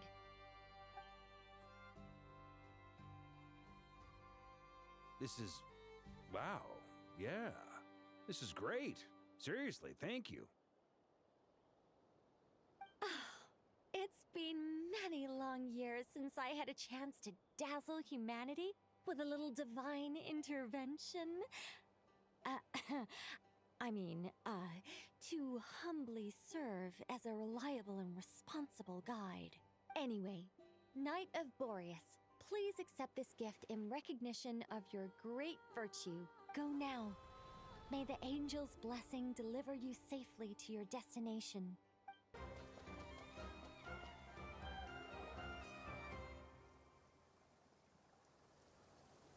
Ah, you're here. Sandrone! How are things going? Glad you asked. You two are about to become the first people to lay eyes upon my masterpiece. Or should that be the first person and the first, specter? Hey! Whatever.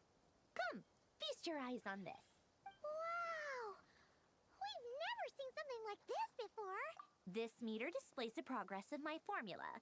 Currently, it's still making the most important connections. Once it's finished running, I'll deliver it right to your side. And then, we can finally bring Columbina back. What do you mean, deliver it? Can't you just tell us over the Dodo communication device? It'll just be some numbers, right? Ugh, you're such a greenhorn. This isn't the kind of formula you solve in math class. It's a highly complex algorithm capable of constructing a framework of rules. Whatever. We'll be here all day if I start trying to explain it. All you need to know is the formula must be completed before we can bring Columbina back. I'll share the data with you. Nicole's agreed to let me use her information channel, so we just need to use the Dodo communication device like so. And there. Now you can check in on my progress. Wow! Look at that! You're amazing, Sandrone. About time you recognized my genius. Took you long enough. Anyway, that's all for me. You should check on the others if you have time. Make sure we don't have any weak links in the chain. That might sound harsh to you, but close supervision is a common practice in a Fatui. Not looking to catch anyone out. I just care about everything going smoothly. That's all. I'm kinda stuck here while the formula's running, so I need you to be my second pair of eyes in the meantime.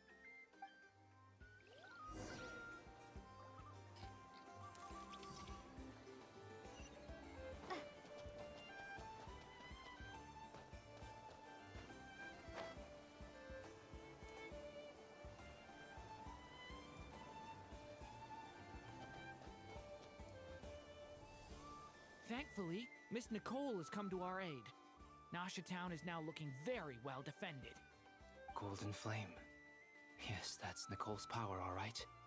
Based on the latest message from Grandmaster Varka, it sounds like they've reached an agreement. The situation should be more stable with her assistance.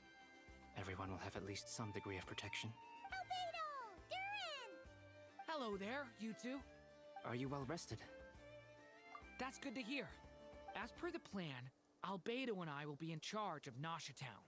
As Dottoro's energy field expands, it's creeping ever closer in that direction. But we will do our best to hold our position. We fought side by side many times before, and always with great success. I believe this time will be no different. So don't worry about us. Focus on fighting Dottore.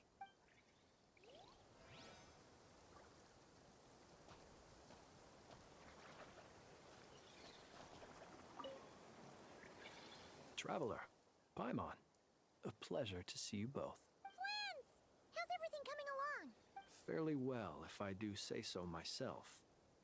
Personally, I am ready to confront Dottore head-on. Ooh, you sound much more serious than usual. To be honest, I am not usually fond of exercising my full strength. For one thing, it's hardly conducive to maintaining a low profile. Besides, I believe one should have the right to choose when to show their hand. I am conserving my strength until the moment of battle is upon us. Anything to boost our chances of victory. Seeing you get into the zone like this really puts Paimon at ease. Huh, Traveler? I consider it an honor to have your trust. Rest well. I look forward to seeing you both in your element during the battle.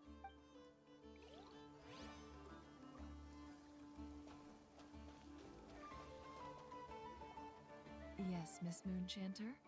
What are you staring at? You always address me in the strangest ways. Lady Moonchanter 1 minute, Miss Moonchanter the next. Yes, and? Are either of those incorrect? Not as such. It's just that I simply call you Nefer nowadays. Uh-huh. That's my name. What's your point? The point is I don't add any honorifics or titles. Meaning what? That maybe we're on friendlier terms now than we used to be. Is that how you see it?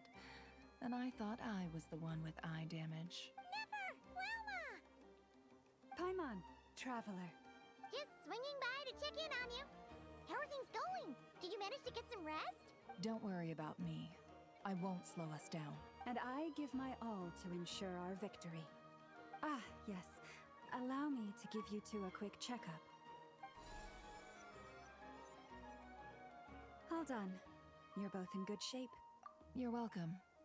You'll have your work cut out for you in this battle against Dottore, so make sure to get some rest in first. Paimon will keep an eye on her. Don't you worry. I'm glad to hear it. Take good care of yourself, too, Paimon. Sure thing!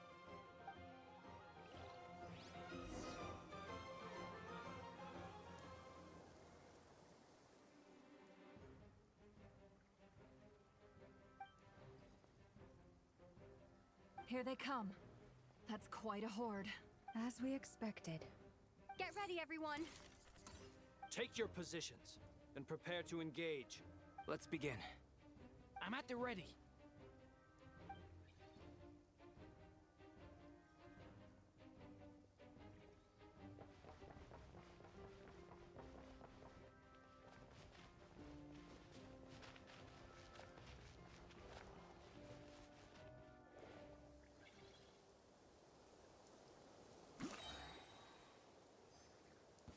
What a waste of time! Your skull! Wipe out! Time for business!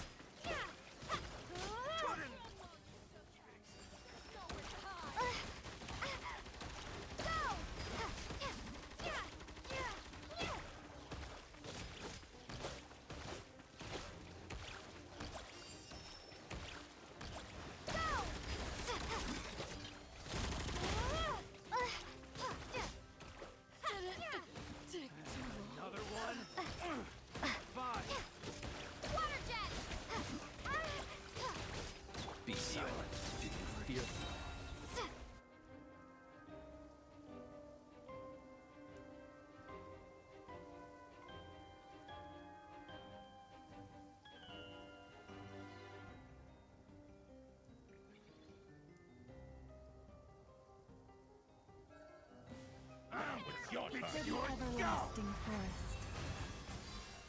It all adds up. Seek within.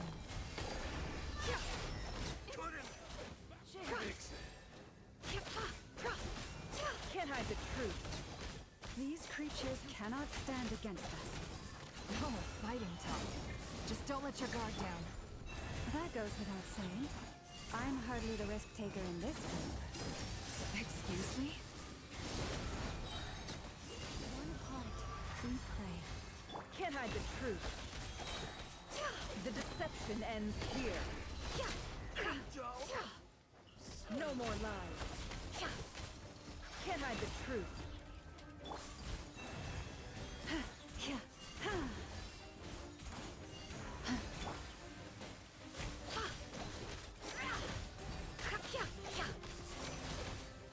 For the everlasting forest, you poor lost lamb. The mystery unravels. No more lies. Leave this place.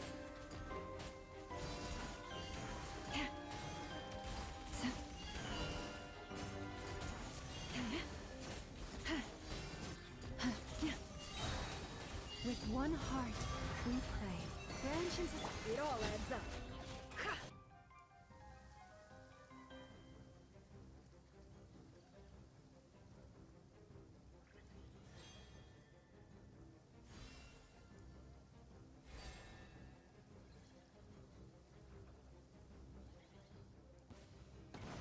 Moments of birth. Come into being. Leave it to me. Decay. New life. That was easier than I thought. Naturally. What do you need? Is it the...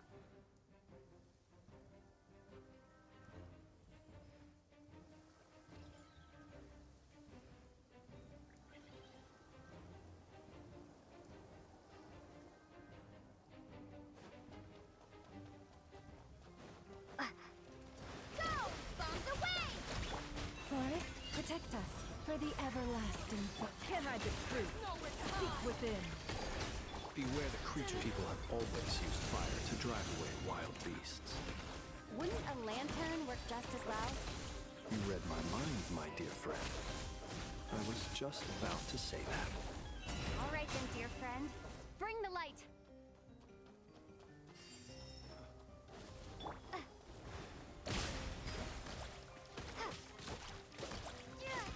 Leave this place.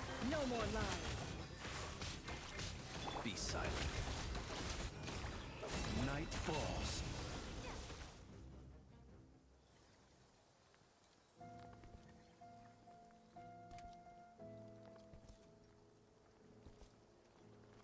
You're looking well. I trust you've had a good couple of days. Dottore. It's actually a good thing, in my view. If the subjects of my experiment were to die prematurely, it would throw quite a wrench in the works. And so, I must thank you all for your resilience. We are no longer on the same level, but you are nonetheless worthy of my respect. A creator god should be merciful and gracious after all. And in any case, it is only right that before I end your lives, the world is informed of the arrival of their new god.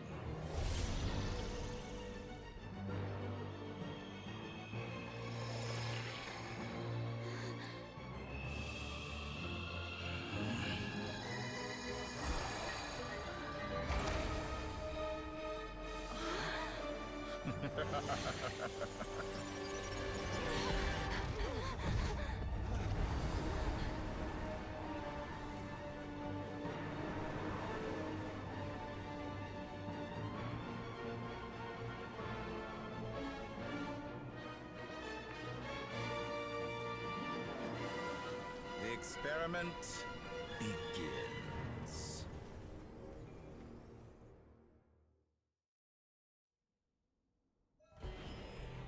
With the marrow of the three moons in my hand, behold the false thorns fall!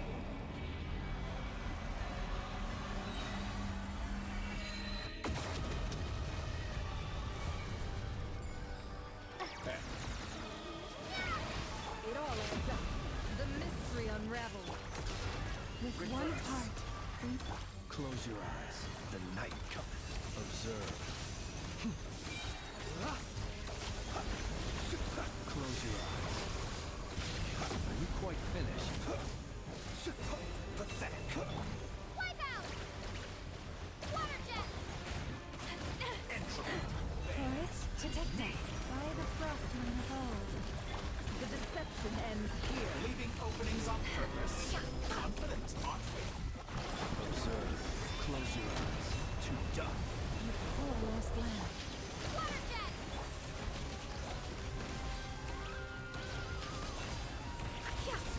Can I the truth? Seek within. Pathetic. For the everlasting forest. Forest? Observe. Close your eyes. I fear the darkest, like an ant in my palm. Steady now. Oh. I've been moved inside another space. And it's sealed off. Looking at the structure of it, it seems like Dottore intends to trap us here. But there's no exit. Our endurance is about to be put to the test.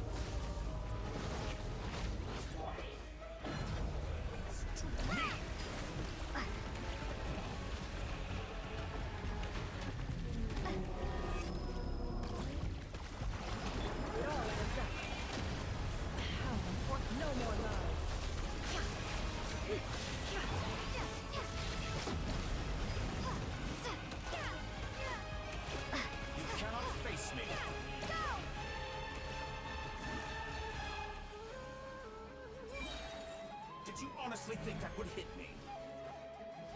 Bombs away! The deception ends here. The marrow of By the frostman of old. Poor lost land.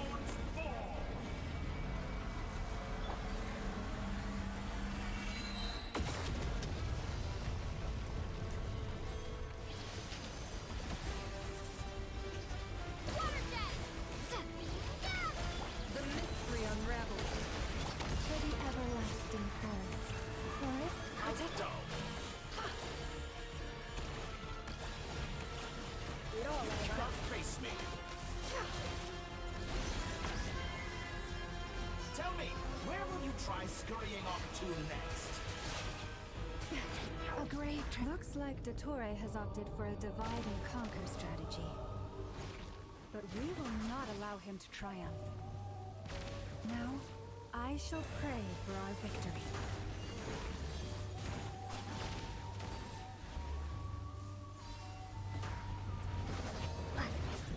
Entropy wins to me. Water jet!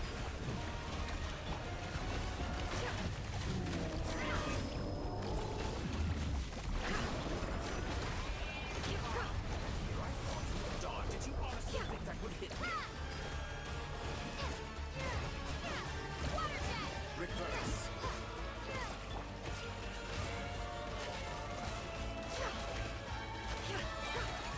The deception ends here.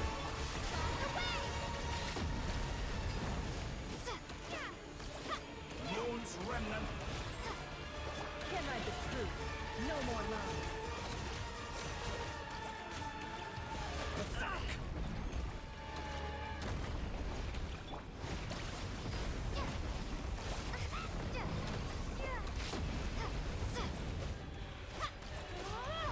Entropy. Can I the truth? To me. No more lies.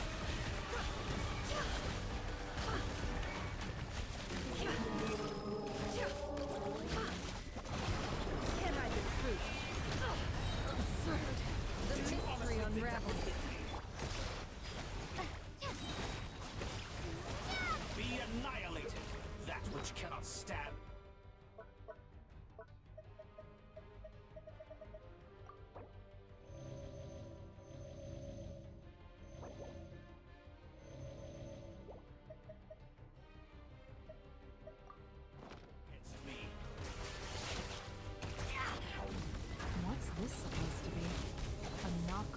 version of the space Columbina got trapped in? There really is no way out. We'll see about that, Dottore.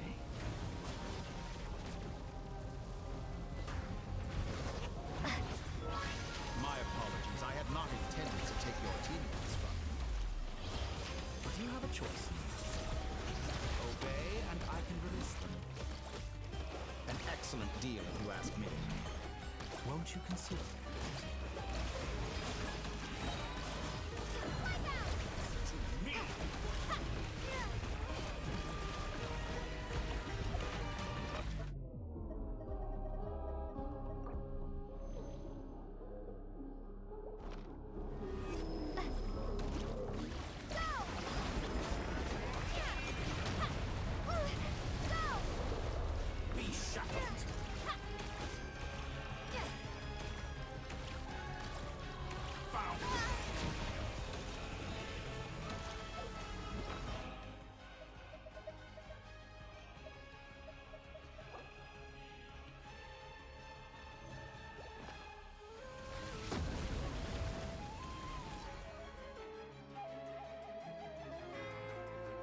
I'm aware you've been working on some little tricks to surprise me with, but it appears that none of them have come to fruition.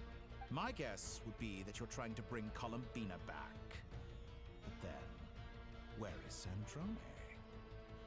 Or are you trying to buy time for her? I always found their friendship to be a curious phenomenon. Two highly incongruent personalities, and yet they share a deep connection. Speaking of Columbina, I once saw her as like a younger sister. We got along quite amicably while she was with the Fatui. But then one day she suddenly decided she would refuse to take part in any further experiments.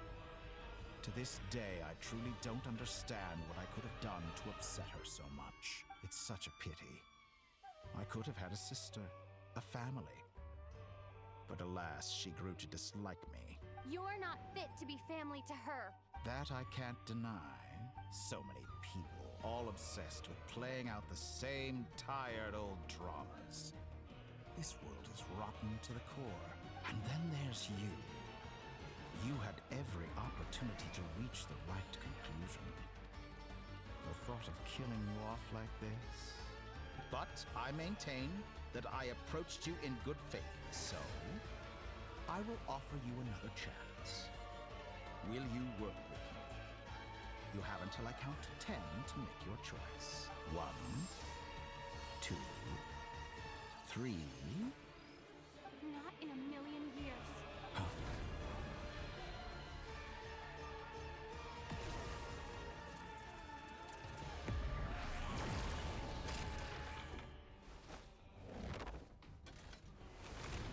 Sandrone, what a pleasant surprise. I didn't think you'd join us all the way up here. You're as sick and twisted as ever.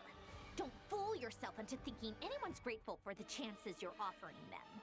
Sandrone, the formula hasn't finished running yet. Funnily enough, I was just discussing a collaboration opportunity with the Traveler, and then I see you, who I must say is a good example of an opportunity gone to waste. Gone to waste? I said that everyone would get one chance, and you've used yours to march right back into the lion's den. So yes, it's an utterly wasted opportunity. And what makes you think I believe a word that comes out of your mouth? I was planning on disposing of your little formula after wrapping up more urgent business here. But since you've taken the trouble of serving it to me on a silver platter, I can simply bring it forward in the schedule.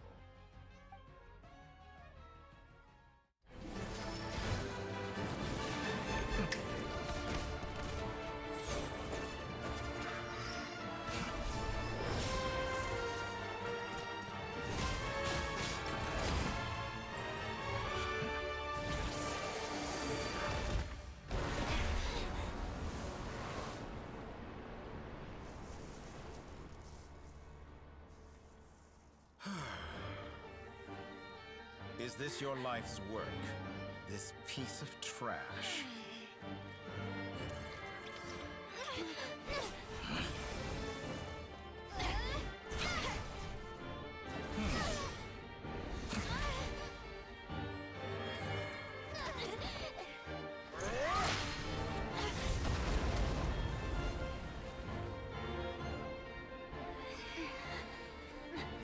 formula runs too slowly, Sandrone. You put your hope for success on others instead of fighting dirty. That is why you have failed. Now, whom should I slay first? Any volunteers? No one? How nice of you to leave the decision to me.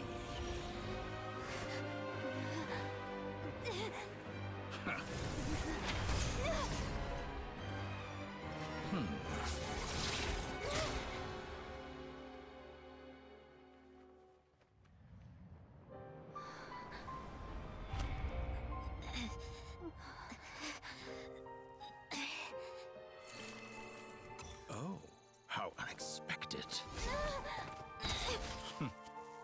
Sandrone, any last words for me, comrade?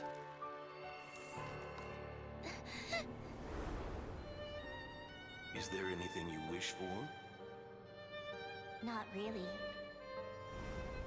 But I've always known what I don't want. Go to hell, Dottore.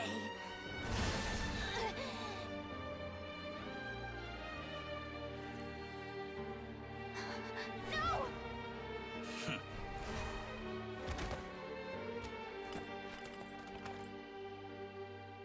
And now, you have failed.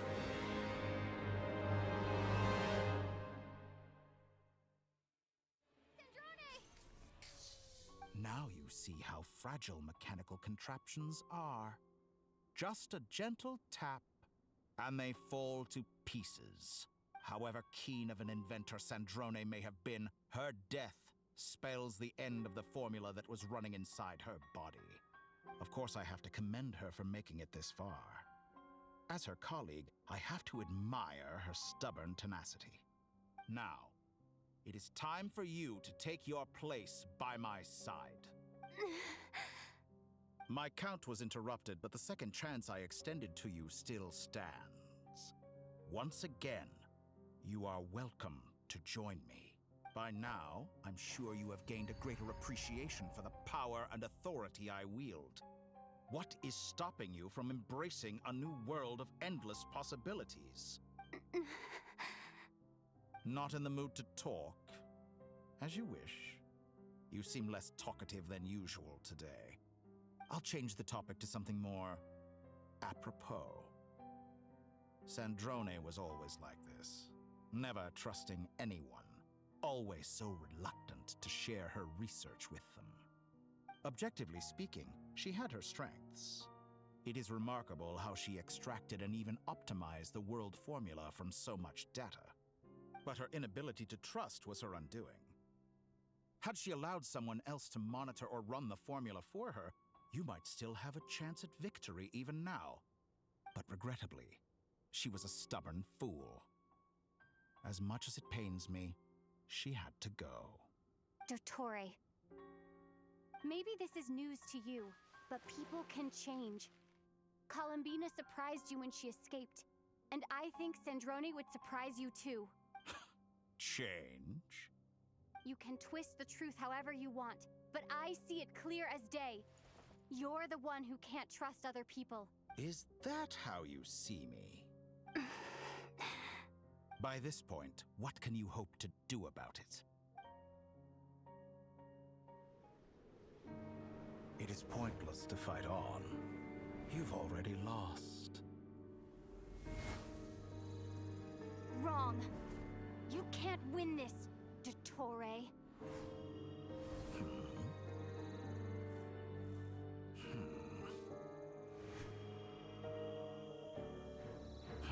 What?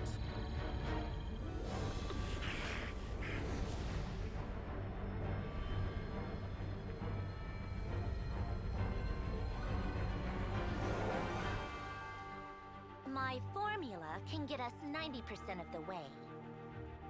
It will connect you to Columbina.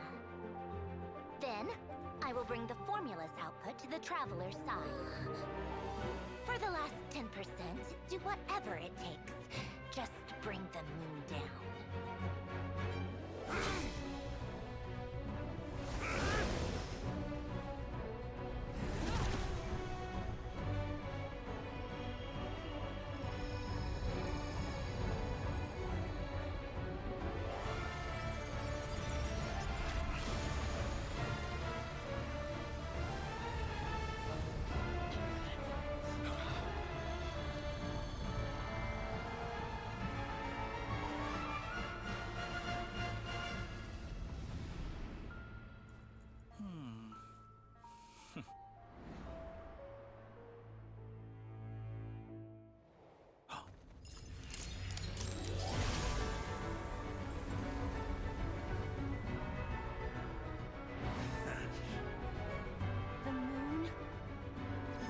never be yours.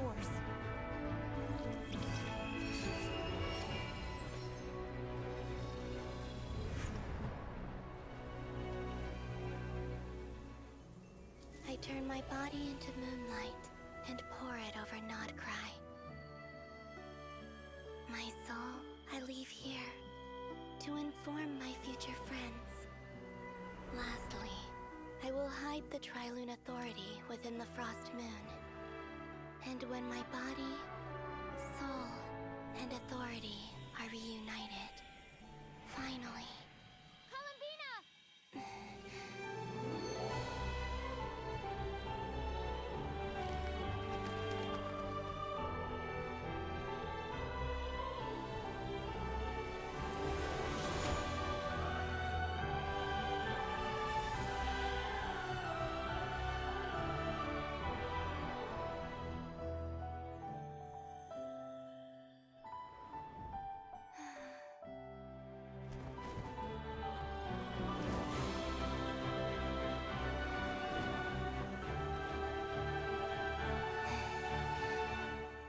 It's been too long. I'm back.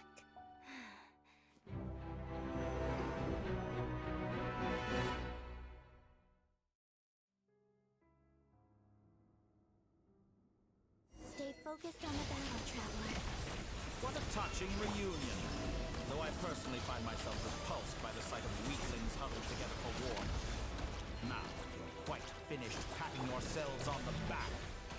Show me how long you can struggle before you drown. Watch out, Paladina! You can manipulate space itself! I know. Wait for the right moment. We'll strike together. Moon's remnants fall.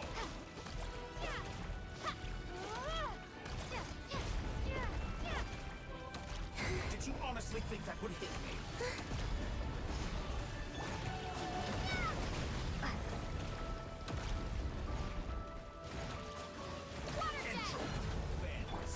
Me.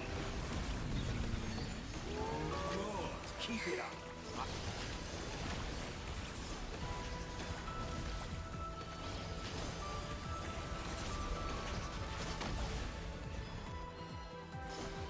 How dumb. Did all the long years teach you nothing?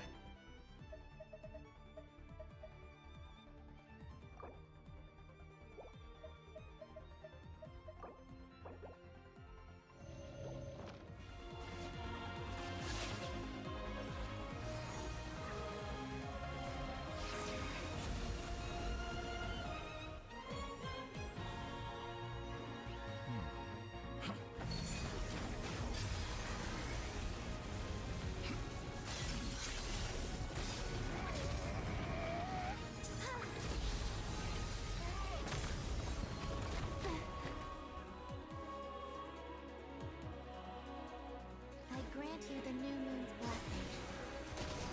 The new moon shines upon you.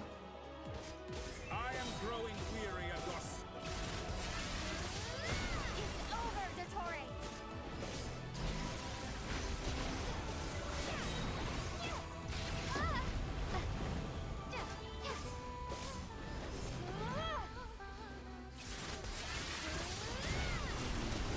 Time to pay for your heinous crimes!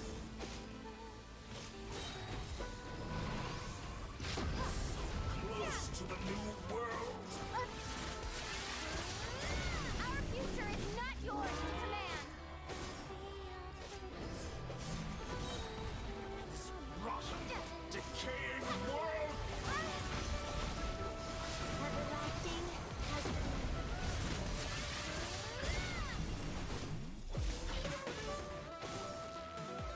Only I could shape the new world. Only I.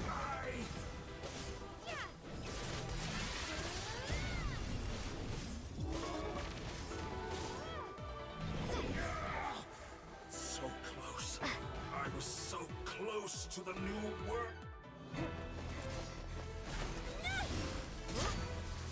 Willfully blind. How can you be so satisfied with your fate?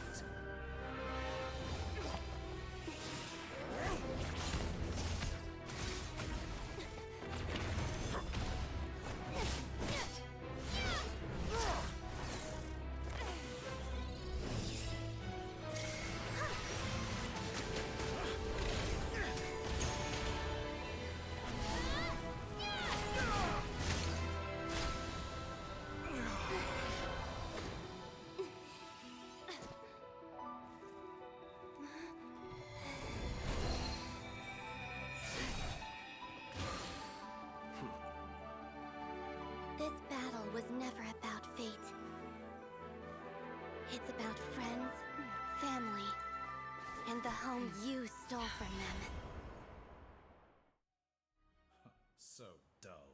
Only the weak rely on each other for comfort. You shall see. Once I transcend fate, you will be nothing but fodder for my grand experiment! That will never happen.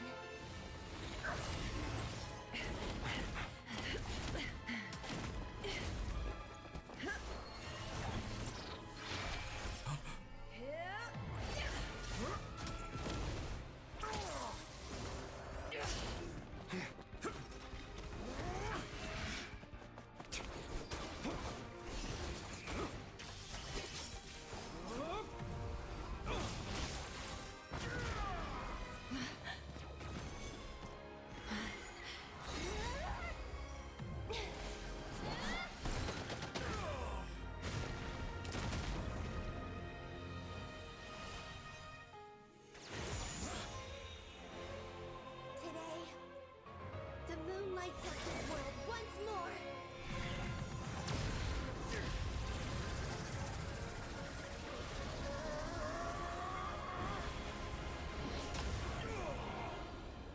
This loathsome world.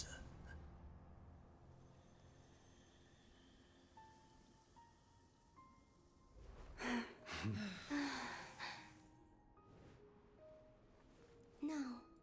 This world is our home.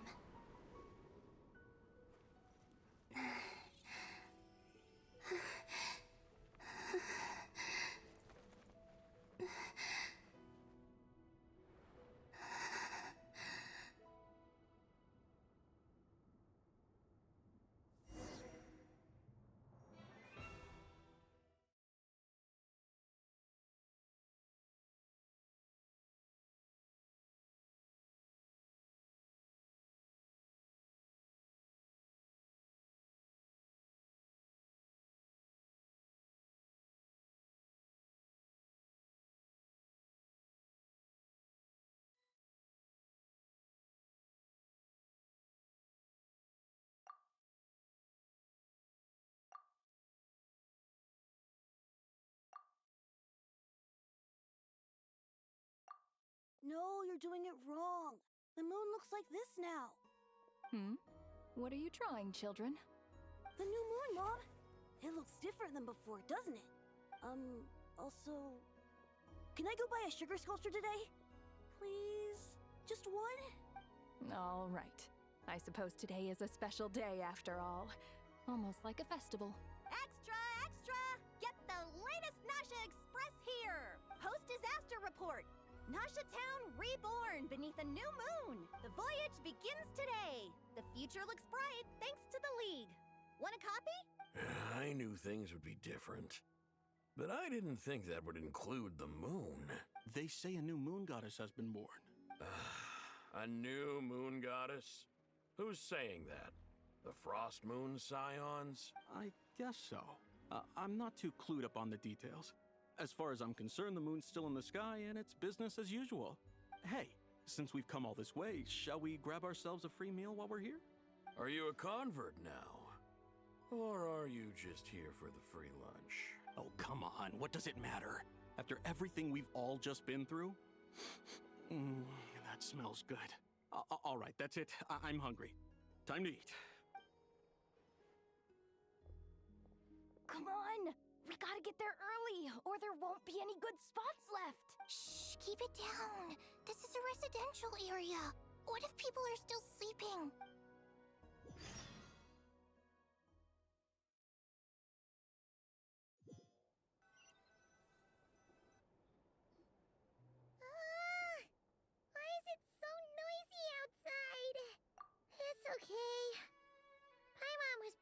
such a week anyway. It's been so long since we last had a chance to relax, huh? Feels like time is moving slower than usual. What about you? Did you rest well? Still winding down from everything that's happened? Or are you wondering how our friends are doing? Or is it about what Dotori said to you? Okay, if you say so. But don't push yourself, alright? Let Paimon know if you need to talk. What we just went through was a lot. It's totally normal if you need some time to get back in your groove. Luanatar disappeared after Columbina came back. Apparently, she was part of Columbina's soul or something. Still, Paimon kind of misses Luanatar somehow. But anyway, you did great. So did Paimon. We all worked our butts off to contain this disaster, and in the end, we made it. So, chin up, Traveler. You should be proud of yourself. Hey, don't poke fun. You should be glad that Paimon's growing as a person.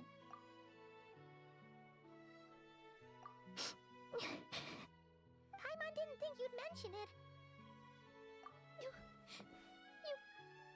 You have no idea how anxious Paimon was. She was worried sick about you. Well, if you really want to show Paimon you're sorry, you're gonna need to make it up to her. You better be ready to splash out on a lavish meal.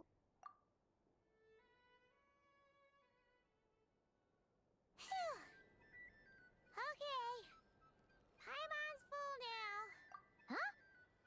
Oh, well...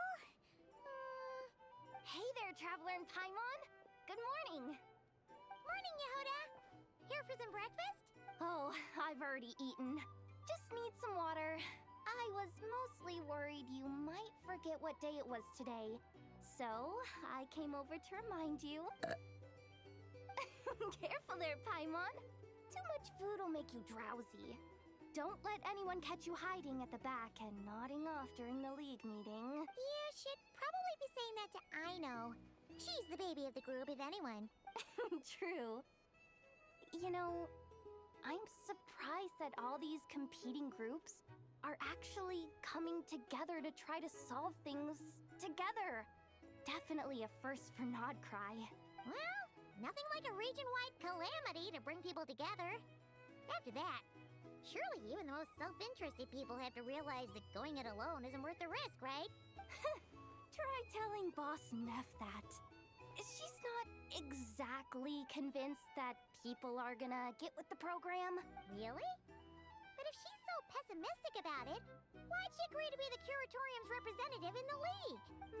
Probably 'cause even though Unity sounds like a pretty far-fetched idea, the benefits it would bring make it worth a shot. I think things will work out, though. I swear, Nodcry feels like one big family now with everything that's happened. More than it used to, anyway. Paimon's with you on that one. And it seems like plenty of other people agree, too. Just listen to the bustling streets. All right. Everyone's been rebuilding these last 2 weeks, and the evacuees have been coming back in droves. Life's slowly returning back to normal. Which means my workload's probably gonna shoot back up. Were you about to head out? There's still some time before the ceremony begins, you know. Yeah, we were gonna take a stroll around the square and say hi to some friends first. Sounds good. See you later then.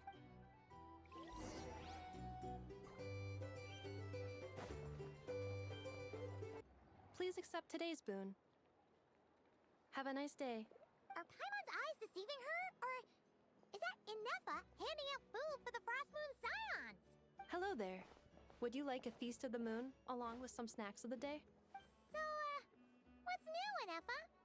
It was only a few days ago when we last saw you, but it looks like you've joined the Frost Moon Scions in that time. And I know too? What are you talking about, Paimon? We're just here to help. Duh. In the wake of the disaster, it's all hands on deck. We responded to Lama's request for support. At times like these, the smallest good deed can inspire others and help them through the hard days ahead. And we're using eggs and heating tubes to make that a reality. In true Krumkake Craft Shop style. Inefa! Did you hear that? The Traveler said I did good. That's because it's true, I know. Proposal. If you can resist eating today's dessert, I will provide you with compliments, too. No way! Well, that proposal got shot down quickly. I need something to get me through the hard times too, you know. Mom! Yes, dear. Go right ahead. Excuse me. Could I take a photo with the robot lady? She helped us get safely out of Notcry, and she helped us get back home too. She's the best. Of course she is. And since I'm the whiz kid who built her, that makes me even better than best, right? But you stole my snacks though. Oops. Shall we move to the open space near the center? The view there is better. Thank you.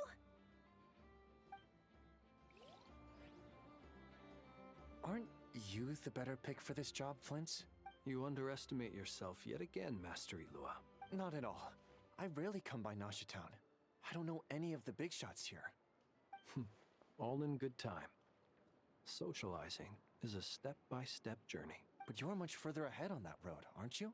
You're not seeing the full picture. You know the truth now. My friends do not understand my habits. There is no question about it. The Lightkeepers need a representative in the League. Someone who is upright, cares about other people, and can realize their self-worth through group action. You say it like you wouldn't make the cut. I am most flattered that you think I would. Sigh a little less, Master Ilua, and have more faith in yourself. All the Lightkeepers agree that you're a very promising young man. That is precisely why Starshina Nikita felt safe delegating such important work to you. I'm sure we all also agree that we would sooner die of dehydration than manage to wrangle anything out of you in a discussion. My apologies. I am not in the habit of bringing water with me when I go out. Whatever. I'll take the job. By the way, who else is part of this? Oh, it's quite the who's who of Nodcry. There's the Moon Chanter of the Frostmoon Scions, the boss of the Curatorium of Secrets, a representative of the Voynich Guild, and even someone from the adorable Kromkake craft shop. I'm sure you will find speaking with them to be a genuine pleasure. If you say so. I've never done this work before, so I'm honestly a little scared of making mistakes, but I'll do it. Not only is it our duty as Lightkeepers, but because I want to make Nodcry a more welcoming place. An admirable attitude to take. The beacons are lit, Itlua. We're but one step away from breaking through the blizzard. We have the chance to band together and build our shared homeland into an Elysium. This is unprecedented for Nodcry. An opportunity not to be missed. Yeah. You're right. I'll do my best. Quite a few familiar faces have arrived.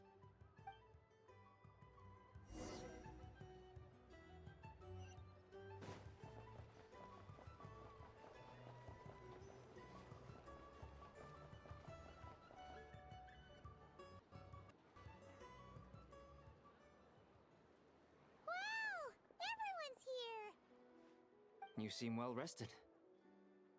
I know no one's asked, but I'm sure you all want to know, so let me just say, we're doing great. Thanks. Well, great, but not perfect. Starting to lose my mind from boredom. Can't drink a drop of alcohol while I'm waiting for my wounds to heal. I'm sure you had a sneaky swig or two. Wait, how'd you find out? I'm sure you must be missing Mondstadt after all these years away, Grandmaster. Yeah, you could say that again. Every time I get news from Mondstadt, it makes me want to go back and see the place for myself.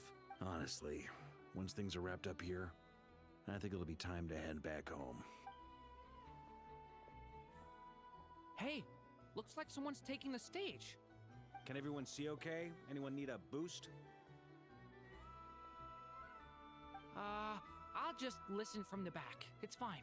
You're taking this pretty seriously, huh, Durin? Well, it's not every day that I get the chance to see how people speak in official settings. Soak it up like a sponge. I'll make sure you get a chance to practice for yourself later down the line. Actually, I know just the thing. You can debrief the Knights of Favonius for me. Mr. Varka, are you forgetting that I'm not a Knight of Favonius? I can knight you. Any particular title you'd like? Is he joking? I really can't tell. You'll have to figure this one out for yourself.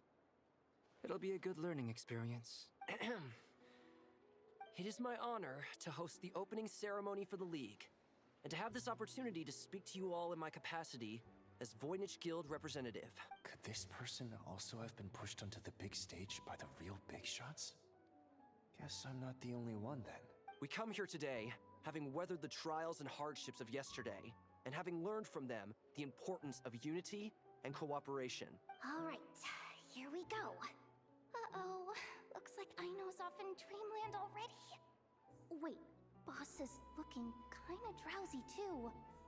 What's up with her? Come on, get this speech over with already. Nodcry is our home, the land we rely on for survival. And as we chart a course for the future, may we persevere through the storms ahead as we sail towards a new era of prosperity, freedom, and hope.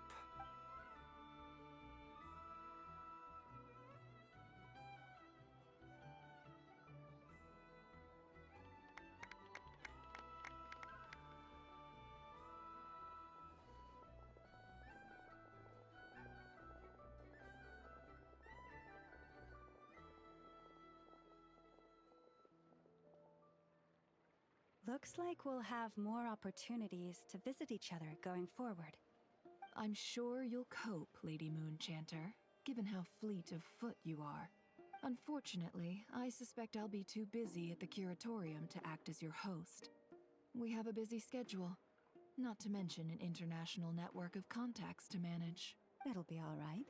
I'll just check your schedule with Yehoda well in advance. And if she's not available, I can simply ask Ashru. You... So giving my employees extra workload isn't enough for you? You're really going to drag my cat into this too? I thought you'd approve. Aren't you forever increasing your employees' workloads? That's a bold statement. Are all the Frost Moon Scions feeling more audacious now that your moon goddess has returned? Columbina's return has brought joy to all who care about her. That includes both you and me. As for the Frost Moon Scions, we are learning how to thrive independently, without relying on the moon goddess. It is up to us to make our home a more livable place. Joining the League is one of the steps we are trying towards that end. I like the word try. It's nice and non-committal. You can opt out at any time and still say you tried. You don't see a bright future for the Frost Moon Scions? Or did you mean the League? I'm just not as optimistic as you. The Frost Moon Scions should count themselves lucky that they have a leader as stubborn and enterprising as you. But Nodcry's a big place, with all kinds of people. Most of them don't enjoy answering to a leader, or even listening to reason. Well, that's where you and your methods come in. Unless the Curatorium of Secrets is only here for appearances. For now, yes. And that won't change until this venture becomes worth my while. What would make it worth your while? Getting out more than I put in. Right now, I'd barely break even. But I'll grant that it's a good start for Nodcry. Then maybe it's worth a try. All right, you can stop now. Or do I have to join the Frost Moon Scions before you'll get off my back? You'd be very welcome to join us. Hey, you two! Congrats on all your hard work! What are you chatting about? Nefer was trying to dissuade me from adding to her employees' workload. Also, she's considering joining the Frost Moon Scions. Sorry, what? Your conversations are always the most interesting. Would you two care to join me for some tea before heading to your next destination?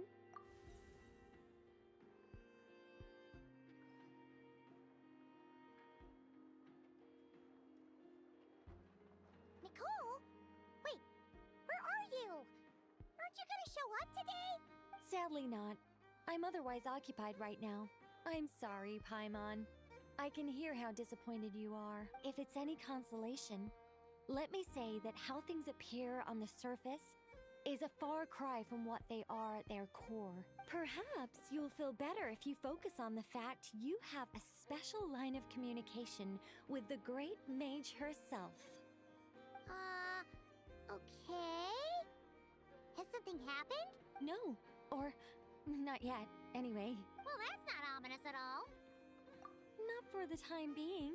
Just think of this as a general check-in to make sure this communication system is still running smoothly.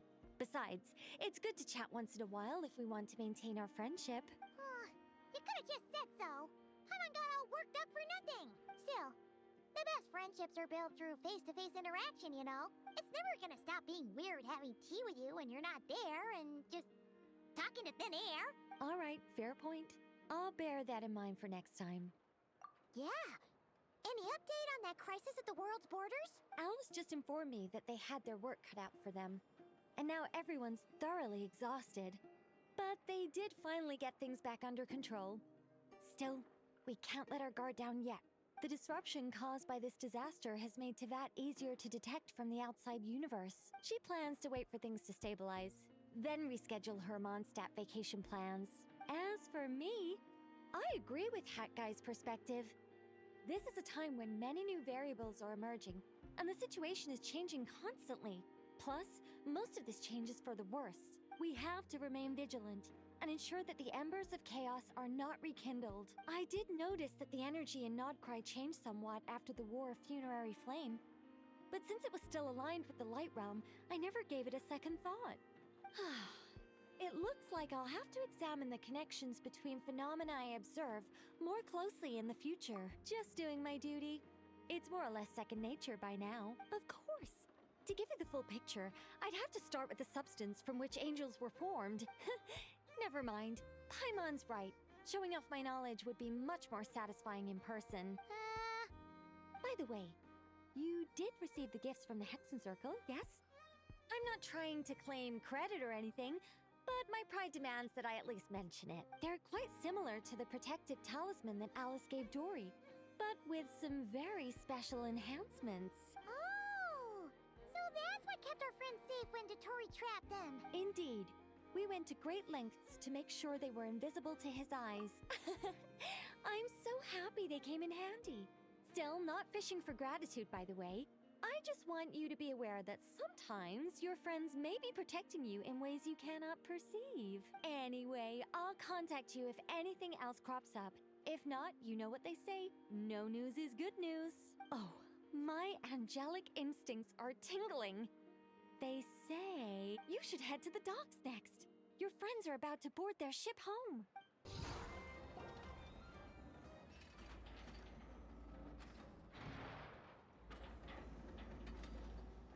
You're here. You're here too, Hat Guy. Are you heading back together? No. I'm bound for Sumeru, and she for Fontaine. We just happened to cross paths at the harbor. Everything seems fine. Sandrone may have an abominable temper, but she's always been very responsible with important calculations, and things entrusted to her by valued friends. You always speak as if you know us inside out, Mr. Hat Guy. Maybe I'm just a good judge of character. I certainly hope that's all there is to it. Regardless, you have been a significant help in this matter. For that, you have my gratitude. I didn't do anything special. Sandrone's the one who completed a seemingly impossible formula and turned the tide of the entire battle, even giving her life in the process. She's the one we should be thanking. Even we were unaware that Sandrone had hidden the real formula inside Polonia's body. She managed to fool Dottore into thinking the formula was running in her system by installing an identical-looking decoy within her. She probably realized that she didn't have the strength to stop Dottore. But this way, she could at least get him to lower his guard. She always worked like that. Always had a backup plan. Well, that's why I'm traveling to Fontaine. She made a request of me long ago, and the time has come to fulfill it. Think of it as her will. She said that should she ever fail in a mission, she'd like me to deliver her core and Polonia's to the Fontaine Research Institute. She also mentioned that she had made arrangements for people there to set her affairs in order. Some of her personal effects, such as her notes, were left to me. I've decided to take them back to the House of the Hearth. For safekeeping, primarily, but also as mementos, I suppose. However, there is one book among them that I'd like to leave in your care. I'll have someone deliver it to your residence at the flagship at a later date. No, I was specifically warned not to tell her. This is her last wish, and I will abide by it. I can only hope so, but none of us here can know for certain. I bade farewell to Columbina earlier today. As promised, she turned the iridescent moon's marrow over to me. She spent a long time with Sandrone's body, saying her goodbyes. Oh, is she all right? Sandrone's passing has left a great wound in all of our hearts. It will take time to heal, but Columbina surprised me. She offered me some words of comfort before I departed. Despite being grief-stricken herself, she showed an awareness of the feelings of others around her. She never used to act like this. Clearly, she has grown. And I suspect that we have you to thank for much of the change we are seeing in her. Huh. After these recent events, the Tsaritsa has revoked the Pale Star Edict. Snezhnaya now realizes that the arrest warrant for Columbina was just a ploy by Dottore, who coveted her powers. I shall return to Nodcry to see her as soon as I find the time. I hope that from now on, she too will explore more of the world. Columbina Hyposelenia's journey is only beginning. My ship is here. Traveler, Paimon, we shall meet again. You too, Hat Guy. What are you still bumming around for? Isn't Columbina waiting for you? I thought today was the day you'd agreed with her to go find out the truth about your sibling. You're afraid you won't like the truth when you see it. Well, this is new. I was starting to think that nothing could scare you. Don't say that! Wouldn't you be if you were in this situation? Fair point. But I'd say I have more experience facing up to unpleasant truths than the Traveler. They say blood's thicker than water. I know how much you need your family back. More than you need any of your friends. And I'm sure that all your real friends understand that too. No matter what the truth turns out to be, they will stick by you and support you. Whatever decision you make, finding the truth is important. But more important still is what you choose to do once you've found it. At least, that's the life lesson I've learned from my experience. Grappling with the truth. What? Now that Dottore's dead and gone? A little, I guess. But it hasn't solved everything. Maybe I regret not getting to end his life with my own hands. Or maybe it's something else. But for whatever reason, I still feel like I have a chip on my shoulder. Either way, I'm going back to Sumeru. Lesser Lord Kusanali is gonna need help dealing with all the chaos Dottore left in his wake. Not just from this incident, but everything he did in the past, too. You should continue with your journey, as you've always done. Who knows? Maybe we'll meet again someplace else. So, what should we do now? If you want to explore a bit more to steady those nerves, Paimon's game. After all, when Columbina said she knew where your ship was hidden, Paimon promised to give you two some alone time with the truth. It hasn't been all that long since we were last apart, sure, but with Columbina there, Paimon's sure things will be just dandy. Ain't no biggie. Paimon might be all about that food and fun, but she knows how to do right by people. Paimon's sure you'd prefer to digest the news about your brother in peace. But, no matter what you see, just know you can share it with Paimon. Of course, as long as it's not super private. If you can't make sense of something, let's give it some thought together. And even if we both can't figure it out, Paimon can at least treat you to a nice meal. Glad to hear it. Feel better now? Alrighty. Next up, time to meet with Columbina.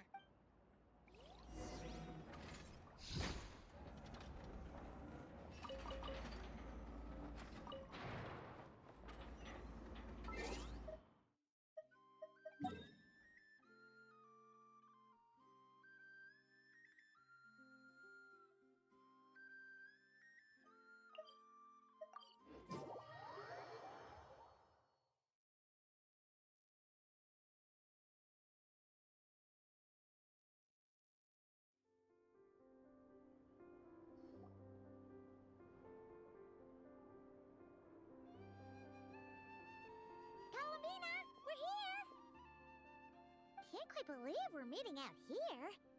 We're gotten used to walking over to Silver Moon Hall whenever we go see you. Well, you're still welcome to go there whenever you want to see me. It's just, now that it's all over, I've decided to make some changes. Try and fit in with the Frost Moon Scions, like Lama suggested. The older generation are still timid around me. They don't dare get too close, and they bow their heads when I walk by. But things are much better with the children. I see more curiosity in their eyes. Hopefully, by the time the next Moon Prayer Night comes around, I can enjoy the festival with them as myself, without having to pretend that I'm only dressed up as the Moon Goddess. You'll do fine, Columbina. Paimon's sure they'll realize you're super nice once they get to know you better. You really think so? When we first met, you thought I was a little up in the clouds. We were just starting out then, come on! So Lama told you, huh? I'm only teasing. I know that I have you to thank for pulling me back down to solid ground. It feels good to finally stand firm on the earth where I was born.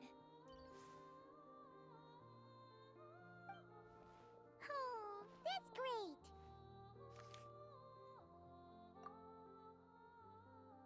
Thank you. I'll make sure not to lose it this time. Well then, are you ready? Ether, what happened to our spaceship back then? Why did you leave? It's time to learn the truth at last. I'm ready as I'll ever be. Good. Then let me open the way for you.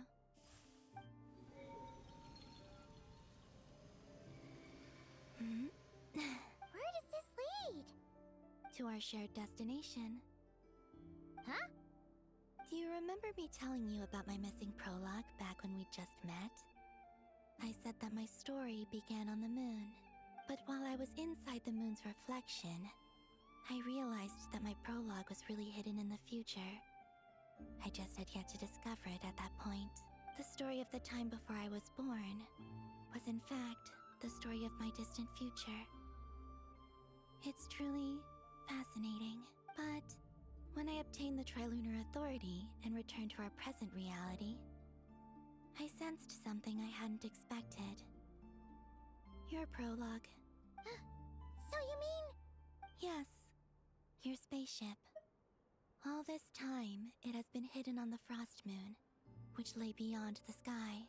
The great ruler of the firmament. The heavenly principles. Wait, them? Why would they do that? I don't know. Perhaps your ship contains something that is incompatible with Tevat. Or something that cannot be known. Oh, did I pick a bad time to say this? I know it must have been hard to work up the courage to do this. Maybe I should have waited until you were on the moon, with no chance to back out. That would've been kinda mean, you know.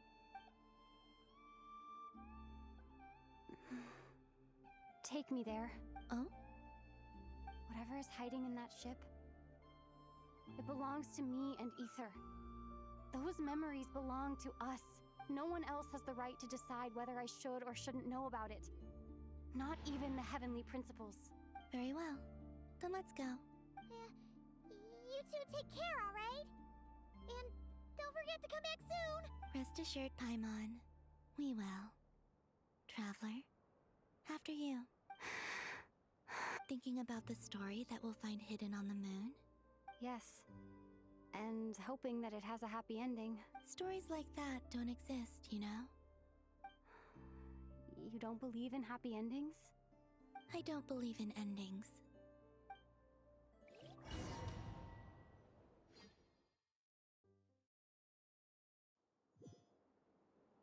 Where am I? This is the pathway I built between Tevat and the Frost Moon. The moon is very far away from us, so it could be a long journey.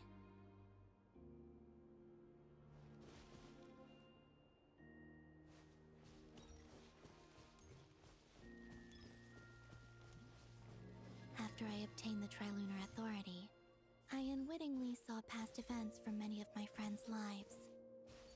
One was Lauma. She was so young when they chose her to be the Moon Chanter. From then on, the Frost Moon Scions looked to her to bring messages from their goddess. But, for better or worse, I had left Hisi Island before she was ever born. It was not until much, much later that she met me. I think it's for the best. Because of the way things turned out, you had the opportunity to become friends. You're right. In that sense, I think we were both very lucky.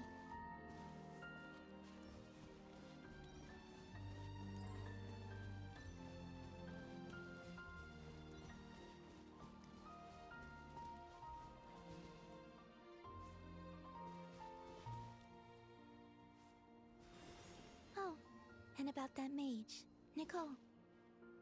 I only recently learned that she has lived in Teyvat since the time of the Three Moon Sisters. The Moon Goddesses always had a good relationship with the angels.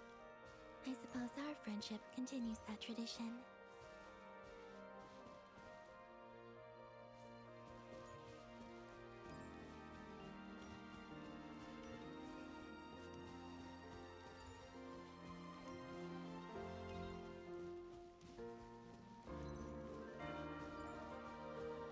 And then, there's Sandrone. I never knew that much about her, beyond the fact that she was created by someone called the Lord Artificer. She, too, suffered for a long time before joining the Fatui.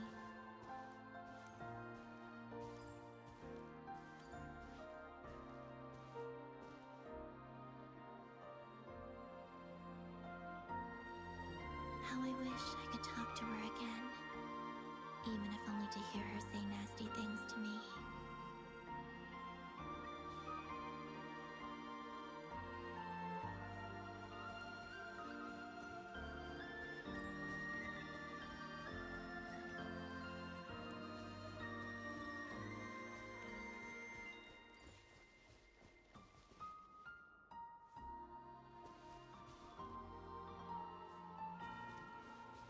Also, I saw your sibling's story. I'm afraid I didn't see much. It seems that he rarely came to the surface, where the moonlight shines. But I did notice that back when you first set out on your journey, he would often appear nearby, gazing at you from afar with a guilty look in his eyes. Ether... Let us speak no more of the past. I probably shouldn't reveal so much about my friends. It's not my place. Let the moonlight carry us forth. We are very close now.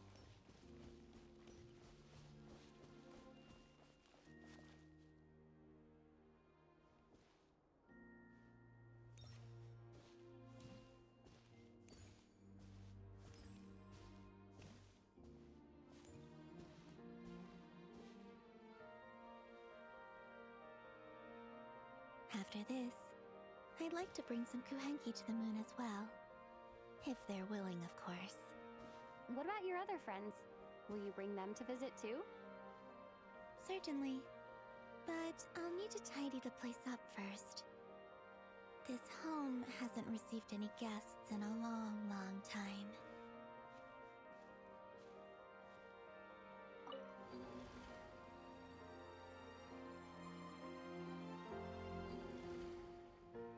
I remember writing something similar with you on Moon Prayer Night. I believe it was called... Dodoko's Whirligig. Yes, that was it. You asked me if I was afraid to return to the moon, and I said that I was. The idea that I had gained something precious, only to lose it so quickly. That frightened me. But I'm not afraid anymore. Besides, this time, we're traveling together.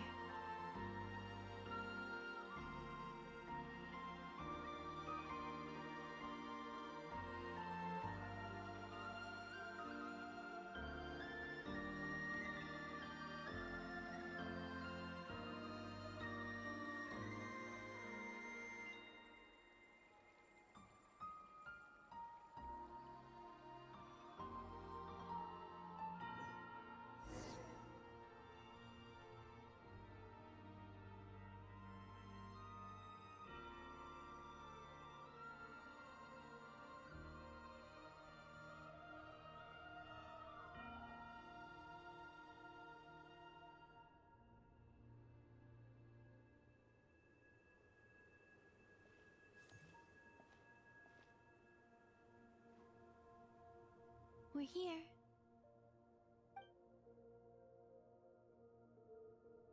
Over there.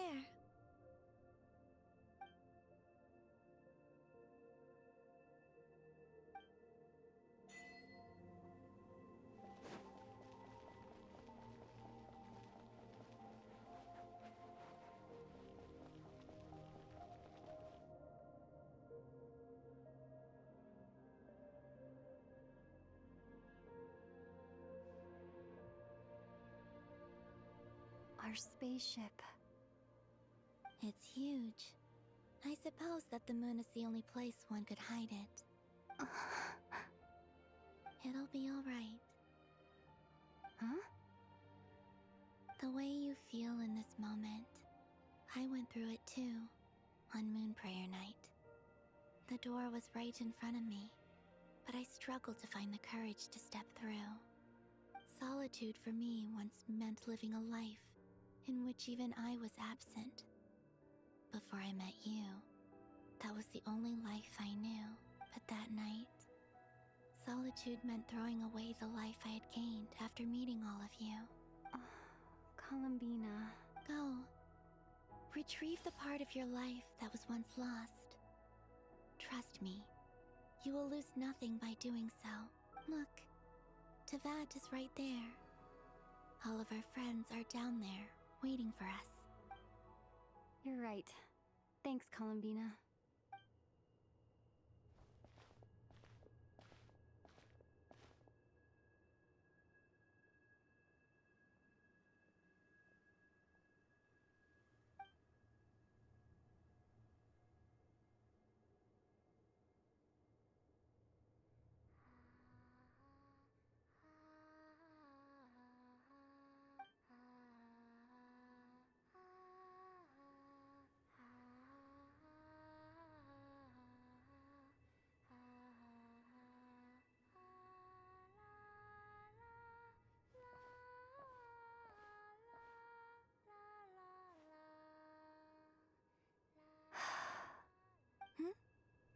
Finished?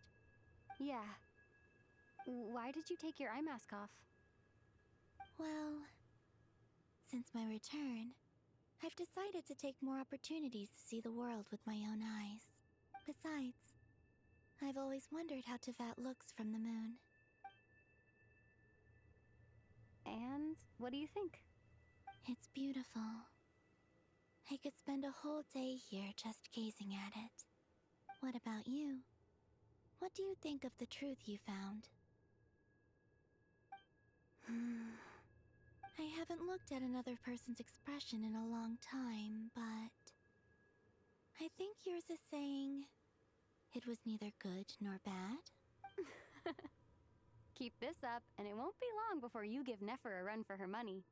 Oh, I don't think that's going to happen. I'm much more used to sensing what's going on around me with Kuvaki. I think I'll save my eyes for seeing special moments I really want to remember. I read the spaceship's flight logs. I always assumed that this was my first time in Tevat. I thought that Ether and I must have been hibernating in space for centuries on end. But the logs show that our spaceship flew over the skies of Tevat once before. A long, long time ago. Flew over? So you didn't land? No. The ship barely came to a stop before flying on again. After that, it continued traveling through space for a long time. Some of the data is corrupted, but I suspect that it kept flying for thousands of years. It was only after that the ship made a forced landing in Nodcry. When Ether found me, he came from outside the ship. Could this mean that he left the ship long before I did? Maybe even during our first pass over Tevat? Are you alright? Yes. I can feel that the truth is coming together. One small piece at a time. I remember Ether telling me that when he first arrived in Conria, he could not recall the past. So this might be something that even he doesn't know. Here, I made some space for you.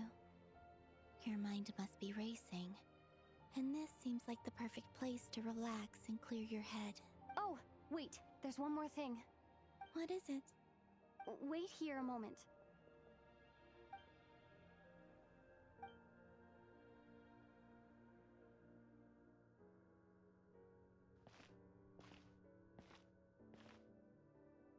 Hi, Columbina.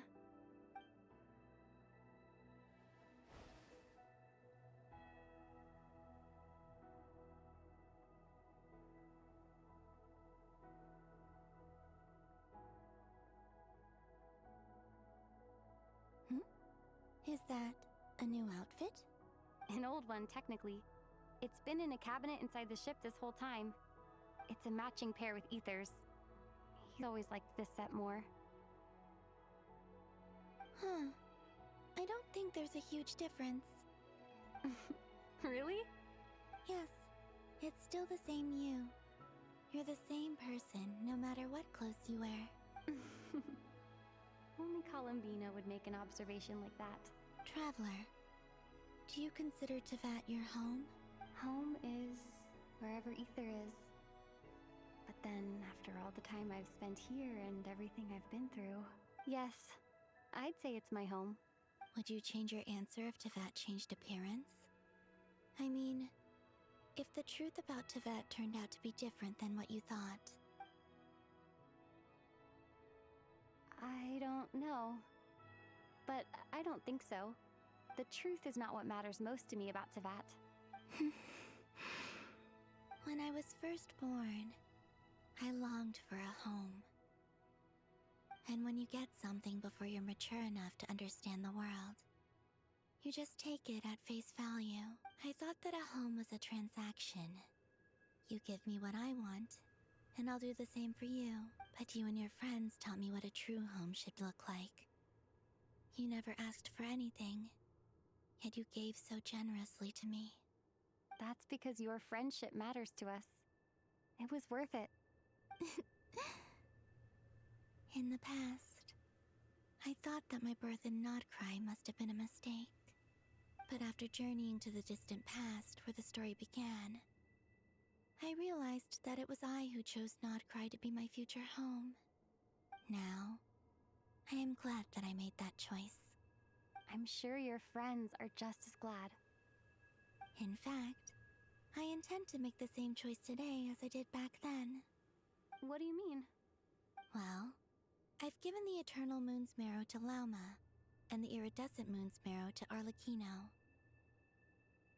And now, I shall return my Kuvaki to Notcry again, that it may continue to protect my chosen home. Wait, but what about your body? Oh, are you worried that I'll disappear again? I won't. Not this time. The Frost Moon has now entered the false sky, and I am the Trilune Goddess. I am only returning to Notcry the part of me that it needs. I am giving what I can, because my home is worth it. Oh, and I have something for you, too. For me? Yes. Come closer.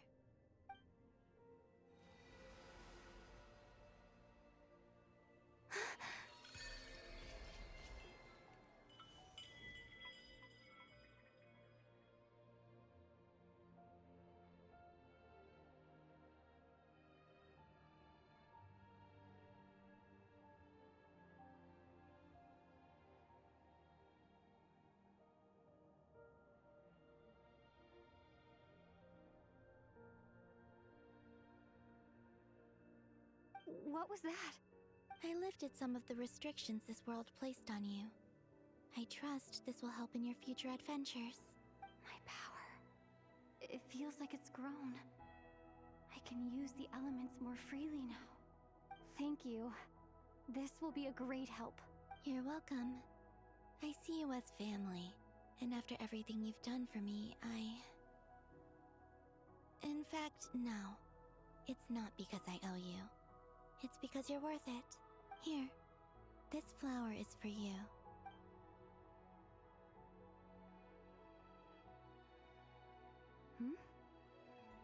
Isn't this a moon prayer blossom? Yes. Don't worry.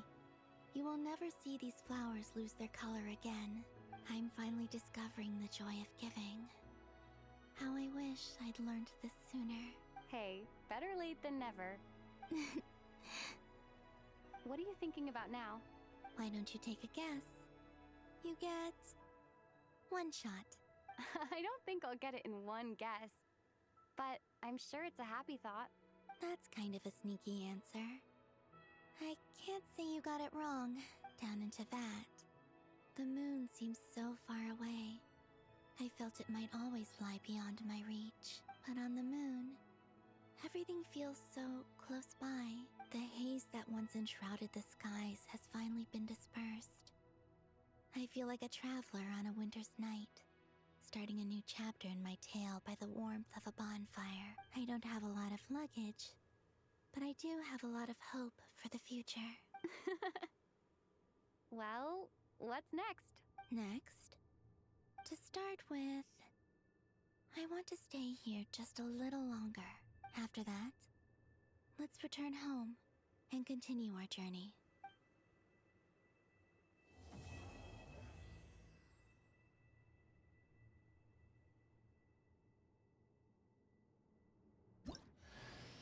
These clothes bring back so many memories.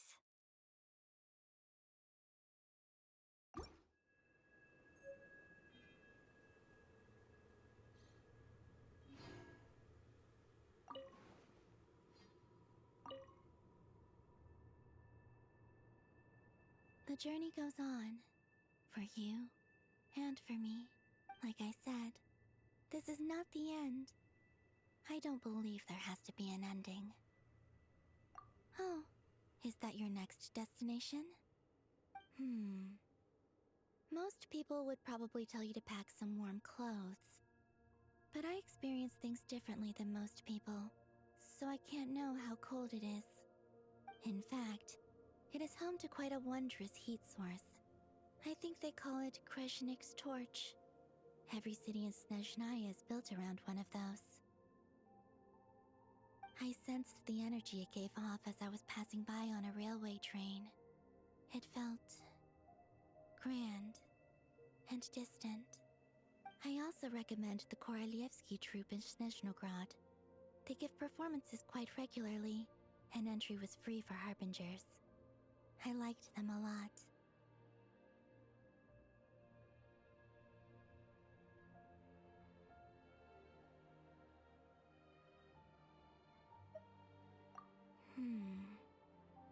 Ice cold and sharp. Crystal clear in some ways, yet profoundly unfathomable in others. Like the thick layer of ice on top of a frozen lake. That's just the impression that Tsaritsa gives me. I was never able to glimpse what truly lies beneath that icy exterior. In fact, I don't think the people of Snezhnaya even know what kind of power their god wields. Maybe that's because the Tsaritsa herself has never acknowledged, nor accepted that power. There's Regrator, the Rooster, and the Jester. Between them, they control a lot of what happens in Snezhnaya, but I can never wrap my head around how exactly power is split between them. I just know they are each responsible for many specific domains. I noticed that the Rooster and Regrator often appear to get along on the surface, while working against each other in secret. And theirs is not a friendly rivalry. But I wasn't particularly interested, so I tended to keep my distance. Now that I think about it, the term Mistelton often seemed to come up in connection with Project Stuja. Once things settle down in Notcry, I'd like to explore the world beyond Snezhnaya.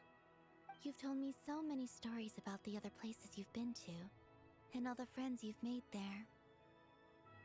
I'm curious to visit those nations and see them for myself. It would also help me learn more about the journey that has made you into the person you are today. Okay. As you continue on your journey, don't forget to gaze up at the moon once in a while. It is, after all, no longer an illusion. It shall cast down its true moonlight, connecting us in truth.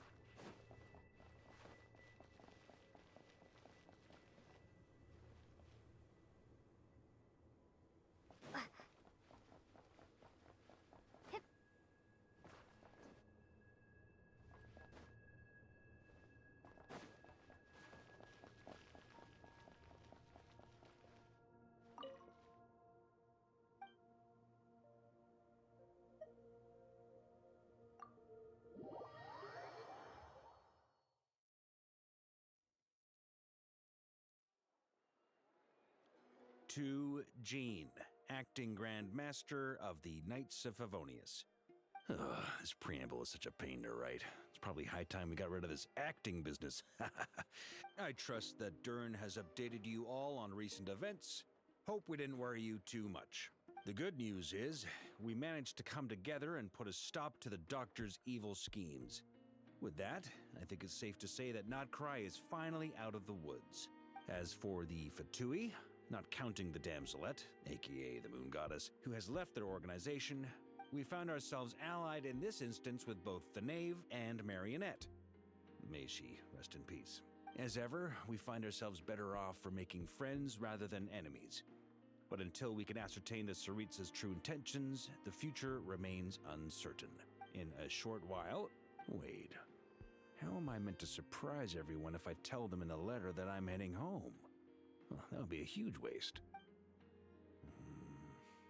Okay, got it.